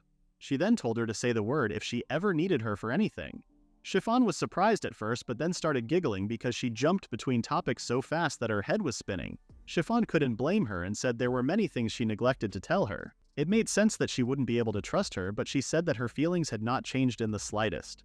So she wanted her to use that however she would like. Liz's gut was telling her that she wasn't a bad person and she could trust her. Meanwhile, Miyabi and Cress could put out the fire, but it did burn a lot. Captain Cavalry came to retrieve Miyabi. Miyabi asked if Cress knew him, and he said that he was Alicia's elder brother. Miyabi was surprised at first, but then kind of saw how similar they looked, especially their deadly stare. Cavalry thanked Miyabi for assisting her foolish sister. Cress asked if they put the captain of the Royal Guard on escort duty, and he confirmed him. Cavalry also added that his master had a massage for Cress. Cress read the message and asked Miyabi if he was planning on heading back to Angelum. He responded that they were at the mercy of now, but he didn't think there would be a problem. Cress wanted him to teach him some more crafting if they had the time. While leaving the place, Miyabi realized that he hadn't talked to Liz about where they were going next, but he wasn't worried because they would have a lot of time to talk on the way back. However, when he returned to their inn, Liz gave him the news about the full ride scholarship. He was shocked at first, but then immediately started congratulating her. Liz asked if that was all that he was going to say, and he said he should prepare a cake. Liz told him that she was talking about the party. Miyabi didn't think about this and then started panicking about what to do now. Liz told him that she still wanted to adventure with him while she was in school and asked if he could stay in the capital with her. Seeing her so stressed out, Miyabi was confused because that wasn't something he would refuse. Liz was shocked about his attitude and said she couldn't yank around their base like this, and it wouldn't be good. Miyabi asked if she was sure she was okay with leaving Angelum. Master Weiss, Eleanor, and Redcliffe were all based out there too. She wasn't thrilled about leaving them. Miyabi then realized that he hadn't said goodbyes to the guys at the workshop either. Liz started panicking again and thought they had to disband because he had friends over there too. Miyabi had to hit her head to stop her from freaking out. The distance from here to Angelum was about 590 kilometers. On foot, it would take 2 weeks each way and you can't go all year round. He said that it would be best to be an adventurer in Angelum and a student in the capital, but Liz didn't think that would be possible. Miyabi had a realization and started seeing things that didn't belong in this world. He had an idea to make a train. Liz was confused, so she asked what was trained. Miyabi asked if it would make more sense if he described it as a form of horseless transport. He told her to imagine she had got a rail in a straight shot from point A to point B. The vehicle itself is something like a metal box that rides along the rail. Liz's imagination wasn't improved enough to imagine something like that, so she was overwhelmed. Miyabi decided that it would go much faster if he just showed it to her, and he created a minecart. It was the first time seeing it in the flesh, but those were all over the place in dwarven cities. Miyabi said as long as she was familiar with the concept, this would go quickly. He explained that with the power of rail, this little cart could go all the way between Angoulême and the royal capital, and it could do it underground. Liz was more than shocked by this idea. He explained that above ground would run afoul of towns and also monsters, so that's why it was underground. Liz was amazed that she still had a brain left to break while also climbing in. She said that it was just structures and gizmos here and there, but the scale was completely different. Miyabi reminded her that they already tunneled under a mountain, so it wasn't a big deal. Before, all Miyabi's crafts served conventional needs. But he came up with this like it was second nature, which made her wonder if this was a random flash of inspiration. Miyabi said there was still one big problem with implementation. He asked if she thought it would be fine to go ahead and do it themselves, but Liz didn't even give it a chance in hell. Liz told him that infrastructure and road administration were handled by the production guild. If he undertook a project this huge without permission, they would throw him in jail. Miyabi realized that having the right skills wasn't going to be enough. Meanwhile, Mel was listening to them. The next day, Chiffon called over and said the head of the duchy held the final authority over all guilds. In other words, if they had permission from Duke Trent Beldini, it was perfectly doable. They were still confused as to how they ended up here because they didn't tell anyone. Chiffon said she was merely responding to Mel's request, which was to their underground transportation project between Angoulême and the royal capital. It sounded as though they had hit a roadblock. Miyabi was shocked that Mel overheard them, and Mel responded that when the going was tough, they should make it a nobleman's problem. Miyabi was pretty sure Mel was the only one who could get away with doing that. He then realized that he, of all people, intervened on their behalf, and their friendship had reached this stage so fast. As a thanks, Mel wanted him to make a toy again. Chiffon noticed that the intention was to maintain Liz's adventurer license while attending the academy. Mel's account was somewhat light on the details, but she had a better understanding now. Miyabi wanted her to explain more about how this plan was doable. She stated that public works projects were proposed by the production guild, but there was a precedent for the project being undertaken at her father's request. So if they could get the Duke on board, they were clear. Liz asked if letting this go would be all right. She finally asked why she was going so far to help them. This was a little too much for one commoner's selfish request. Chiffon said she just wanted to be two of them's strengths, but then admitted that it was a habit of hers that people find it difficult to trust her. She said that she was sure to notice. She intended to provide an avenue for her education. Where she chose to hold her adventuring license was of little consequence.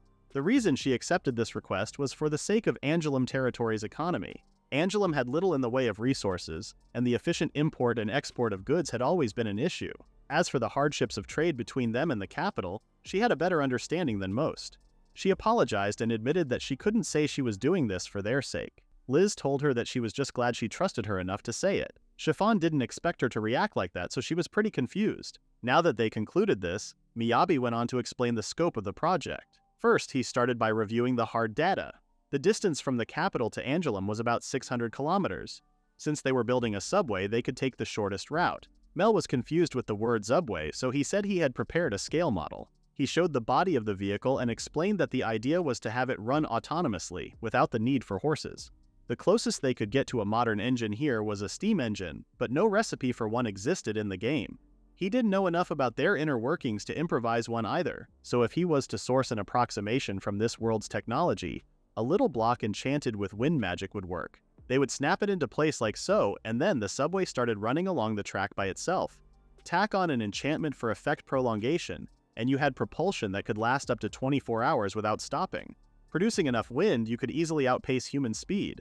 Chiffon asked how long a trip would end up being with this, and he responded that it would take only 12 hours. It took them 2 weeks of travel to come there, so Chiffon was impressed while Liz's eyes were almost going to pop up from its place. Miyabi was shocked that she was so calm about this, and he said he adored Liz's over-the-top reactions to everything. Chiffon said the reason for her lack of shock might be her father's style of upbringing. Conventionally, lordship was passed from father to son, and yet her father had chosen her for this role.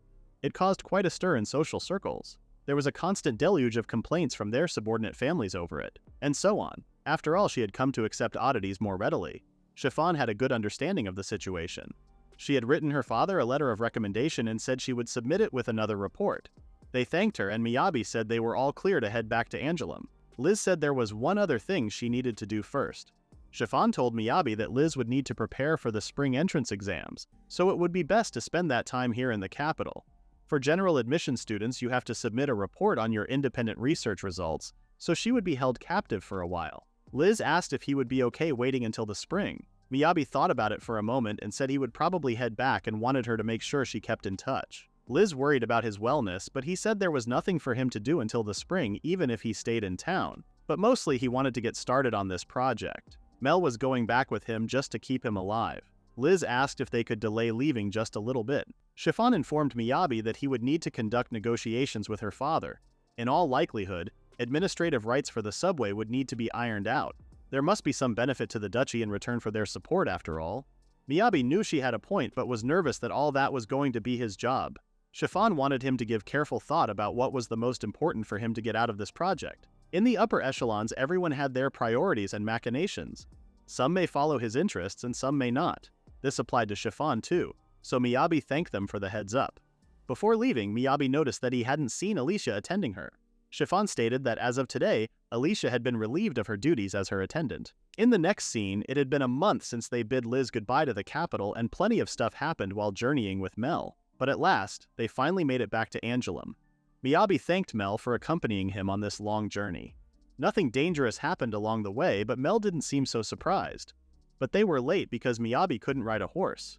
That aside, Miyabi wasn't expecting to come back to this much snow because it was his first winter in Angoulême. Mel said it was like this every year, but this year Mel was warm and cozy thanks to her cute clothes. Miyabi asked where she was planning to go after this, and she said she was going to the Duke's place and decided to leave him to take a nap. Miyabi grabbed her and asked if she wasn't going to come along for his safety, but Mel told him that that was just for the trip there. Seeing Miyabi freak out and get upset like that, Mel had to accept babysitting him. They went to the Nobles District and started checking what they had done so far. He already memorized the presentation. Mel told him that the guards were coming, so he tried to keep himself calm. When he went inside the gate, he was flabbergasted. This used to be a beautiful garden, but now it was just rows of vinyl green houses. He wondered how this even happened, and suddenly something grabbed his leg. Miyabi thought it was some kind of evil spirit, but it was just Karen. Karen was flat because his system was right back to where it started. Mel started to rearrange his face because it looked annoying to her. Karen was shocked that Mel was hanging around with his master. Karen and Mel met at the workshop many times, but Mel didn't remember him. Miyabi asked what he was doing at the Duke's residence. He said that the last time he saw him there, they were working on the Duke's bathing facilities together. His Grace was impressed with the greenhouses they built for that, so he booked a contract to add more of them, and he got assigned the whole project. Miyabi was shocked that he did that all by himself. While crying his eyes out, Karen said folks sometimes helped out of free time. But it had been impossible to meet the inventory expansion quotas Miyabi gave him. Plus, they were running behind on their deliverables schedule. Miyabi couldn't stop him from crying, so Mel put her hand on his shoulder and told him not to cry. She told him that he was a professional and he had better things to do with his time. Karen seemed pretty motivated by her simple and basic words, so he said he would show them what those hands of his could create. Miyabi was surprised at how much he had grown in a mere 2 months, but he decided that he judged too soon as Karen started begging him to help him. Miyabi helped him for 1 hour, and all that was left was to hook up the water heater. Miyabi wondered if it wouldn't be much more efficient to have one centralized heater and then distribute it out instead of connecting a water heater to each building. He did consider that, but he specifically requested it be done this way. Suddenly, Duke Beldini showed up. Miyabi wondered what he was doing here, and the Duke said he was about to ask the same of him. He was announced but did not arrive even though he waited. Karen asked if Miyabi was his client. The Duke explained that he received word of the success of his escort mission, and he had fulfilled his supplementary request very well. He was looking forward to his future all the more. Miyabi thanked him while wondering if they proved their usefulness. The Duke said he was surprised he would take a detour in circumstances such as these. Thanks to that, the others had been waiting for some time. Inside the room they entered, the director of the Adventurers Guild, Zion, the director of the Production Guild, Georgi, and the director of the Merchant Guild, Elda, were waiting for them. Duke Beldini asked why he looked so surprised because the scale of his proposal was at least this much. The atmosphere in the room made him even more nervous and he started sweating and trembling in stress. The Duke said his idea was interesting. Elda said easy passage to and from neighboring cities was a dream come true for the Merchant Guild, but she wondered if that was feasible. The production guild master Georgi said this would be a waste of money and resources and he was against his idea. Elsa said he never changed, and while they were arguing, Miyabi wondered why they all assumed this would be expensive. He was about to explain to them, but the Duke said he agreed with both of their assessments. As Elda rightly stated, there were high expectations of any innovative technology, and any failure would be both publicly and privately damaging. Research and development, construction materials, and labor costs add up quickly. He asked if he even had the blueprints for the train car body. He didn't know what specifications would be needed, so he didn't have one. The Duke asked how much time he would need, and he said it would take about 6 months. Baldini responded that he wanted to see a complete prototype in 3 months. Before he could process his request, the Duke said he wanted it along with a 1-kilometer track. He expected the tunnel, tracks, and train car to be fully functional in 3 months. The connection along the Angelum-Cleopatra corridor must be considered a public work to gain his approval. When Miyabi pitched a time frame, he tried to give himself plenty of wiggle room, but 3 months was just plain unrealistic even for him. Zion wanted to help Miyabi out, but the Duke said he already knew this was far beyond the capabilities of any one individual. They could always request Master Whis' cooperation, though. Georgi asked why they should bother having the test run within the confines of the Angelum territory. According to a resolution passed by the House of Lords, before any territory's coalition with the capital, all projects were subject to rigorous testing before they could be approved. The Duke cannot give his blessing without proven data, but still, Georgi stated that handing such a contract to the dwarf was like the home renovations all over again. Elda interrupted and said, setting aside the granular details, how much utilization the Merchant Guild would be entitled to if it succeeds and goes public was more important. Georgi implied that she was always talking about money, but Elda responded that there could be nothing of greater importance. The land rights in this country were the purview of the 5 great ducal houses. Within the territory, if this was classed as a public works project, 100% of the rights go to the House of Baldini, who holds complete control. What had been discussed here today was a mode of transportation that was accessible even to those unable to drive a horse-drawn carriage, so this would naturally impact the Merchant Guild's profits. Control over utilization must be ironed out now. From how she spoke, Miyabi realized that this was taking an ugly turn. He thought the Duke would be in charge no matter what, so he was pretty surprised. The Duke said she made a good point and he intended for this meeting to be on the subject of logistics. Miyabi wondered if he was even in a position to speak up about it. He wanted to explain that he just wanted to use it to get his buddy to her school. He thought about bringing it up later with the Duke in private, but he knew he couldn't. Seeing him stressing out like that, Liz kicked his leg. She told him to say what he wanted to say. She reminded him that the weak had no place here. He was the one designing and building the subway, so he should have some say in how it gets used. He agreed with Mel because this pipe dream of a project was all to support Liz, and that's why he was here. The only way he could do his job properly was if he opened his mouth and said something, so he raised his hand and screamed that he insisted on having rights as well. No one could have seen something like that coming from him. Miyabi said he had his uses in mind when he pitched it, and then the scope kept getting revised. But his words were interrupted by Elda's feet. She reminded him that this was the property of the state, and yet he would use it for himself. She told him that he had overstepped his bounds. Miyabi said if he can't even use it, there would be no point. And if that was how it was going to be, then he was walking, and they could go do the work themselves. The Duke stopped him and told him that if the prototype was successful, the subsequent contract would be an astronomical sum, easily enough to equal 10 years of the average man's income, so this was the amount of money on the line. He asked if he would walk even with that, and Miyabi responded that he would in a heartbeat. He stated that he didn't need the money, and that he just needed to be able to use it when he needed it. The Duke listened to him and said they would include that in the terms. Zion asked if he was sure, but there was no way around it. He said they were dead in the water without him, but he didn't forget to remind him that if the prototype failed, the contract was null and void. Miyabi assured him that it would work. After thanking them all for their time, the meeting ended and they all left. Miyabi went to Master Whis' place. Zion was with Miyabi, but before he could tell him what happened, Whis said something important had to happen first. They brought some food, and Whis told them to eat. Zion said he only came here to talk about the meeting, but Whis told him to shut up and eat something. Sid brought a plate for Miyabi and said he was in charge of the cooking today. Looking at the meal, Miyabi realized that he had been relying on skills all this time and completely forgot what home cooking tasted like. It was simple fare, mostly vegetables and salt, but when he tried it, he seemed so relieved. Meanwhile, the Duke was thinking about how he had a headache for a daughter. In the next scene, the assistant of the guildmaster is crying her eyes out. Worried, Eleanor asked what was wrong. She said the guildmaster hadn't come back yet. He got a message from the Lord's Manor around noon and he said he would be back by tonight, but he didn't. And now the Temu mail horse was there, so he could never make it back in time. Eleanor calmly listened to her and said they would write to notify the branch manager. After setting aside the papers for later, she said that this should buy them enough time. Meanwhile, the guildmaster and Miyabi reached for the last piece on the plate. Miyabi wanted to be the polite one and insisted that he would have it. The guildmaster thanked him, and they continued eating in silence. Zion started to think about what Duke Beldini had said, and noticed that he dismissed the possibility of Miyabi being a spy back then. He served at the whims of his lord, so there was no point in thinking about it any further. Miyabi was well liked by all and didn't seem to have a mean bone in his body, so he started to wonder if that was really all there was to him.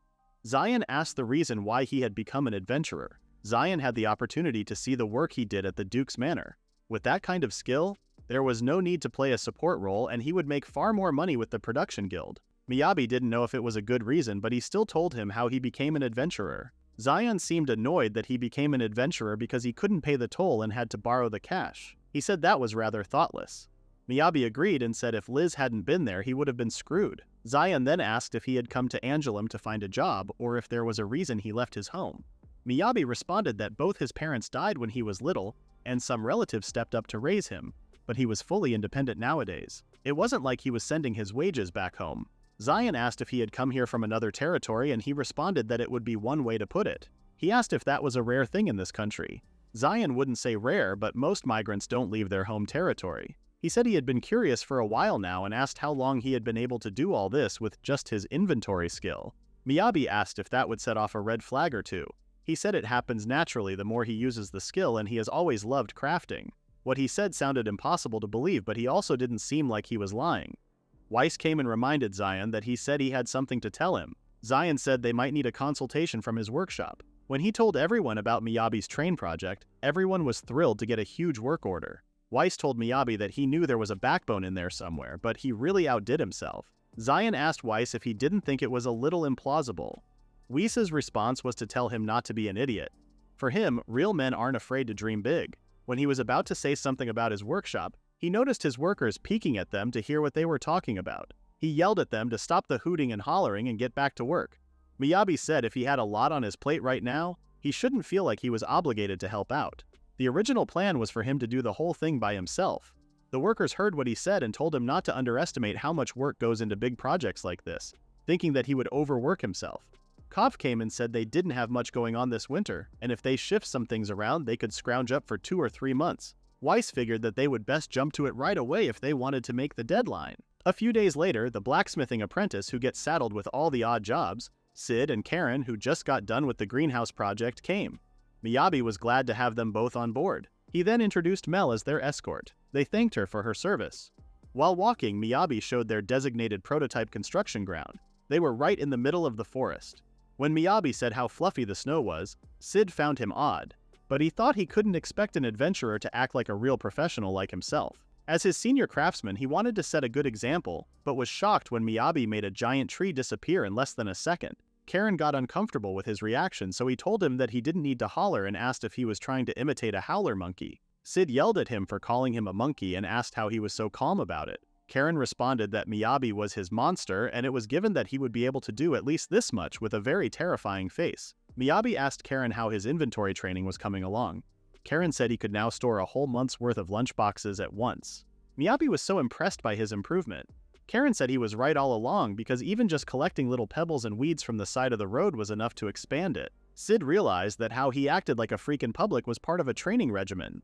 He asked if the tree had vanished because he had stashed it in his inventory, and he confirmed it had. Miyabi explained that while training expands your inventory, it would also improve your gathering skills. He asked if they would like to take a whack at it. After working so much, Sid and Karen let themselves lay on the ground and questioned why they even came here. Sid then remembered that they were here for the subway but made no progress.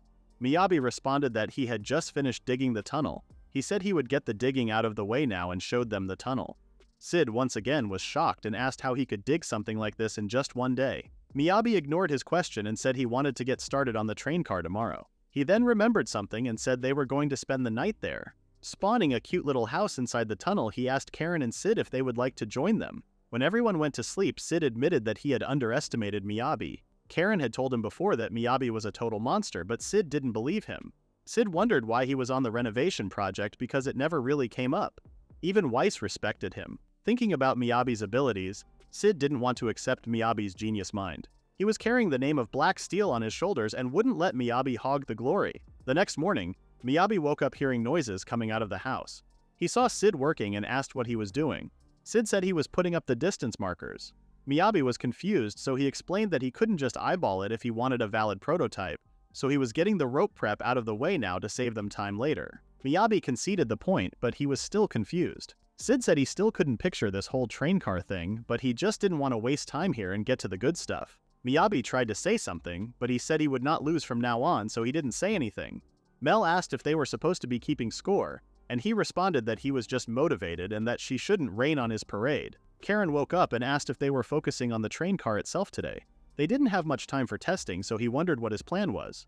Miyabi said there were a lot of hurdles to overcome, but ultimately, the point of a prototype was checking to see whether the technology is feasible or not, so they just need it to go and stop. If they could prove that much, they would be in business. In summary, Phase 1 was resolving the power source. They were going to taste the vehicle Mole X. It was based on construction materials courtesy of the Angelum Production Guild. Karen asked what the thing was attached to the back, and he said it was a block that was going to be the main source of propulsion. By encasing it in a metal housing, they could force the airflow in just one direction. He then told him to stand back a bit, and he tried to give it a firm nudge to move all this iron. Barely, but ended up being thrown along with the base construction to one end of the tunnel. If it wasn't for Mel who saved him, he would be dead by now. Karen was equally panicked for him, and they both thought he was a total goner. Mel told him that he was fine and that he should go get his toy. He learned the lesson of starting at low power outputs, and then gradually increasing output as needed. In his second try, he was very careful and managed to move the train a few inches. Both scared and happy, they hugged Mel. Karen asked what they were going to do now. They were doing okay on the go criteria, but they still can't bring it to a stop. The first method that came to his mind was the simplest. He was going to reabsorb the magic he put in. Karen figured that with no-go power it wouldn't go. They tried that option, but it didn't stop immediately. Miyabi figured this would happen, so he wasn't as surprised as Karen.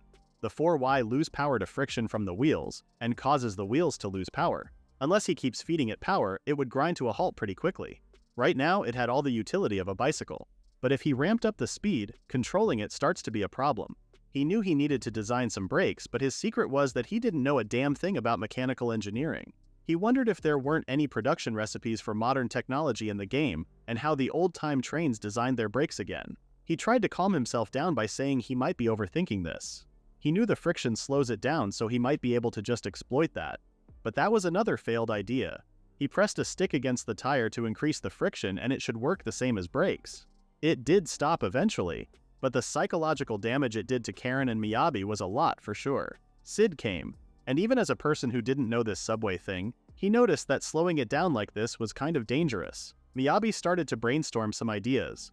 Normal brakes on trains and cars were too difficult for him to conceptualize right now, but he might make it work when he considered bikes. He started drawing the ideas to see if they would be doable. The thing he drew was too vague to even be called an idea, and he wasn't really sure if it would work. It was what he used every day, so this was all he could think of. He wished to have at least the physical thing to reference. Sid asked if the brakes on horse-drawn carriages wouldn't be enough. Miyabi had no idea carriages came with brakes, and this was perfect for him. Sid showed him that when he pressed down on that, it made contact with the tires.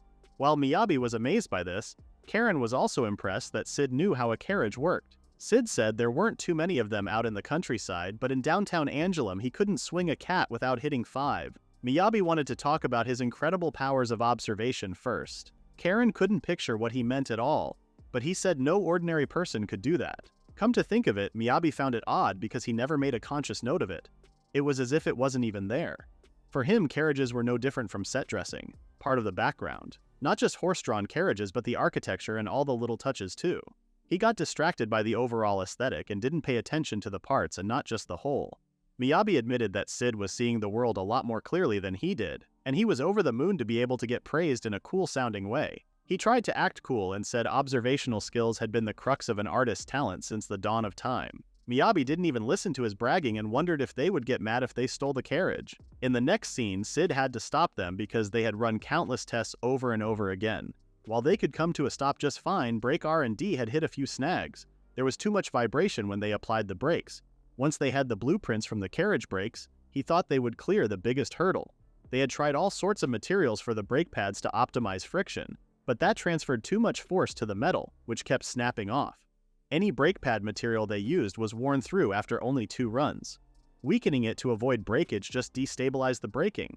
It was about time he admitted it to himself. He said those brakes were still a long way away from practical use. After the long and tiring day, he made a hot spring to just relax. It was a bit weird to have this kind of luxury at a job site. Sid asked what their plan was. They had been at this a month and a half, and that was just the testing phase. Miyabi said the problem lay in their whole approach, but he couldn't think of anything else to try. Sid told him to quit with a pathetic face because he would make him feel bad since the brake design was his idea. He asked if it would be fine if they just lowered the wind output and went slower. An underground route would still be more convenient than normal travel anyway, but that sucks all the fun out of it, so he didn't want to do that. While they were thinking, a leaf landed on the water and Sid blew it to Miyabi. He continued and blew the leaves around him and made fun of him to look like a bagworm. Miyabi got mad and used tools to blow everything back to him. They then started laughing at how dumb they were. When they finished relaxing, Sid told him that he couldn't force inspiration, and an idea would hit him sooner or later. He knew that, but there was no telling me when or if that would happen. 2 weeks later, Miyabi went to Hank's place because he heard he finished what Miyabi asked him. He said he rushed it through and finished up this morning.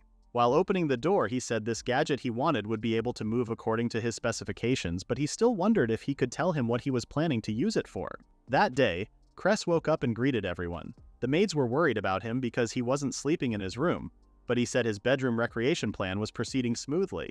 It was a little hard to believe this was from the mouth of a prince to a nation. While putting in his workshop was all well and good, they asked if he forgot what day it was. Today was the Versana festival to celebrate the coming of spring to the capital. It was the day he left for Angoulême.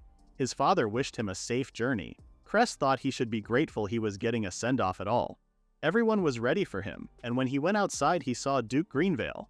Of the 5 great ducal houses in service to the royal family, he was head of the most prominent, so Cress was shocked to see him here. He said he hadn't heard that he was in town, and Greenvale responded that he was honored to have been invited to this year's festival. He asked where he was going again. Before Cress answered his question, he answered himself and said he was glad to see him not running out of town. Unlike his duchy, monster hunting was quite popular in Angoulême, which was the perfect place to gain combat experience. Cress stated that he was too unskilled for such things, and he could learn from such masters as Duke Trent and him. Greenvale didn't say anything back about this, and said the change of scenery might be good. However, those who stand at the helm must shed blood for their country, as he said. He told him to keep working to improve himself and maybe he wouldn't be a disgrace to the royal family.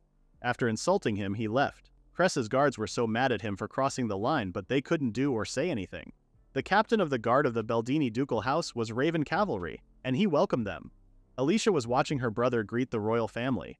Back when she was helping to pack the carriage, she heard people talk about her. They said they knew she would lose her service position and would be heading back to the duchy. She slammed the stuff into the carriage from anger and her brother came asking what she was doing. She said she was loading up the cart and asked if there was a problem. Raven told her not to be so rough with it as she would tarnish the dignity of the Baldini family. She said if he actually cared about keeping the cargo safe, he would stack them in crates instead of sacks. That was what she would do if she were the captain. Raven responded that it wasn't that she didn't understand the difficulties of managing the garrison soldiers. The cavalry family supported the ducal house not through might, but through loyalty. They served the important roles of guards and maids to the direct family members. Alicia stopped him and said she knew that well, but it made no sense for her to be somewhere she couldn't protect her lady. Raven did not react to her outburst and he just told her to go home. He reminded her to either serve her master well or marry and continue the lineage. He also claimed that he was saying those for her own good. The day the prototype test run arrived, and Zion, Georgi, and Elda came with Duke Baldini. The Duke told Miyabi to let them see what he had achieved these last 3 months. They couldn't help but notice the wind and figured there was nothing that could be done about it. Miyabi explained that it was part and parcel of the build specs. The Guardians thought an escort would be good, but Baldini refused and said he was well versed in self-defense techniques. The wind got stronger the further down they went. When they arrived, they were all taken aback. But the design didn't let them easily access the train for sure. Zion noticed that there was no horse, as Miyabi had said. Miyabi thanked them all for riding with them today and said they were set to depart on a novel background excursion from Anjul Westgate Station. The moment Mel blew the whistle, the train started moving really fast, amazing everyone. Georgi was freaking out that the train was moving. They were vibrating so much that Zion asked if he was sure about its safety. Miyabi responded by saying they shouldn't open any of the windows. Elda wondered how much faster than a horse-drawn carriage it was. Baldini was the calmest one, as if he was in a train before. and asked Miyabi to sit with him. Miyabi sat and explained that the train was propelled by wind magic. Elda was shocked that he could get this much speed with just wind. He stated that blocks enchanted with wind magic were incorporated into this mechanism's design. It appeared to be an iron box with holes in the sides, so Baldini wondered what this contraption might be. Miyabi showed them the trick and the train started slowing down. Slowing down with only the brakes once the train got up to speed was proving to be an issue. The solution he ultimately landed on was using more wind power, just in the opposite direction. When he needed to speed up, he activated the block in the back, and when he needed to slow down, he activated the front one. All this was made possible by sectioning off one little hole in the engine. He made it sound so simple, but you would need help to operate both the lever mechanism and the brakes. By applying reverse thrust as well as mechanical braking, they have built-in redundancy. The audience was still in shock even after getting off the train. Miyabi obviously couldn't blame them because all speed standards of this world were set by horses. This might have been a little faster for them than he thought it would be. Baldini admitted that when he first reviewed his proposal, he only half believed it was doable, but Miyabi accomplished a great feat. This was no doubt a great step forward for this country's future. However, the Duke said he couldn't invest in this. Miyabi was shocked. He started freaking out, asking if it was because of the wind or the rattling made them bump into each other a little. The Duke calmed him down by responding that it was because only he could use it.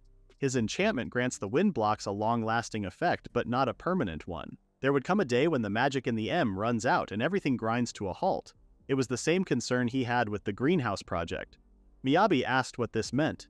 He said whether it was producing more hot water than could be carried or moving the heavy mass of a large iron box, this was completely unsustainable unless someone had magic power to rival him. He asked what would happen when he wasn't around to handle the upkeep in 10 years or in 50 years. This would become little more than a dusty relic, so there was no point investing money in something like that. He added a condition to the terms of the contract.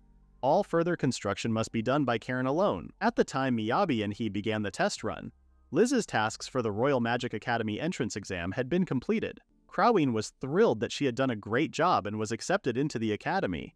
He really gave it his all these past few months, so he was glad it was all worth it. Liz thanked him for his guidance. He suggested having some tea to celebrate, but she seemed upset about something. He asked why she was upset and said the practical exam wasn't bad. Her thesis on channeling magical energy through resonance in combat roles was really impressive. And apparently that was exactly why she was frustrated, because it could have been even better with a bit more refinement, and she was upset that they didn't have enough time before the deadline. Crowine loved her persistence. He told her to forget balancing it with adventuring and said he had become downright relentless over the past few months, promising her that she would be a researcher. After saying that, he kicked her out of his room like nothing. She returned and asked if they weren't having a briefing. Confused, he asked what she wanted from him because it was his day off and he wanted to rest now. Liz didn't bother him anymore and left the academy to look around. There was a huge crowd outside because the Versana Spring Radiance Festival was starting today, and she heard there would be flowers everywhere. Before she knew it, spring had arrived in full bloom. She had been so busy with lodging and the academy that she barely noticed the change in season. She saw a big white asparagus and felt like spring had really come. It was delicious and cheap, so she asked for 1 box. The seller woman was confused and she realized that she had messed up. She got used to Miyabi's absurd behavior that she started to talk like him. She wondered if he was doing well. She was sure he arrived safely. She was going to go back and have a word with him and Mel too. He haven't sent her a letter, and it seemed Chiffon hadn't heard anything either, so she was curious to know how it was going with the subway. She hoped there weren't any problems.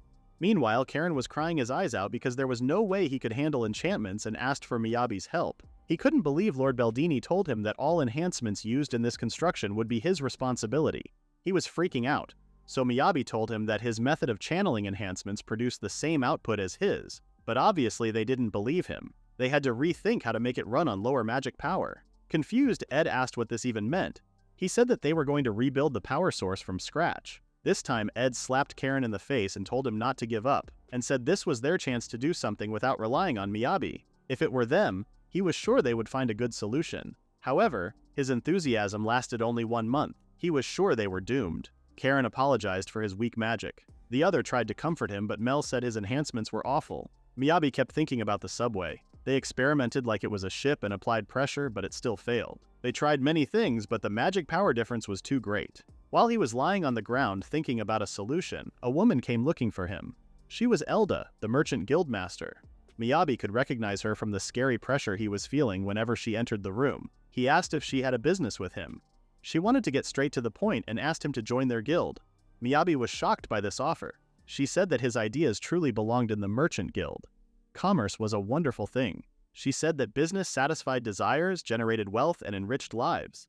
If he had money, no luxury was just a dream. Miyabi realized how corrupted she was. But when he said he wasn't interested in business or anything like that, her whole positive and attractive attitude changed and she started scolding him. She said that no man in this world could be uninterested in wealth, honor, and women. Miyabi told her to stop because there were a lot of minors here. Elda realized that she might be too greedy. She then approached his ear and asked when the subway would be completed. Karen said they were reworking the power system and it wouldn't be ready soon. She said that the crafting guild sure had a sluggish sense of urgency, and Elda was planning to slap a royal seal on it and make a fortune from the wealth, but she didn't. In any case, she stated that the merchant guild would fully support him. She told him to let her know any time if he needed any equipment, and she would make sure to arrange it. After that, they left with their horses. Ed and Miyabi were sick of them, and felt overwhelmed after this sudden visit. They heard a sound and noticed that the gate was closing. Ed asked if they were going to stay there. He said he got distracted by something weird, which was Elda. They told Weiss that they had no place to stay, and he brought them to a small place. It was a bit dirty, but if they clean up a bit, they should be able to sleep there. This was the room Gorillas used when she was a kid. He said she only stayed here for a couple of years. This world was too harsh for a kid to survive alone, so he thought she would come back right after she left. But all that was left was a pile of dust. Miyabi asked Weiss if he was feeling lonely.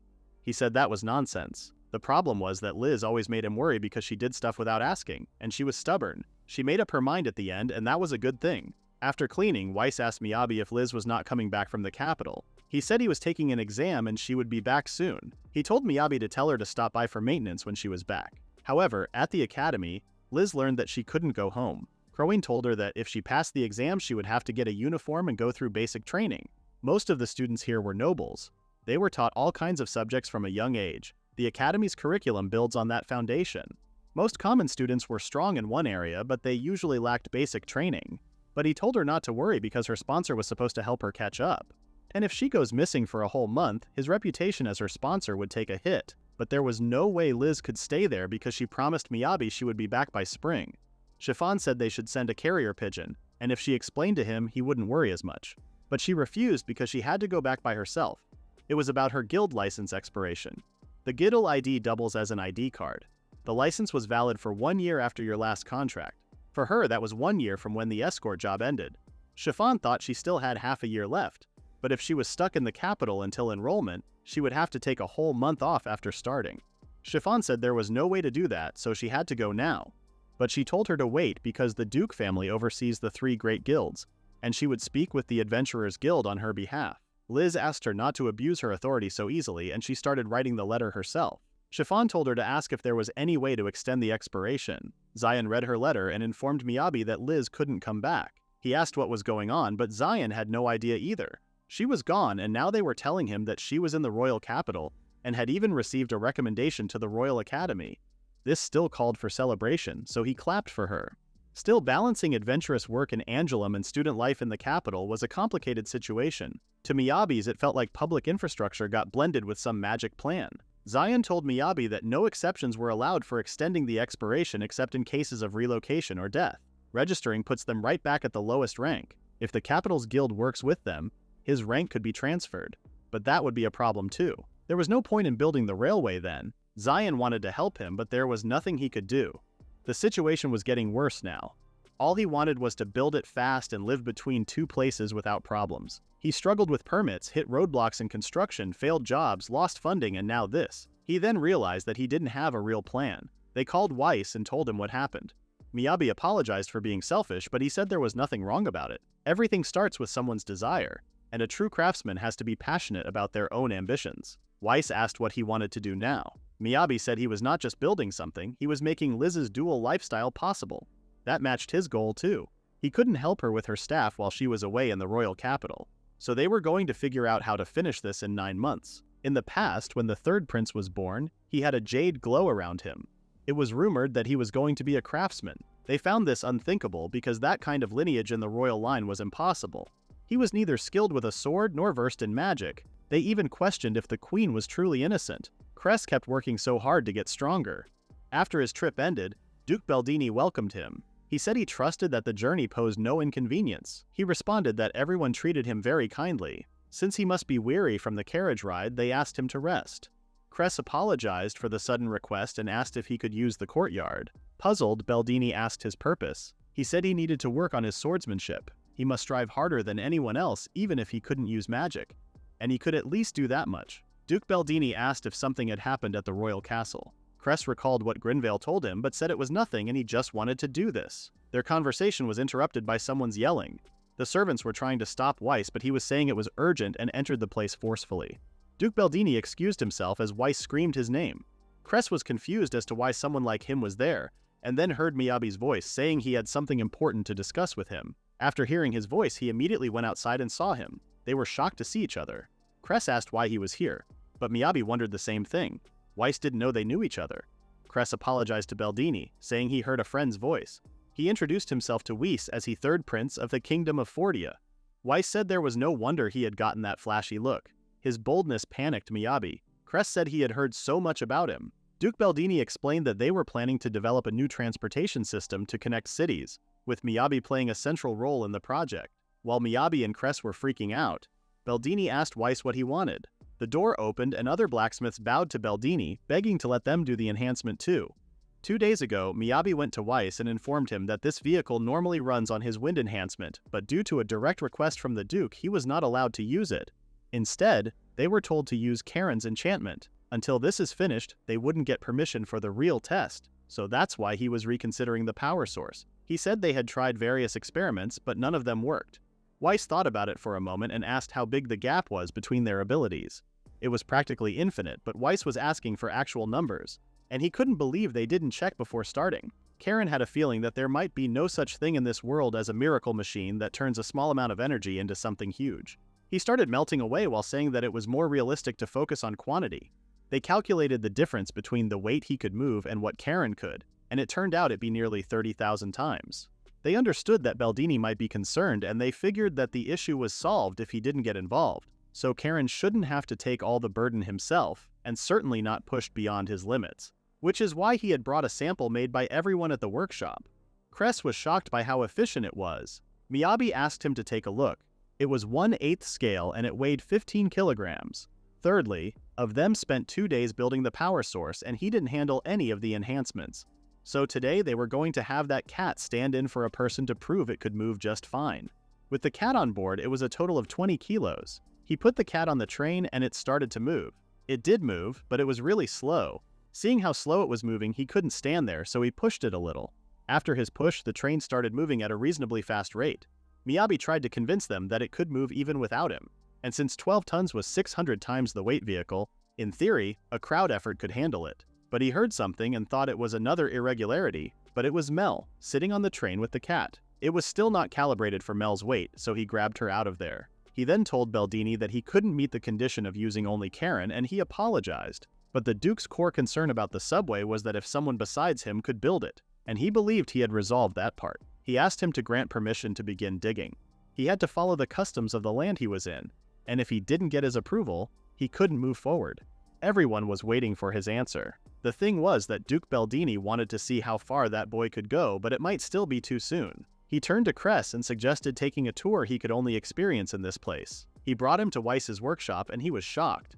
Some blacksmiths were happy that they got the approval, but the others reminded them that this was the tough part. Once the magic power spreads through the material, they have to make sure it is even and then apply the enhancement. Miyabi told them not to forget to measure the amount of magical flow afterward. Cress couldn't believe it when he saw Miyabi giving Weiss advice. Karen approached him and apologized in advance for saying what he was about to say. He asked if it was his first time trying enhancement.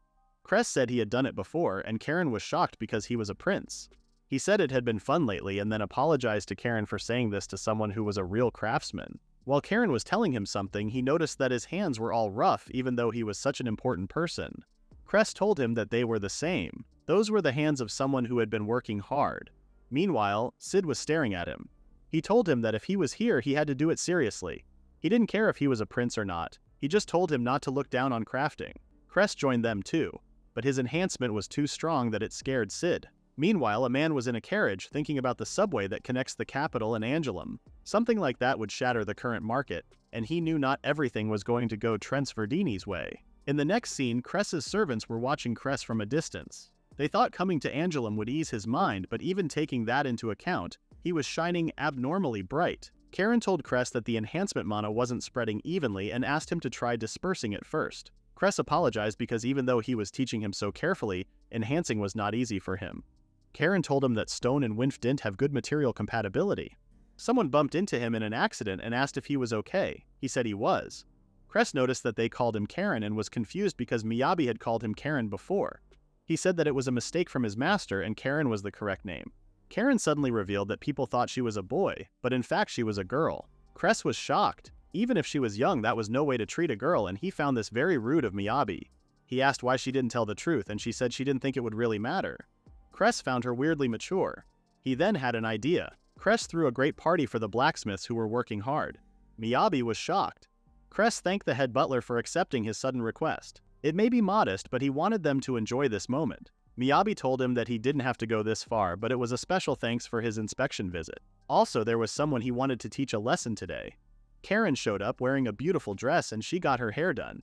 Everyone was shocked and said it didn't suit her at all. Miyabi couldn't believe his eyes. She told him once again that her name was Karen, but she wanted him to keep calling her Karen. They thought it was a nickname until then. Miyabi started screaming because he had no idea that she was a girl and asked why she didn't tell him. They started making fun of Miyabi by asking if they remembered their name. Miyabi felt like a total failure for being this ignorant. Cress giggled and told Karen that it was better to clear things up, and she agreed. Meanwhile, Alicia was spending her final day in the room she had spent 8 years in. She remembered the first day she came here. Chiffon held her hand and said this would be her room. She didn't want to accept a private room because her seniors were all in shared quarters. Chiffon told her that she would be assigned to her, so she didn't need to be modest about it. That day, she asked him to stay by her side and protect her. She was no longer a helpless child, and had finally reached the point where she could stand by her lady's side without shame. When she left the room, she encountered Miyabi. He seemed surprised to see her. She told him that the banquet was over there. But if he went back now, they would just tease him to death. She couldn't believe that was his excuse for roaming the mansion, and asked where the adventurer he was usually with was. He said she was still in the royal capital. Alicia remembered how they got along with Chiffon and felt upset. Miyabi noticed the look on her face and asked if something had happened. She said that there was no use lying and he already knew she had been dismissed from serving the young lady, and they were quite close after all. Miyabi confirmed what Chiffon said was actually true. She told him that Chiffon was a great noble and they were just lowly adventurers. There was no way they were that close, and that would make her lower than that. She was the only one who stood by her when she was terrified of the ceremony.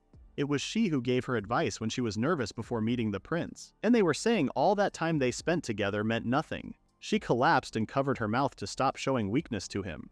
She told him not to say random things when he knew nothing, and it wasn't even comforting. Miyabi decided that it was best to leave her alone with her thoughts, but before he left she informed him that he was being called. Meanwhile, her big brother was watching her from his window, thinking how she was throwing a tantrum like a child. When Miyabi returned to the banquet, Sid and the others were worried. He said it was nothing. Cress said they were all talking about this. It was for measuring wind power. Miyabi explained that it measures whether the output stays the same by its rotation. Sid asked why he insisted on keeping the wind speed the same because they went through the trouble of enchanting it, but then he was canceling it, so they thought it was kind of wasteful. He explained that it was because he wanted the quality to be consistent. Seemed in a craftsman's world, the value of consistency was not obvious, it had to be consistent. They could use it to calculate quantities or duration speed. Cress noticed that Miyabi was pretty good at math too, but Sid just cared about working with his hands and Karen teased him. Sid decided that Karen was not nervous at all today because usually she gets all stiff and skinny like a stick. When Cress wanted to see it, Karen scolded him. Weiss reminded her that he was a prince, so she apologized immediately. She said she was talking normally without thinking, and it wasn't like she forgot he was a prince. Sid grabbed his shoulders and told her to take a look at this regal presence. Cress chuckled because he was a meanie for sure. Meanwhile, Alicia felt like others were looking down on her. She imagined the kind of mean things they would say about her, but on the contrary, the women in there offered her some cookies that they had baked today. They were about to have a little tea party, so she asked if Alicia would like to join them. They also wanted to hear stories about the capital. Even though she seemed to have nice intentions, Alicia was sure she was pitying her, so she said she had work tomorrow. When Cress returned to his room after the party, he went to the balcony to see the wonderful town. Here there were no barriers between people. Unlike the royal capital, this place was filled with kindness. His servants asked if that was really how he felt. They were glad to see him well again, and he thought it was good that he was viewing things in such a positive light. Indeed, the Weiss workshop was a wonderful place and people were kind, but they wondered if all of Angelm was really like that. Cress hadn't thought about that. He noticed a glow in the walls, and it was from the workers on the wall. From morning till night, every single day they were working. It was dangerous, and yet the pay was barely anything. It was one of the lowest ranked jobs in the production guild.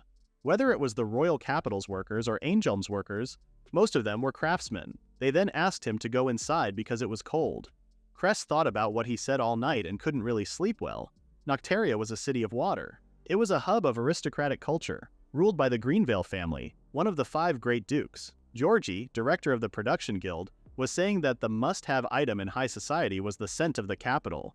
With this, he could finally stand proudly among the nobles of the city. Vermin that dare crawl up the ranks against its blood was also coming. Georgie then went to see the architecture of Noctaria, flourishing as an eastern trade hub. He heard that the great halls adorned in white porcelain and emerald hues were stunning. He could look forward to being treated properly now. 5th son of the Greenvale family, Edward, welcomed Georgie to Noctaria. Georgie didn't expect to see a child in front of him, and that aside, there were no windows in his room. Edward told him that he knew he wished for an audience with the Duke, but the Duke had an aversion to matters being carried upward from below, so they asked for his understanding. Georgie was furious that they made him deal with some brat who might not even be seen in society, and to top it off, hold their meeting in a prison-like chamber. He thought they were mocking him and asked if he took him for nothing more than a commoner who rose above his situation. He started yelling around saying they cannot claim ignorance of the Calistine name, purveyor of fine garments to the nobility. He had held his barony for over 10 years and prided himself on the status and dignity worthy of the elite. Edward grinned and told him that this was what he believed. He then sat and asked why he was here. Georgie said he had come with a matter that would benefit his family. Edward found this strange because he thought Georgie was a servant under the Berdini family. He responded that this was under the former lord, and he, current Trent's Berdini, was a vile man. He had thrown open the gates of the venerable noble district. Now, even commoners and adventurers strut brazenly before their states, and his fangs were reaching toward the royal capital itself. He was pushing forward yet another foolish populist public project. He intends to run some bizarre contraption, an underground railway, and worse, extend it all the way to the sacred royal capital. Edward asked how this could concern their family. Georgie repeated himself, saying this was an iron box, many times faster than any carriage. The cargo it could carry was unmatched, and he personally experienced the dread of that contraption. If that thing reaches completion, it will spark rivalry with the royal capital's workshops. He was intending to stop the solid foundation he had built in Angelum from being threatened. He stated that if it connected to the capital, the people of Angelum would flood into the city, and what awaited them after that was the downfall of the nobility. The Greenvale family stands for noble supremacy, so he hoped that they could not ignore him and take the bait. However, Edward smiled and told him that he would report this matter to the Duke. While he was leaving the house, a black-haired man was watching him with Edward. Georgie smeared mud on his lord's face and wagged his tail to another house. He decided that they cannot ignore this, not if that man had begun to act. Meanwhile, Duke Beldini was in a meeting. Apparently the people of Dagran Mine were buying up every bit of iron ore they dug up. They were sure Madame would collapse after this. Duke Beldini said this was necessary for the sake of what lies ahead. One of the nobles stood up and told him that this expenditure had gone too far. The contract fee with Weiss's workshop was one thing, but monopolizing the raw iron ore as well. Maintaining such an exclusive hold would drain an enormous sum. It was already over 10% of this year's budget. Their Angelum wasn't wealthy enough for this. Beldini stated that he was well aware of that. The man said he would earn the resentment of the lower nobles once again, but Beldini was okay with that. When they left, Raven came, and Beldini asked about Alicia.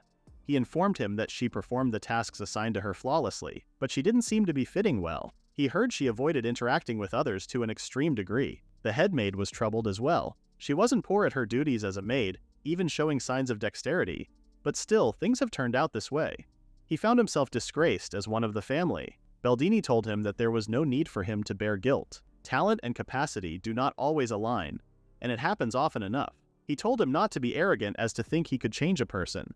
He could lead a horse to water, but whatever it drinks, that choice belonged to the horse itself. To reject water and embrace death was also a freedom of choice, and all they could do was encourage them. Raven said there was no reason for him to go so far. The Lord must never be burdened. Beldini agreed and said if it were him, he would have cut off her head, but the thread still remained connected. Though it cannot make her drink, it could at least intensify the sunlight like that. In the next scene, Cress was shocked to see the train. Karen explained to him that this was the carriage meant to run through the underground railway. He was confused as to how they were going to run that massive thing with that. Weiss came and said the entire front was gutted. Cress wondered if it was okay to wreck it without permission. Weiss explained that cutting down on weight takes priority right now. They had gathered workers, but at this rate there was no way we would make it in time. He wondered if they could lower the weight of the car and continue to wreck the thing off in a hurry. After that, Cress went to see how they were reworking the power mechanism. Since they would be hauling tons of blocks, they couldn't leave it the way they were. So they were trying out different test models. They were taking one of Miyabi's ideas as crafters and refining it with everyone's hands. Cress was absolutely amazed. Karen approached him and asked if he could help them again. She was looking at him so hopefully, so he agreed even though he didn't know how much help he could be. Sid came and told him that they were going to complete the number of enchantments. Cress could sense the kindness from Karen and Sid. Everyone was doing their best in their own way. He wondered if this was really the best he could do and what Miyabi would think about him. He then noticed that Miyabi wasn't around. Karen said there wasn't much he could do here, so he had to leave the driver mechanism to them. He was working with Mel and Eleanor. She gave him the list of subterranean monsters as he requested. Miyabi then asked Mel if this covered everything they needed. Mel looked it up a bit and confirmed that this should be fine. Eleanor asked when he got back. They didn't see him around, so they were concerned. He said he was caught up in the rush and forgot. She was upset about not being able to see Liz either. He asked if it could have something to do with the guildmaster being so restless lately. Miyabi couldn't let anyone outside the site know about that, so he didn't answer her. She told him that she wouldn't force him to tell her. After they were done with that, Miyabi and Mel went outside and saw Weiss's workers. He was happy to see them. They said they were the no-sense enchantment team here to help with tunnel work. Others came and asked if they were from the Weiss workshop. They were farmers sent here from the production guild. Miyabi greeted them and introduced himself as the crafter. More importantly, Alicia was appointed as a messenger by the Duke's house. She seemed pretty devastated. Miyabi was shocked to see her. 39.1. In the next scene, Miyabi showed where the tunnel from Angelm began. He said he was Miyabi, the field supervisor, and greeted everyone. They were a bit weirded out that he was the supervisor, but Miyabi ignored the whispers and started by showing the construction outline. But they kept talking about how he looked like a kid, and Miyabi heard everyone. When they were in the tunnel, he scared the hell out of them. They were screaming, promising to keep digging forward, and begged him to handle reinforcement. He was digging at walking speed, so they were quite shocked. Miyabi threw the materials and said he would leave them here. Meanwhile, Alicia was there, questioning why she was surrounded by such filthy people. If she were only serving as a messenger, she could at least endure it, but Raven told her that her mission was to guard Miyabi. As he would surely decline if he knew, she needed to keep a short distance away while she followed him. She questioned whether they were trying to force her out. She had done nothing wrong, yet things kept getting worse. This wretched place was no fit for someone like her. At the end of the shift, Miyabi told everyone to get some rest. The workers' dormitory was a capsule hotel style, and Miyabi showed Mel and Alicia's rooms. The hotel had women-only area, 3 meals included, and a full-size public bath. Alicia was about to lose her mind over this. She was sure Miyabi was using his skills to tempt and deceive people, and he was a demon in human form. Meanwhile, the other workers were so happy to be here. After 10 days since excavation began, the workers were shocked at the pace. The reinforcement couldn't keep up. The tunnel had extended all the way to the border zone. Those with the farmer class use earth magic to handle the tunnel formation, as Mason and Carpenter progress with the reinforcement work. Every day, Alicia accompanies Miyabi while drafting progress reports to send to Duke Berdini. Despite being called a bodyguard, there hadn't been a single moment when her sword was needed. Any minor problems are always solved by that man. She felt it was disgraceful to lower herself to match someone inferior to her. He had no dignity at all for Alicia. She noticed Mel looking at what she was writing, and Mel started running away from her. The others found her so cute for doing whatever she wanted, but they couldn't think the same about Alicia. She was sitting at the furthest table and was looking at them like they weren't people. At that moment, Alicia felt something unpleasant. She didn't know why she cared what those filthy production workers thought of her. While taking a bath, Alicia asked Mel why she accepted such a request. She was a part of the elite of adventurers and she could choose something more distinguished. Mel asked what that even meant. Alicia said it was something to do with honor and prestige. Even among bodyguard jobs, there must be plenty where she could protect nobles or earn higher rewards. Mel responded that those jobs were too boring. She said that it wasn't a job being here. She was here because she felt like it, and that was all. Alicia didn't even know what she meant. Every day felt the same, and all she did was think more and more. She thought this duty might be just an excuse to get rid of her, or someone from her quarters said something, or it might be just her lady's command. She didn't know where she belonged anymore. While Miyabi was digging, she kept following her. Miyabi realized that he was getting used to the dark. He could see pretty well even in dim light now. He thought about going back to help with the reinforcement after he finished digging. While he was trying to dig, he didn't see the giant hole and fell. When he opened his eyes, he wondered how he ended up here. He tried to move, but his leg hurt so badly. Alicia rushed to him and asked if he was alright. He couldn't say he was, because his leg hurt. Alicia didn't know what to do. Mel rushed to where they were and assumed that Miyabi was finally dead. Miyabi yelled at her not to say that. Alicia was mad at herself for being useless at the most important moment and then remembered what her brother said to her. He said that his mission was to protect Miyabi. She then asked herself who she was calling useless. In the next scene, the doctor told Miyabi that this was a clean break. The healing spell only patched it together lightly, so he had to be careful and rest for the rest of the week. Miyabi thanked him. Mel said it was a good thing that they had a healer nearby. Alicia told Miyabi that he should stay in this town until his leg recovered. Miyabi had no choice but to agree with her. Mel asked if he wanted some fruit and stuffed an apple in his mouth without permission. Alicia was still thinking about how careless she was. She let her guard down and allowed the one she was protecting to get hurt. It was a failure beyond excuse. At the very least, she should have fulfilled her duty perfectly. She didn't see any point in her existence if she couldn't even complete her duty. While she was thinking, Miyabi said he had a favor to ask. He asked her to tell him how everyone was doing until he got back. Alicia was surprised and asked if it would be better to ask someone closer to him. He simply responded that she was his friend too. If they were standing there side by side, that already made them friends in his book. Alicia was shocked, so she couldn't really react properly. So Miyabi thought he said something wrong. Alicia was the daughter of House Cavalier, so he must not compare her with commoners like him. But she still felt happy being called a friend. Her eyes teared up and she wondered why her chest ached so much if she wasn't happy. After a while, the doctor of Miyabi was getting a bit uncomfortable because they made the place like a playground because there were so many little kids. After he kicked them out, he checked on Miyabi and told him that fractures were troublesome. When he finished his routine check, he told Mel not to charm any more kids in here. She said that they just followed her on their own. The doctor left and Mel asked if he was sure about sending Alicia back alone. Miyabi asked why. He knew that she wasn't that close with the crew, but she did agree to his request without hesitation. She gets anxious sometimes, but he knew that she understood the situation. Mel hoped that too. What courage, Alicia, was the red choker she had on. When she arrived at the area, she saw the workers panicking. Losing that one man was enough to cause this much anxiety. She remembered how Miyabi called her his friend and decided to focus on the situation. Right now, correcting her failure was the priority. She must atone for causing injury to the one she was supposed to protect. Right now, she had to stay strong. She told the panicking workers to settle down. She reminded them that one man's injury does not change the construction plan. They were shocked and didn't expect something like that. But it wasn't enough. They asked where Miyabi was. One of them asked her to let them visit him, but then she asked if they had finished today's work. She said that Miyabi's life wasn't in danger and they were not going to abandon the site. Miyabi wanted her to tell them he was fine and that he wanted them to keep going without worrying. She said that the construction will continue and she would take over the dormitory support. Miyabi said the reinforcement team works independently, so they should manage even without him, but he still wanted to know how far they had gotten. He noticed there was a team that slightly fell behind. Alicia told the workers that they cannot allow this issue to slow down the project.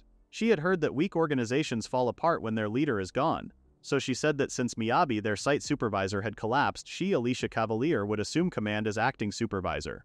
One of the workers said she was the one who always eats with that deadpan face and mocked him for acting bossy out of nowhere. He approached her and said she didn't even know that they were doing here. Alicia repeated that she was taking over the management. She didn't need that knowledge, even though she didn't handle manual labor, and told him to stop asking inefficient questions. The worker got mad and tried to beat her. Isekai'd told him not to dare such a thing because she serves the House of Burden. But he didn't seem to care and he threw a wooden box at her. The other workers started acting up too, saying maids weren't special and their sisters served at a noble house too. Alicia ordered them not to lump one of the 5 great ducal houses together with common nobles, and her house had served their liege for 5 generations, but they didn't listen to her. In their eyes she was just a maid, and they threw her out. Alicia never wished to be a maid either. When they were just little, she would practice her swordsmanship skills with her brother, and she would always win. Her brother would feel sorry for being a disappointing brother and wish that she were a boy, but she was glad that she was a girl. She wanted to be a bride like her mother, and she wanted to support her husband. Her brother showed him one of the little maids in the house and said she came here to serve, and she was here for her family's sake. She felt so sad for her. And later, after greeting the main house, she realized how deeply she regretted being unable to become a knight because she was a girl. Her father said a woman had only one way to serve a ducal house, becoming a servant. She would cry on her brother's knee about why she was a girl. The Cavalier family came from farmers, elevated to barons through military merit, hardly a status fit to speak freely with a duke's daughter. She understood it but could never accept it. That's why she wanted to be perfect. On her 13th birthday, her young lady gave her the red choker, her only treasure. It made her proud, and she felt different from the others. She felt so special. In the next scene, Alicia returned to see Miyabi and she informed him that it didn't go well. Mel was about to say she knew it, but Alakai knew that it was their fault, they wouldn't listen to her. But she couldn't say that out loud and realized that it was probably her. He started in the same place as her. Yet somehow she became the only one left somehow. Before she could explain to him, Miyabi put his hand on her back and asked if she was okay. But seeing her leg on the floor, she threw him back to the bed and told him that injured people should lie down and rest. Miyabi told her that there were times words alone just weren't enough. And this explained her whole situation. She was shocked that he wasn't angry. Miyabi would find no reason to shoot at someone who was already depressed. Thinking back, Alicia's words to him were like a guttural scream from her heart. He said that he was sure she did her best in her own way. At that moment, Alicia finally understood why people gathered around him, but she couldn't understand why he was acting like that. Alicia was afraid of being insulted, because she would have done the same. She was startled by the hand that touched her, because she would never touch anyone. She told him to stop being so gentle all the time. Miyabi said she wanted to make up with everyone. She continued crying her eyes out while saying she couldn't go back anymore. They wouldn't listen to what she had to say. She just wanted something that matched her talent and effort. She didn't want to be mocked and exposed for how ugly she was. She said she wanted to be born a kind person like him. Miyabi and Mel were shocked. She said that she could never live so shamelessly like him. That was harsh. He said that he did have pride in his own way. It didn't mean it wasn't there. Alicia continued crying because she hated herself. Miyabi patted her, but she yelled at him. She really did come here to be comforted. Miyabi told her that she might think she couldn't change herself, but he thought it was her actions that made her who she was.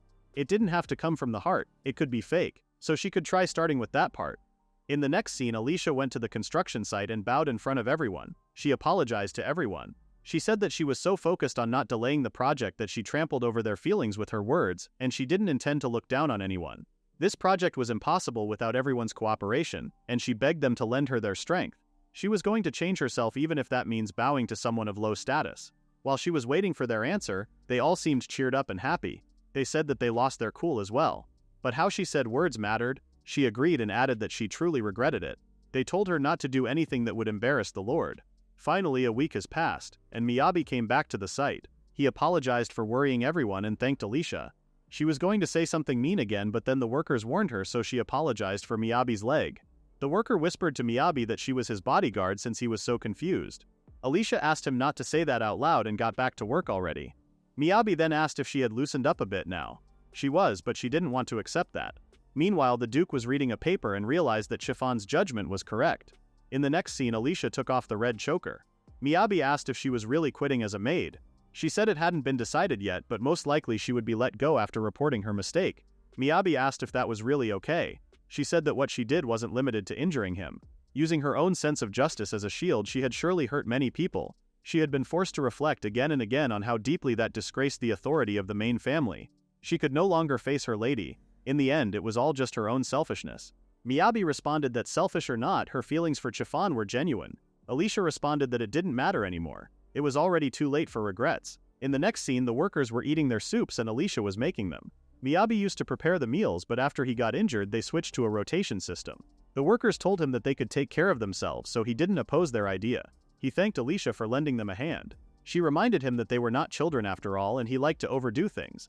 Also, she was happy to be needed even though she didn't want to accept it. Miyabi was so excited about her change of character. After they ate lunch, Miyabi's real work started. From Angoulême to the royal capital Regbatera, it was 590 kilometers. He was going to be covering the same distance again. And go back. The tunnel construction had 3 major phases. Step 1 was excavation, Step 2 was reinforcement, and last step was rail installation. The injury caused delays, but things were mostly proceeding as planned. Digging a small-scale tunnel first, just enough to avoid collapse, the others widened it as they reinforced the structure. While glancing at everyone's work, he was running back laying the rails. After a month, Miyabi finally reached Angoulême. The hardest work was won, and next up was building the station. Karine came in panic and told him that the situation was bad. They didn't have enough wind blocks. Miyabi was shocked and asked why. Karine should be handling the wind enchantments for the engine right now. He asked if they didn't resolve that. Karine said after scaling up the prototype the numbers stopped matching. It rubs, but it was super slow, like traveling at a snail's pace. It took a lot of energy to move. Miyabi thought about adding more enchantments, but Karine told him that they were already at the limit even as scheduled. Some people collapsed from enchantment. Miyabi promised the Duke not interfering with their work, so he started to think about a solution that didn't involve him. but they had already tried everything. He asked if the issue was just when it started moving. Karen said once it started, it runs at full speed. Miyabi started drawing things on a paper and asked for her opinion. She asked if he was serious because no one would pull off such a major construction, except Miyabi himself.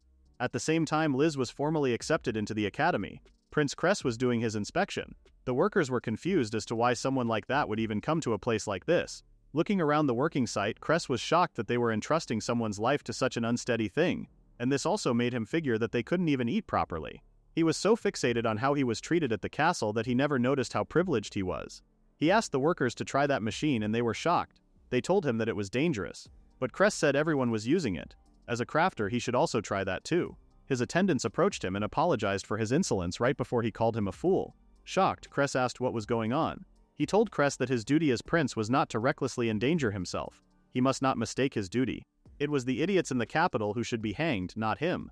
This inspection wasn't over yet, so he still had a lot to learn about the world and about crafters. Meanwhile, at Angelum, it was September and Miyabi screamed that it was over.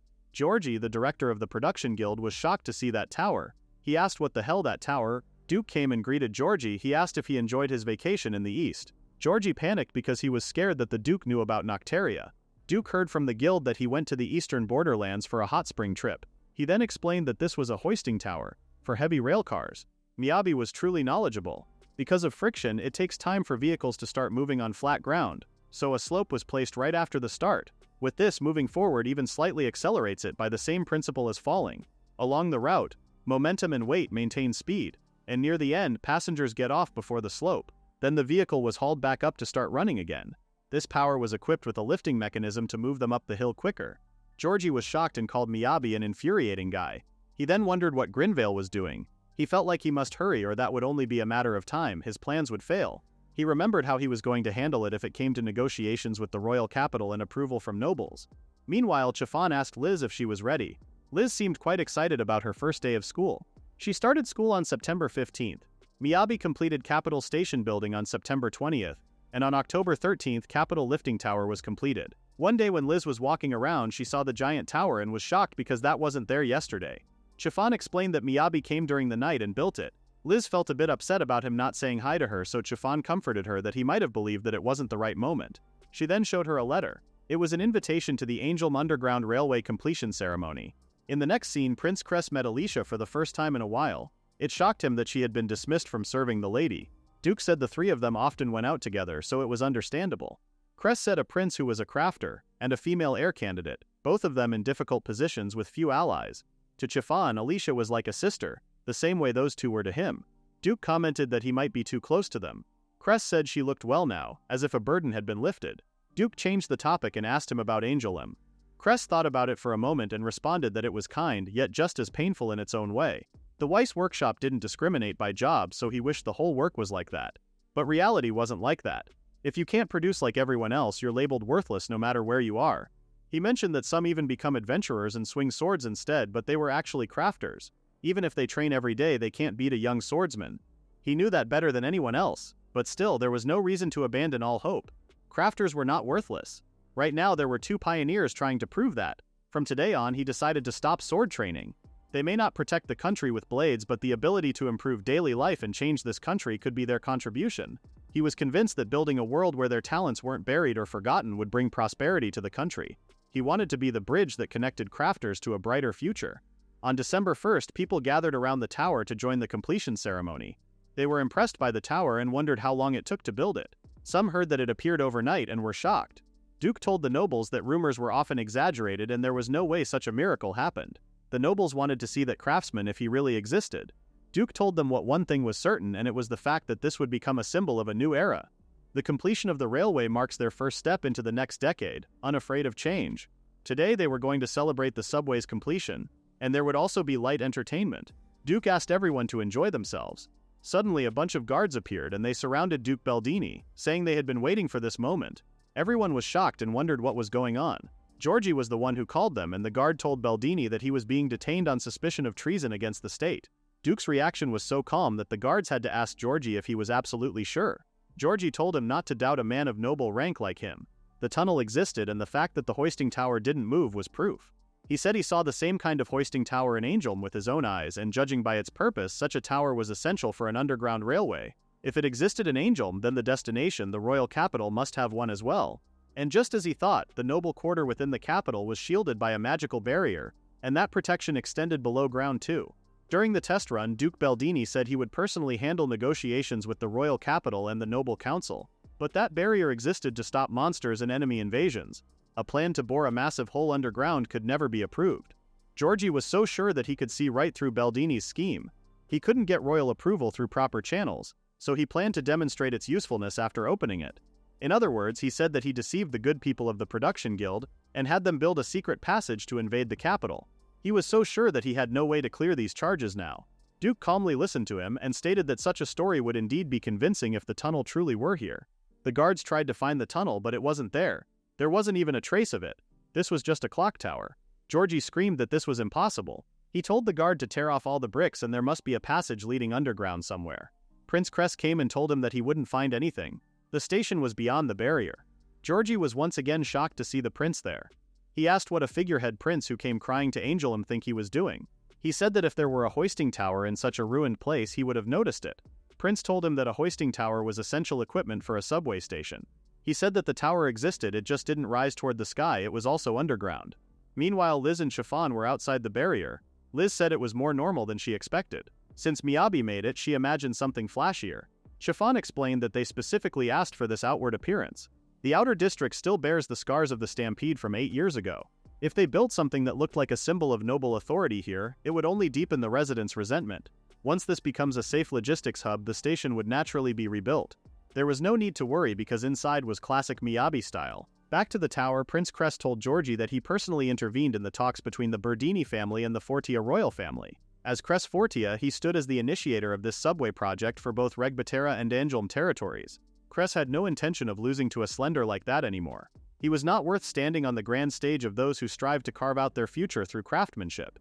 The guard this time captured Georgie instead of Duke Baldini. For falsely accusing a duke of treason, illegally disclosing Angelm's confidential matters, and intentional obstruction of economic interests, Georgie was detained on charges of the aforementioned breaches of law. After they sent him away, all the guard apologized to Duke for accusing him of something like this. Duke told them that they received a report accusing the Duke of treason, so they had no choice but to act. At least it served as a decent amusement for the nobles. After that, he got on his horse and told everyone that if this rattled them, the new era would leave them in the dust. He wanted to guide them to the main stage of the new era. In the next scene, they arrived at the Regbatera station underground square. The nobles were shocked that they could build something like this underground. Chris explained to the others that this station was designed by one of Angelm's finest craftsmen.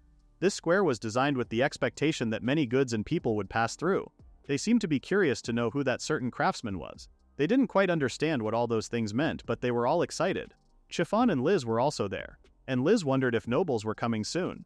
She wasn't sure if it was really okay for them to slip in quietly before the others. There was nothing to be shy about it because this railway was something Miyabi built for Liz.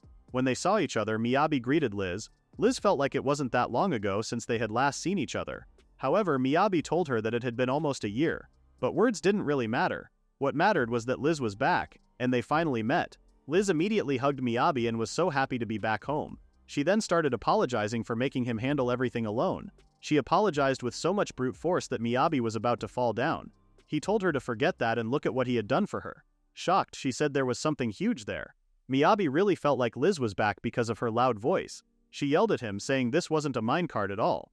Miyabi told her welcome back to the world of the absurd. He welcomed her to the Mogura X. This was a sleeper train he made. Liz was already shocked, but when she saw the inside of the train, she was taken aback. There was an unbelievably luxurious bedroom in this cart. It was so luxurious that she wasn't even sure if this was really a vehicle. For the opening, Miyabi prepared both cargo and sleeper, and they were in the sleeper car now. Chris was probably explaining the cargo for the important guests right about now. He mentioned that it was luxurious because real nobles would be using it. Liz told him that there was no way she could sleep here. Miyabi thought she didn't want to sleep here because it was dirty, so he explained that he cleaned it properly. But that wasn't the issue. Since he knew how stubborn she was, he decided to show her a sub-bed. She liked that one and seemed comfortable. Liz said that the interior was amazing, but inside it felt even more spacious. She wondered how he did that. He explained that this was the secret of this carriage. He showed her the sleeper train guide, and Liz was shocked because it contained a lounge, nap room, bedroom, driver room, power room, literal kitchen, and a dining room. This was literally a moving house. Mel appeared out of nowhere and informed Miyabi that they were past departure now. Apparently she was a conductor now. Sid asked if he had picked up his friend and Miyabi responded that it was all good now. He then noticed someone outside, and when he went out he saw Chiffon. Chiffon smiled kindly and asked if something was wrong. Miyabi responded that nothing was wrong and asked her to meet again in Angelum. After she waved at Miyabi, Chiffon sensed something and asked Alicia to come out of wherever she was. Chiffon told her that she knew she was there and ordered her to come out. Alicia stated that she must refuse. Unaware that she was tarnishing her reputation, she selfishly wished to monopolize her even while she should have served her loyally. She dared not even show her face before her. This was her final selfish request.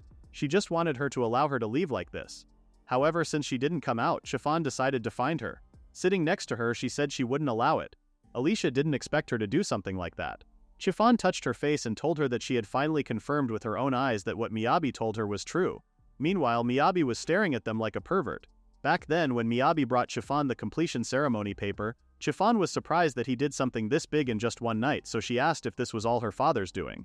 Miyabi confirmed this and explained that it was unrelated to the subway, and he wondered if it was some kind of memorial tower. Chiffon then asked if he and Alicia came here together and he said she was at the underground workshop. Miyabi then asked Chiffon why she dismissed Alicia. Chiffon responded that she had no choice but to do it. After what happened in the royal capital, she could no longer respond to her call immediately. Even if it was harsh, mistakes must be corrected so that she can continue to stay by her side. From what she said, he asked if she was planning to bring her back from the beginning. She said that there was affection in keeping her close, but more than that, she believed in her talent. She was blessed with physical ability, skilled with a sword, dexterous and hardworking. The only thing she lacked was maturity, and that could still be nurtured, but it didn't work. She had clashes with workers, she was ignorant, and Chiffon heard she even caused Miyabi to be injured. Chiffon apologized to Miyabi because she felt like it was her responsibility. Miyabi panicked and told her not to apologize. It was true that Alakai may have made many mistakes, but someone who could accept those mistakes and even try to change deserved a chance. He told her not to give up on Alicia. Back to the present, Chiffon grabbed Alicia's face and told her that if she were asked whether she behaved properly as her master, the answer would be no. She failed to correct her when she began to stray from the path, and that was also due to her weakness. Affection and leniency of the unworthy master ended up warping her. They were both fools for that. If actions shaped who a person became, that means one could choose the self they wish to be through their own will. They finally came out of where Alicia was hiding, and Chiffon told Alicia to swear that she would truly serve this house and walk the path with her, no matter what hardships lie ahead. Alicia knew she had made many mistakes, and she could no longer blindly believe that she alone was worthy of serving this person. But still, Chiffon ordered the reinstatement of Alicia Cavalier as lady's attendant maid in the name of Chiffon Berdini, the next head of House Berdini. Not as a friend, but as a servant, she needed the person she was now. Alicia decided to cast aside her selfishness and serve with true loyalty, so she humbly accepted her command. Prince Cress noticed that Miyabi had departed. The nobles there were shocked and still asking questions about what this was. This was a revolution in their world. They begged Duke Baldini to share this technology at once, and they would spare no expense. Cress thought that this development was expected, and the rights related to the railway belonged to Angel. Duke Baldini surprised Cress and told the nobles that the railway technology would be released for the good of the nation. However, not without conditions. The rails must be purchased from his territory, and the first line must connect to Angelm territory. So the purchase of iron mines was for this. Abandoning quick profits to turn iron into a lasting revenue stream was the goal. But Cress wondered if that was all. The nobles said they understood him, but even so, those were exceptional terms. In their kingdom, iron mines essentially mean Angel M. There weren't any other major sources, so practically it only means linking to Angel M. While they were talking, someone entered the station, and everyone was shocked. It was Duke Greenvale. They asked why he was here.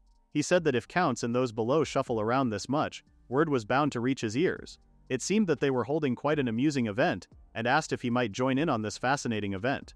He asked Duke Baldini if this was something they would rather he didn't hear. When Duke said no, he commented that his agreement seemed rather questionable.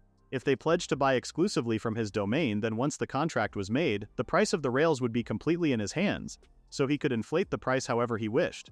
The nobles realized that he was right. Duke asked if Duke Greenvale was saying he would resort to such dishonest tricks. Greenvale responded that this was not a matter of trust, it was a question of possibility. He added that by fortunate timing, his territory would soon be importing iron ore from a neighboring nation.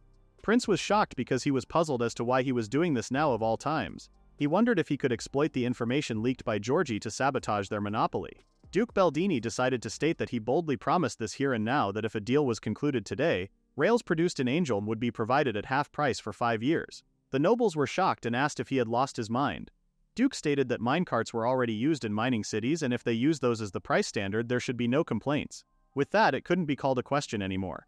Greenvale wondered when Duke Baldini became a philanthropist. He found it pitiful because it was a perfect chance to amass wealth from a poor land. Duke Baldini responded that he had already taken what he needed. In the next scene, Prince Cress and Duke Baldini were talking. He said that they had concluded deals with several territories, but he wasn't sure if that was truly the right decision.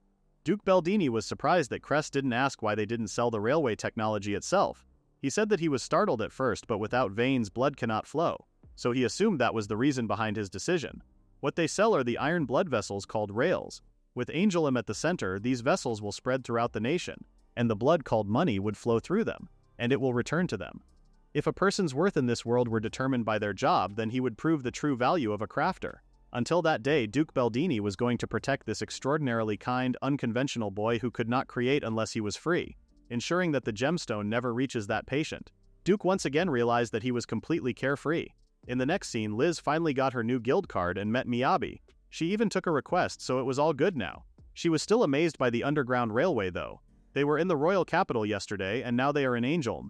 It was so weird for her to transport this fast. There, she didn't think much about it. But somehow, coming back made her realize she was kind of lonely. She was really glad to be back in Angelum.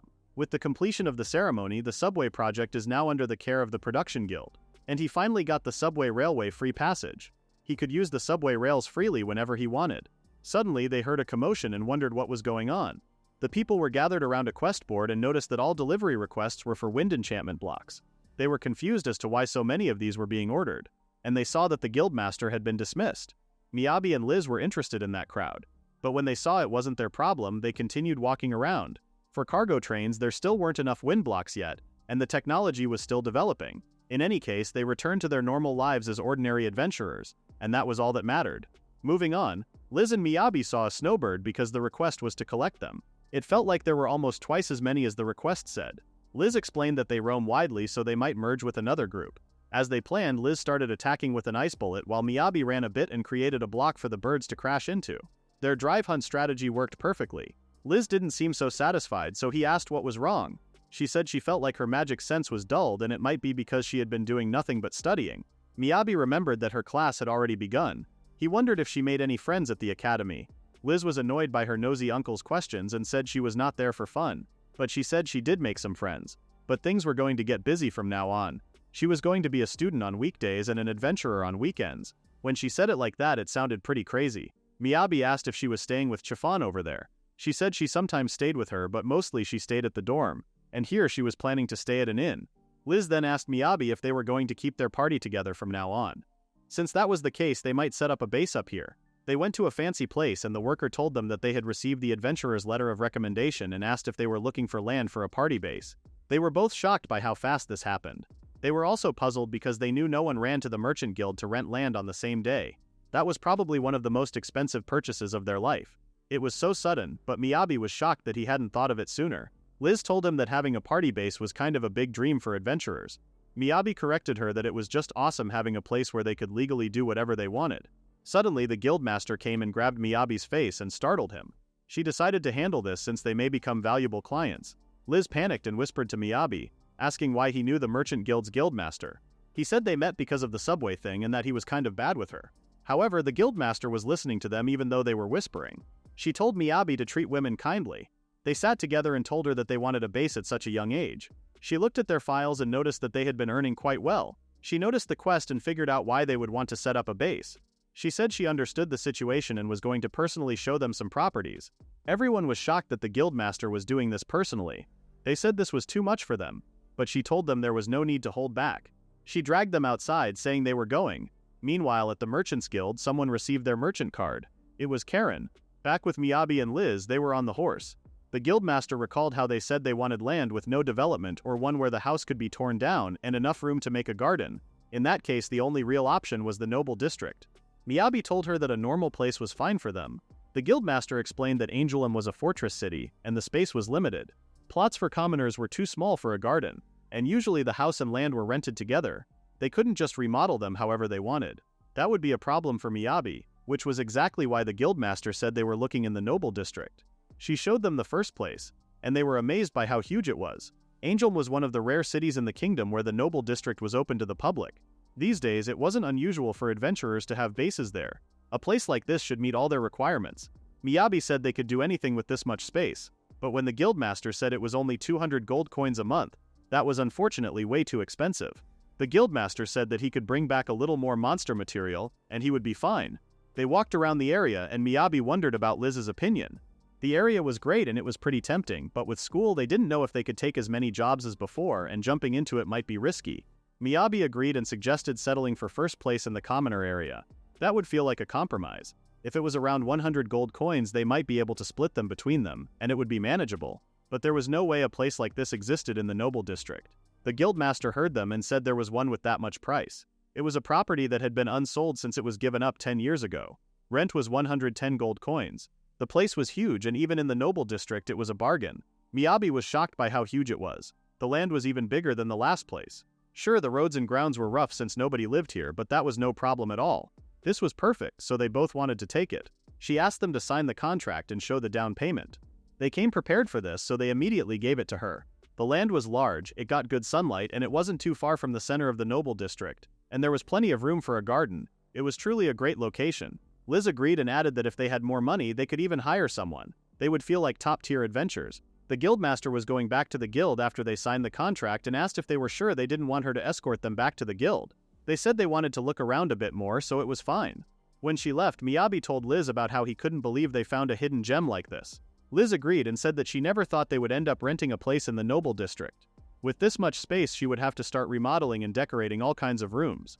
But they were confused as to why this place was abandoned for 10 years. And suddenly they started to get scared because the reason this place was abandoned might be because it was cursed.